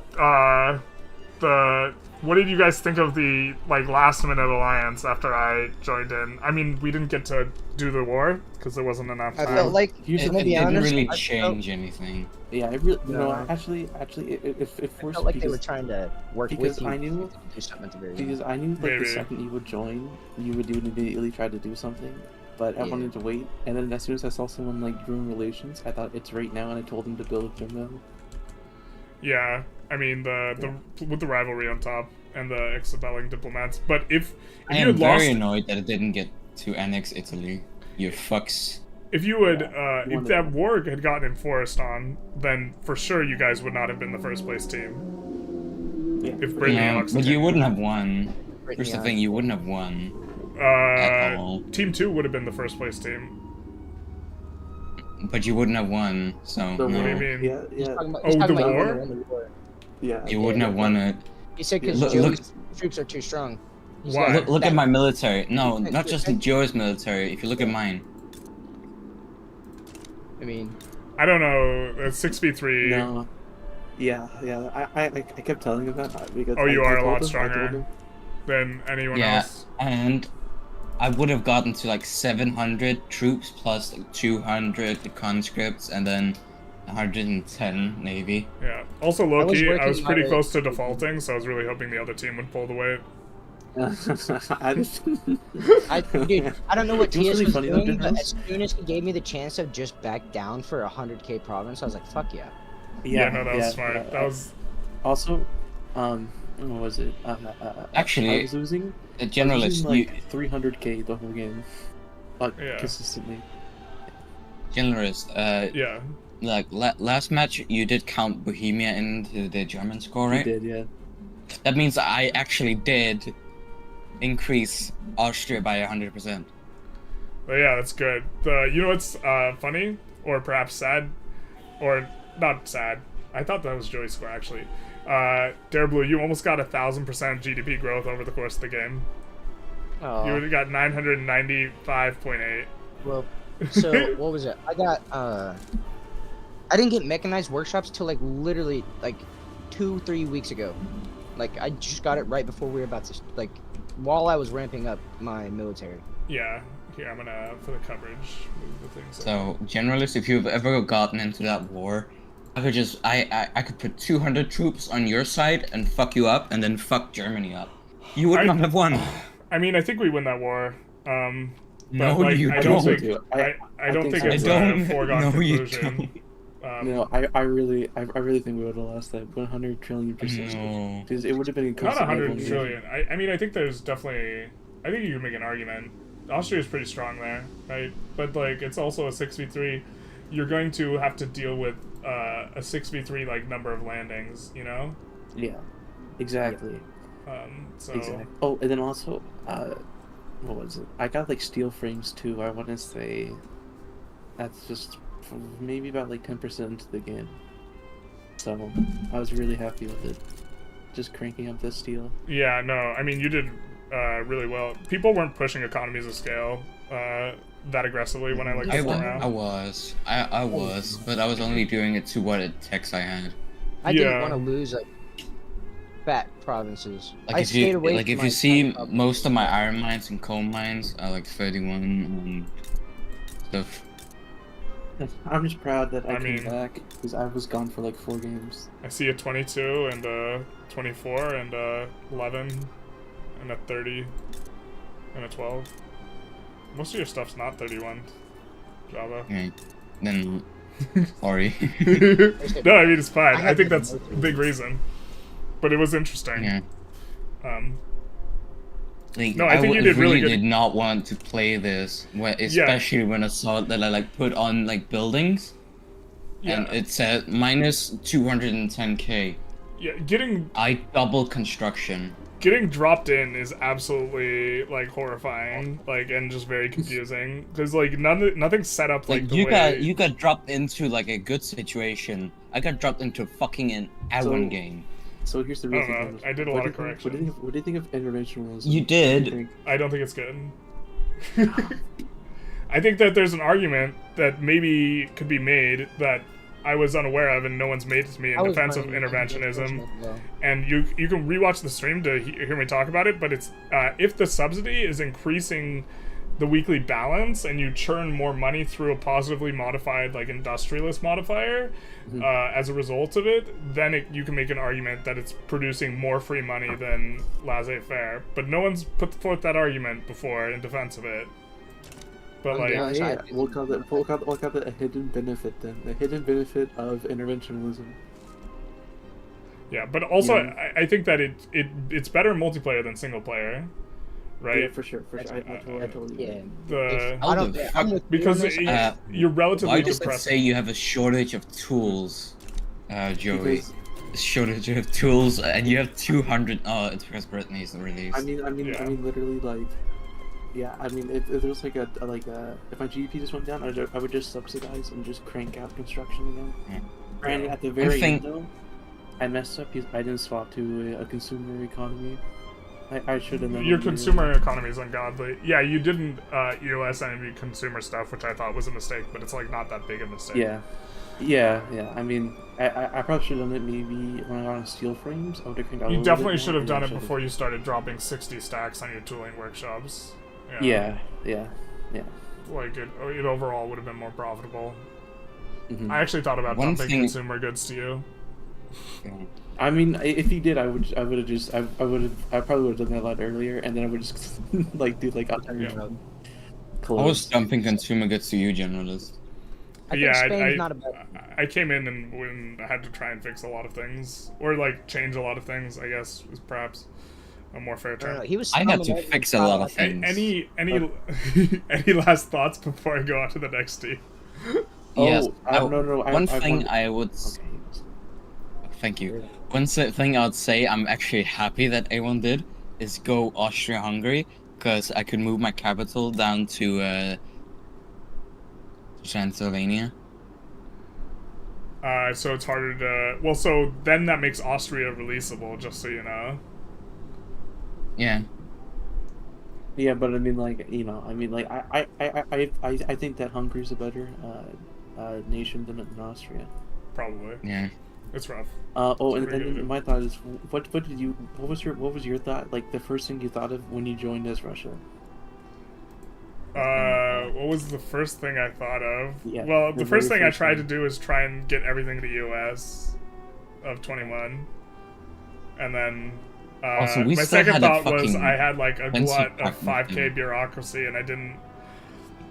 Mechanically, there's not that good a way to delete down bureaucracy.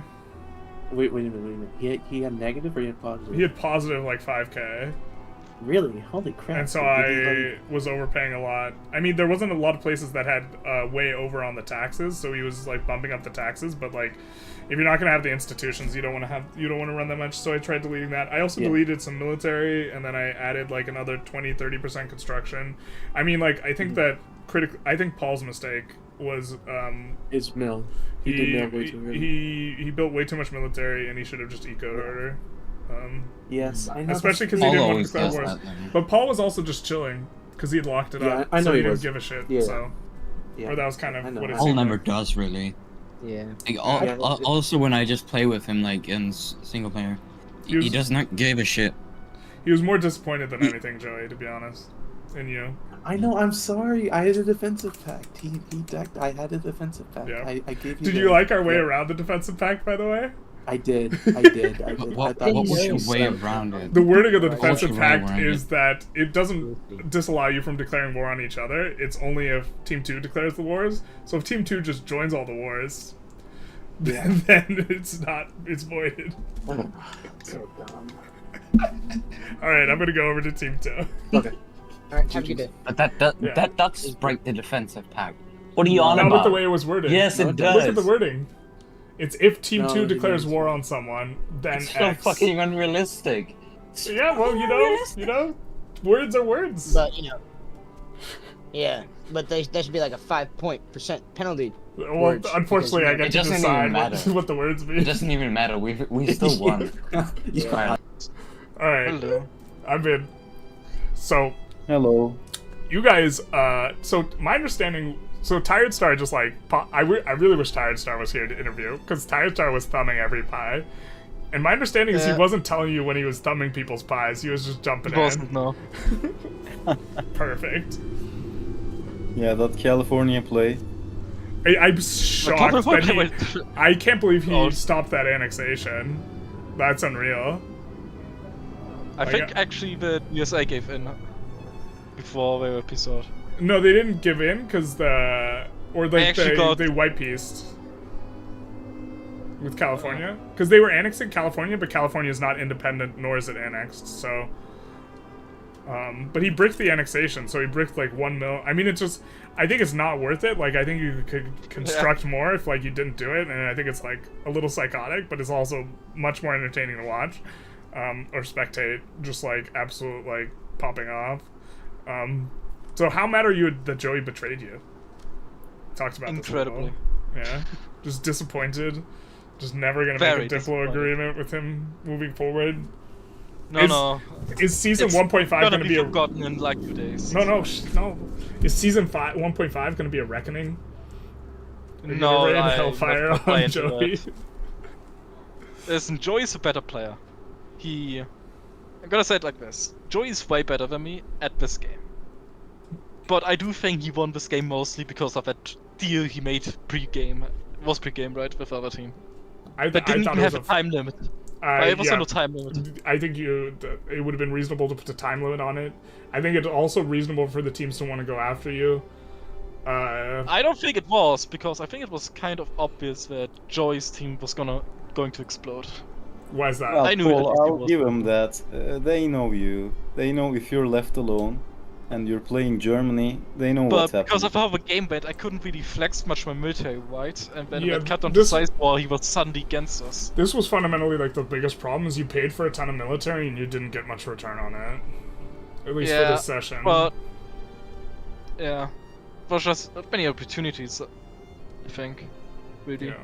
But like, believe me, if we had one that cut down to size, oh yeah, there would have been a cascading effect. Like Japan, we had a truce with everyone except Japan, and I checked, no one had an interest in Japan really. Yeah. Except I think Britain and US, but as long as France wasn't there, it was fine. Really. Yeah. I would have pretty much, not gonna lie, I would have probably annexed all of Japan. So they were left with Korea pretty much. Yeah, which not terrible, not ideal. 3.6 Yeah, Franken. this all stems back to week 1 when we Because had a war back goal then on they had Conquer like Brittany. back then they had like I think 70 million. Like I think Japan was at like 60-70 million at that point. Yeah. So it was just 70 million for us and 30 million out of team 1, team 2, and team 3. Sorry, fucking hell. Got them all wrong. And then I would have been fine with giving Joey a win, like. Yeah. I was fine with giving Joey a win. No, I do think But he it was of my terms. I not think on his teammates were not as fond of the Team 2, Team 1 alliance as Oh yeah. he was. I do know that. That's also something I noticed. The other two teams, they weren't really coordinated much. They kept doing like stuff without telling the others. Yeah, well, I mean, we declared war on Team 1 there without, but we didn't get to enforce. Yeah, if we enforce, then Team 2 wins it, like pretty handedly. But Team 3 also gets a lot more points. I think so. that deal pretty much ensure Joey's victory. Yeah, it's pretty much just that deal. It's not. Yeah. So Tim couldn't. That catch deal up. and Joey's skill, but that Joey's skill could have been bricked by not having that deal. Yeah. So it is. Yeah, but he didn't win by a big enough margin to supplant TS. So TS got second still. Yeah. Because he only won by 2.5-ish points over him, and he needed quite a bit more. But I prefer the scoring system too, I think. Oh yeah, it's great. I mean, I think me and Joyce team made pretty much around the same amount of points. Yeah. Overall, yeah. This session, Almost. he got 7.25, and the Team 2 got 4.8. And total, I mean. Yeah. Pretty Also, I close. didn't get to force on Afghanistan and Kalat. Terrible. But I was talking with Joe, I was being honest with him, And he betrayed you? I told him straight up before the game started. Listen, this is our game plan. We are going to connect the Russian market with EIC. And we are going to take, like, a tiny chunk out of Xing. Yep. That's all I said. And then he just betrayed you. That's all we're gonna take. That's what I told him. And I told him, I'm not going to go to war with you guys. And I'm gonna let you guys win if you want. And then he strikes that deal. Like, he should have known. He should have trusted me, you know? Betrayal. After last game. At least put time, at least put time limit on it. If he's gonna fuck you, he has to take you out to dinner first. No, he was giving it his all in that cut down to size. He was naval invading me and all that stuff. He could have just not done that and. Yeah, you could just join and then this is something that's hard to just He could have just joined and sent in like a bunch of troops on defense on the border. Like, what he did actually. He was just defending the border, and I was defending the border because there was no point in killing each other there. I think. Yeah. Yeah, could have done that. But then he could have just stayed like that, and I think if Joey just defended his border, and only his border, he wouldn't have broken the agreement, and we would have won the cut-down to size. Yep, he could have done that if he wanted, if he had preferred. But instead he chose blood. I'm going to move on to the next team. Thank you guys so much for playing. It was a lot of fun, especially getting to go do 2 sessions. It was pretty stable, so... this patch seems pretty stable. Maybe we'll play more on 1.3.6 instead of 1.4. I guess we'll see. I think 1.4 should be fine. Okay. Just don't at 1.5. No, we're not doing that. Alright, I'm gonna jump on to the next team. Did in one round. Yeah. I think we did alright. Hey guys. So, what did you guys think of the unfolding of events in this session? It was kind of just the defensive pact was like we are the biggest victims feature of this entire game. Well, how are you guys the victims? From session 1? Yes, from session 1 and session 2. I have a strong advocate for your generalist point, although it means nothing and it's just something. But I want to shout out. That's going to the second Russia player, actually. Player who took over. You yourself. Yeah, okay. But Tired Star was the military victor of this game and dominated every single battle he was in for quite some time. He's really entertaining to watch play. True. Yeah. Although he was a thorn, but he has one small mistake he did was trying to defend the Californian dominion of mine, because that just gave away that broke the war reps he had on me, so I just gained like 80k. Yeah, that's a bit of a... But like you also could have aggressively joined. Also, Germany joining like the Qing war was a mistake. Probably. Because they lost the... Or wait, was it Germany joining? No, UK joining was a mistake, because you were collecting war reps from 2 people, and then you lost the collection. Yeah. I didn't even realize I had war reps. Yeah, because they said it cut down when to size. And then you couldn't leave because they wanted Guangdong or whatever. Or I guess you could have still left. Yeah, but we got around that one. We got around that one. Yeah, I saw that. But you could have still left I suppose. If the war reps are worth more than Guangdong? It is, probably. Yeah. If you know how to play, then yeah. Yeah, the problem is they might have a future opportunity to break the war reps. They can just join every war you declare to, so... Well, Tired Star's playstyle it's a very aggressive. It is extremely aggressive. Easily he was the world police as Russia, and you gotta... I mean, it's very credit. You're very aggressive as well, but you're not as aggressive as Tired Star. I will say I only took Korea in this game. I only took Korea in this game. As Japan? Yeah. Yeah. Well, as Japan, yeah. You also took Shandong, or Guangdong. There we go. Oh, shoot, you're right, but that was... It was me, but I gave it to Japan because of the war exchange. Just to reset all that GDP growth was not from conquest, alright? So... No, yeah, you started turning up as soon as your turmoil started turning down. Yeah. It's kind of, I was still building through the turmoil. Oh, actually, you still had a shitload of turmoil. Like Did you just have a ton of radicalism, too? Yeah. Yeah, I had 30 million, I think, when I ended 24 million in my game at some point. I thought you did really good. I think Tired Star also kind of exposed why this like Japan catch and release is maybe not so good. I think it needs a lot more refining on the strategy. It was maybe a bit risky for the finals. That was my intervention here at TS. I'm sorry, it was a bit risky, but yeah, it's your shot to call. You're the team leader. You did good. It could have worked if I just didn't. It could have worked. Also, you could have opened it better too. With the slightly. USA. Well, that's debatable because if I opened it like the way you said, I wouldn't have any tax income, and my teams will have to just subsidize me for like 3 years. But Yeah, it's debatable. I don't know. It's Oh, not yeah, a I big see what issue, I think.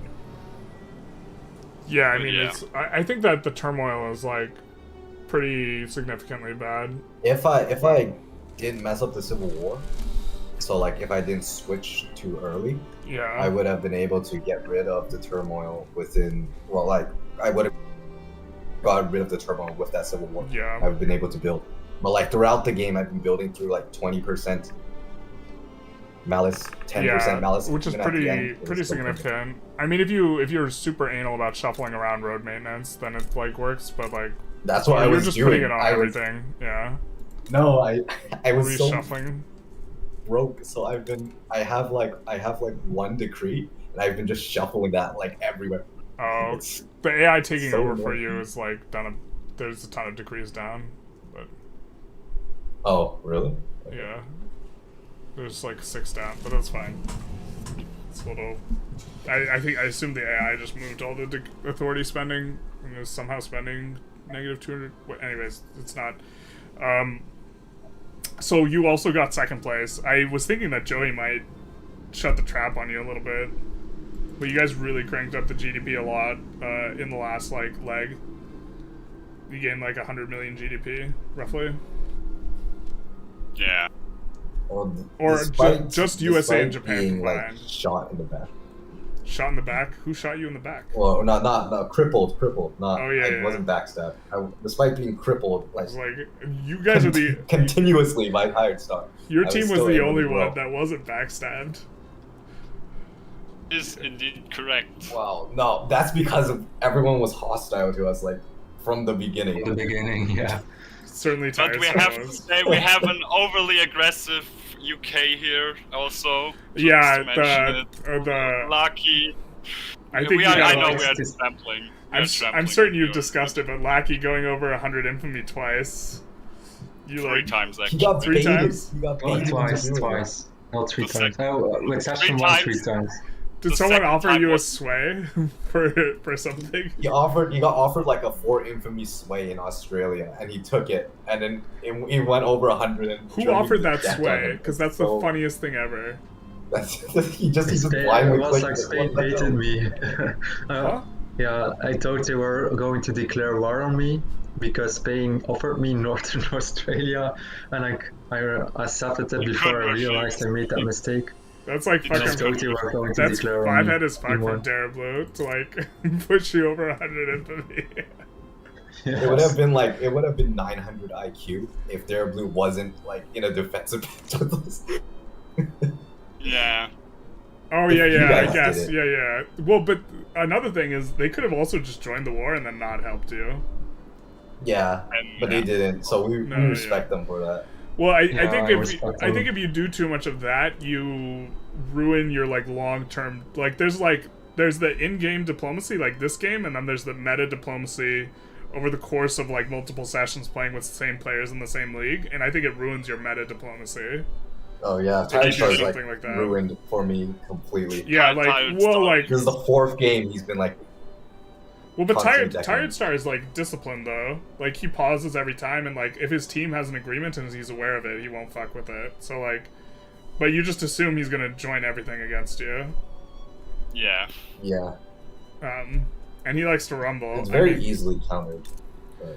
Well, I yeah, do it's think, just I think it's Russia's- just not worth doing because you tank your GDP growth potential by having like a bunch of like mobilization and casualties that are not giving you GDP.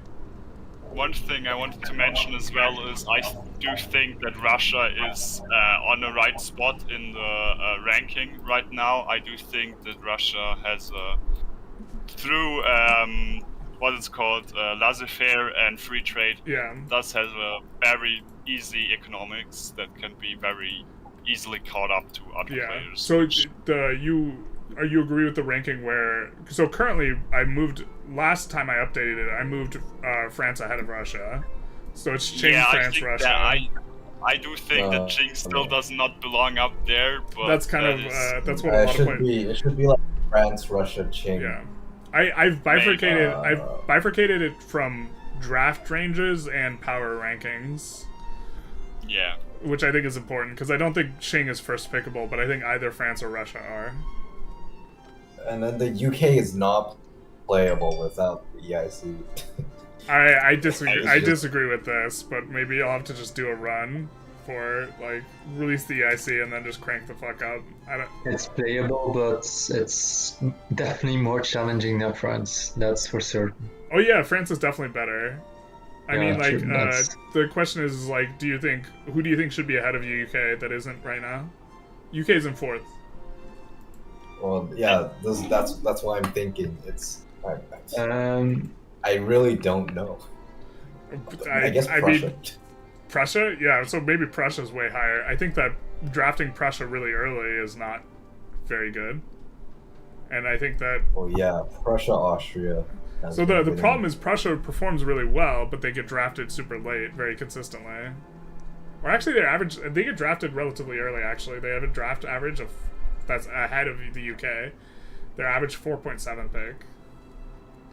Prussia has more potential for growth than UK as well.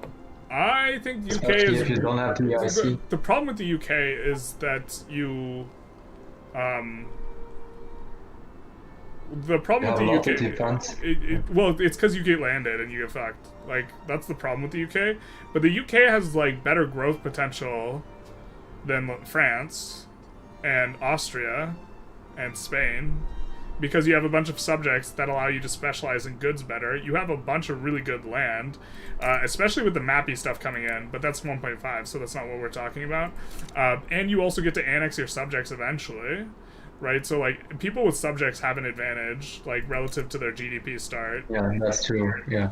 And so, like... I lost them quite early in this session 1, but yeah, that's true. That's why I didn't take that into consideration, but I forgot about that, but that's true. Yeah, so, I mean, like, I don't know. I'll have to take a look at that, because people want them to start off at a lower GDP when they have to release EIC, and I'm just like... There's no way it's appropriate for them to have the same starting, you know... So, I think overall... and I don't mean this offensively, I think Paul probably played better than Lackey overall. Lackey's GDP right now is 123 million. Paul's is under 100 million. They have similar starting GDPs if you started at the GDP when UK releases EIC. Yeah, you were right. Yeah, true. Or USA has, like, basically the starting GDP of UK post EIC release, and USA like conquered basically all of the Americas that's like valuable and has 146 million GDP, and then UK has 123. You're talking about Tim, not Paul. Right? No, yeah, I switched to talking about Tim because Prussia starts with 12 million GDP, and USA starts with 18 million. So it's, USA is perhaps a better comparison. But you have to remember that the US is also, well, I'm in the US market, and he has all the Japanese demand. And I've been, well, people have been like clowning on France right, for, like, sure, having but export market. My point is that he annexed Brazil, Peru, Bolivia, you know, New Granada, Mexico, and didn't lose the advantage of having a whole bunch of subjects as well, and like. UK lost the advantage of having a bunch of subjects and didn't have anything near that level of annexation spree, and they have similar GDPs at the end here. Oh, is my point? Yeah, like UK has 123 million to 146 on USA. I don't know if UK might deserve a higher pick, although I think maybe it's because of me the win rate is so low. Maybe USA's people are. It has a trash, or I don't remember who all has played the USA, but I played it 2 times, I think, and I don't know how. It's consistently, it's gotten first place once, second place once, and third place 4 times. The first place was kind of. I think one of the problems is you can't interfere, you can't help allies that much because it requires a lot of convoys, and also you have to be really, like, you have to build a ton of ports and ammo. Which wasn't too bad, to be honest. It felt quite natural. Yeah. Now, like after some experience, I think I improved on my US. That's what I can say.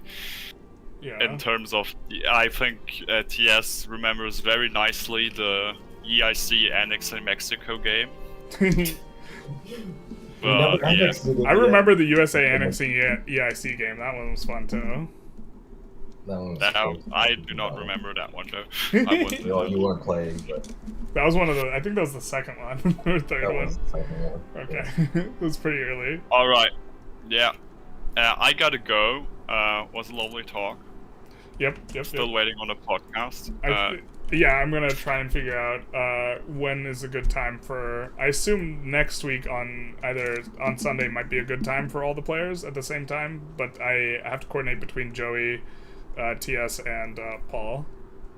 I have a wish for me that I once have a team that does not want to do ridiculous shenanigans and play solid or like normal meta shit, but I do enjoy quite playing with TS.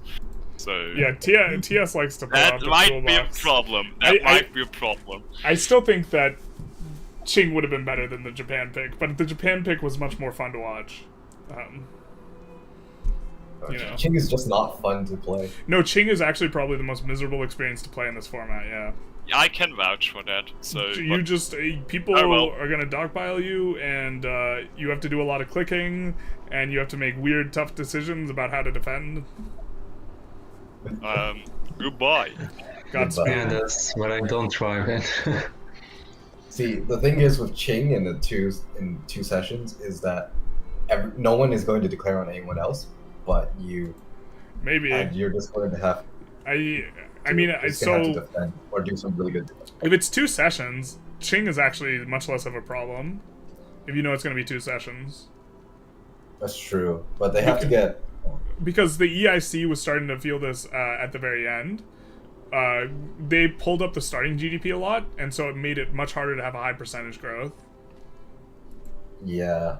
And so while I think that, you know, it's not as big a deal on one session, as the sessions go longer, having a higher starting GDP is a bit of a problem. And so I think what I might do is I might actually have it be a starting GDP on each session instead of the absolute start GDP moving forward. Because the EIC got I think it should still be the starting GDP at the beginning, because maybe I think it's a discussion. It's something I have to reflect on. Another thing I have to reflect on is the joining rules, because I think that if someone joins at 70%, you have to be able to have an opportunity to put war goals on them, and so I might have to do something where if you join at 70% escalation, you get to put war goals on them, and then you also have to be able to counter war goals, someone's war goals. But I don't want to let people add war goals at the very last second, so and I also don't want to let people pause for 3 minutes, so I don't know how to handle that. That's like kind of a tough one. I just want to say my Japan could have reached 200 million. It could have. If I didn't get bricked in the beginning. Tired Star was upset when you left the war and rejoined. He thought you were trying to break his fronts with you. Good. Which is like super. You know what? He's been mentally dominating me last session. He's been crushing your mental. Yeah. I'm glad I at least got like that punch in against him. Yeah. There. It was very. He is very entertaining to watch. Playing in a game with him is less comfortable, though. It's so miserable to play. Challenging. Against it. Yeah. So miserable. He's a good military player, or good with military and Victoria. He's really good with it. He also something. A lot of you guys got crushed on the landings because he didn't leave any troops behind in strategic regions. Every single war, he left troops behind in each strategic region, so he couldn't get landed and pushed fast. Oh no, he wasn't able to land in Japan during the Korea War because I did that, but Malaki's a bit new, so. Yeah, well, I'm saying a lot of people. Lockie, you were playing the UK, right? Yes. Yeah, so that's why when you got landed, you just got pushed instantly, and like 5 states got occupied. And if you left a troop behind, that wouldn't have happened. They would have just taken the initial landing, and then they have to push into your front. Or it would have been a ton of fronts because he was landing with a bunch of stuff.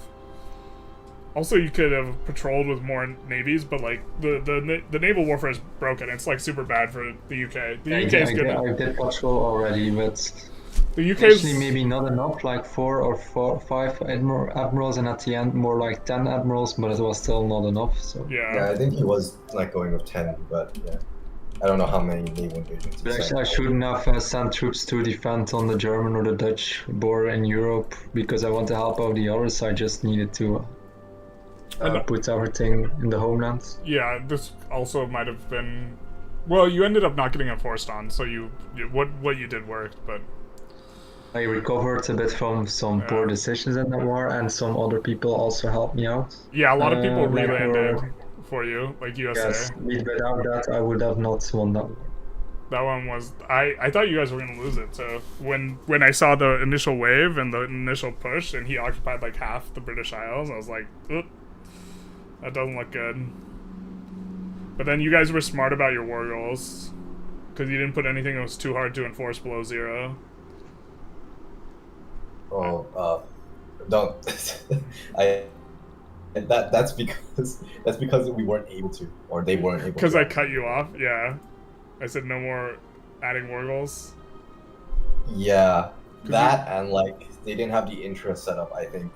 Oh yeah, you gotta. And they weren't able to. I think I had the interest, but I'm not sure. But I indeed know that usually you have to just do war reps or humiliate or something like that. Humiliate would also not have been possible because I was being declared on. Or I don't think I had a rivalry with Germany. You would have not won if you did that. Yeah. You guys put war goals that did not require occupying Brandenburg. If you had to have occupied Brandenburg, you would have lost that war. Which is, like, stupid how the war mechanism works like that, but, like... yeah. Did you have an opinion on the military arms race between Germany and France? They both built up a huge military. Oh yeah, I was just watching there with like 60 troops. I was kind of unaware of it, of that military buildup. We did build up a little seeing that, but yeah. At the end, specifically not in the beginning. Yeah, specifically, Paul like built so much military, and I think that's why his eco like wasn't that like he didn't eco up that much after. His eco was so weak. But he was also not like he knew he had locked in first, so he didn't care as well. So. Well, yeah, people were clowning on France for having an export economy, but I was. Oh, export's great. Yeah, but I was the one that was actually destroying the French economy with my like wood and like iron exports, and the Russian economy too. That's why I got pissed at you. You know, my entire strategy the second session was getting a treaty port in Qing and then just exporting everything to them. But then you put them in your market. That wasn't me, but yeah. Oh, that was definitely good though. Well, I ended up exporting everything to you, so it wasn't. Tim tried to diplo that. I think he was like, "How about releasing Qing from your market?" I was like, I tried that too. Oh, that was you? Yeah, I was like, "How about take a walk?" That's it. Yeah, that's not the. Everyone has to pay attention to their markets. I think. A little bit more. Yeah, I think like. So I think the strategy, if someone's trying to do the dump like goods to your market thing, it's possible you don't want to even be on free trade in this type of environment, and you just tariff the shit out of them. You know, because it's hard to accumulate the advantages of free trade when everyone else is mirroring your trade style, and it's impossible if there's someone who's mirroring your trade style and they're on interventionism. Oh yeah. You know, where you're trying to push EOS by exporting manufacturing goods, because you can't export tools into Joey's market when he's on interventionism and he's subbing. Yeah. But I think that any final thoughts after this? I'm gonna go to org, conclude the stream, and then kind of go back to Team 1's chat for the people who want to hang out. But did you have any concluding thoughts? I believe Japan is viable. I think it's viable too, as a 9th pick after China's been taken. No, Japan over Qing. I hate Qing. I've never even played them, and I hate it. This is just like most of the strong players disagree with me on this. I just hate it. So there's a good chance I'm mistaken. But, yep, I'm gonna go, and then I'll be back in Team 1 if you guys wanted to keep chatting. Alright, see ya. Okay. Alright, so I think we're gonna conclude the stream here. This has been a very exciting kind of finals here. We do have Paul, who was the player as the German Empire as the overall league winner for patch 1.3. In second place for patch 1.3, we do have Japan, or the Japan player, TS Emporium. And then in third place was Joey, who was playing, or Joey's World Tour. He does have, I think he has a YouTube channel too. And he was on France, and he got third place. And so that was the overall. Congrats to everyone. Yep. Cantaloupe. I was going to come by and check in on you and see if you need sleep by now. Do you like spectating games more or playing them? I would like to play in such a thing, but no one's hosting 3v3s other than me. And so I also think that it's probably a better viewer experience, generally speaking, for people to watch me cast the game than to watch me play the game. I noticed a lot of my viewers dropped off when I had to sub in for Tired Star on Russia. So this is another thing. But we still got to the end, and, you know, I got to play a little bit. Some people got to see me play a little bit. It felt quite a bit, it didn't feel... how should I say? It felt, generally I just feel very confused when I'm dropped into someone else's country, and so it feels really hard to play well, but that's what it is. If you enjoyed, feel free to like, comment, subscribe, hit the notification bell. We will be trying to do something for 1.4, but I don't know if we'll have a full season. Maybe we'll just have challenges and different types of multiplayer formats. Maybe we'll do some sort of YouTube community post on that and see what we can get cooked up. Maybe something in Discord too. I'm gonna hit you guys with an ad, and then I will be on my way. For those of you who, of course, have ad blocker here, or have YouTube Prime or YouTube whatever, you of course still see me, but we'll be concluding the episode either way. Godspeed. Have a good one. If you've been sitting for this entire time, like, you should probably go out and take a walk. You know, good for your health, etc. Mostly etc. And have a good one.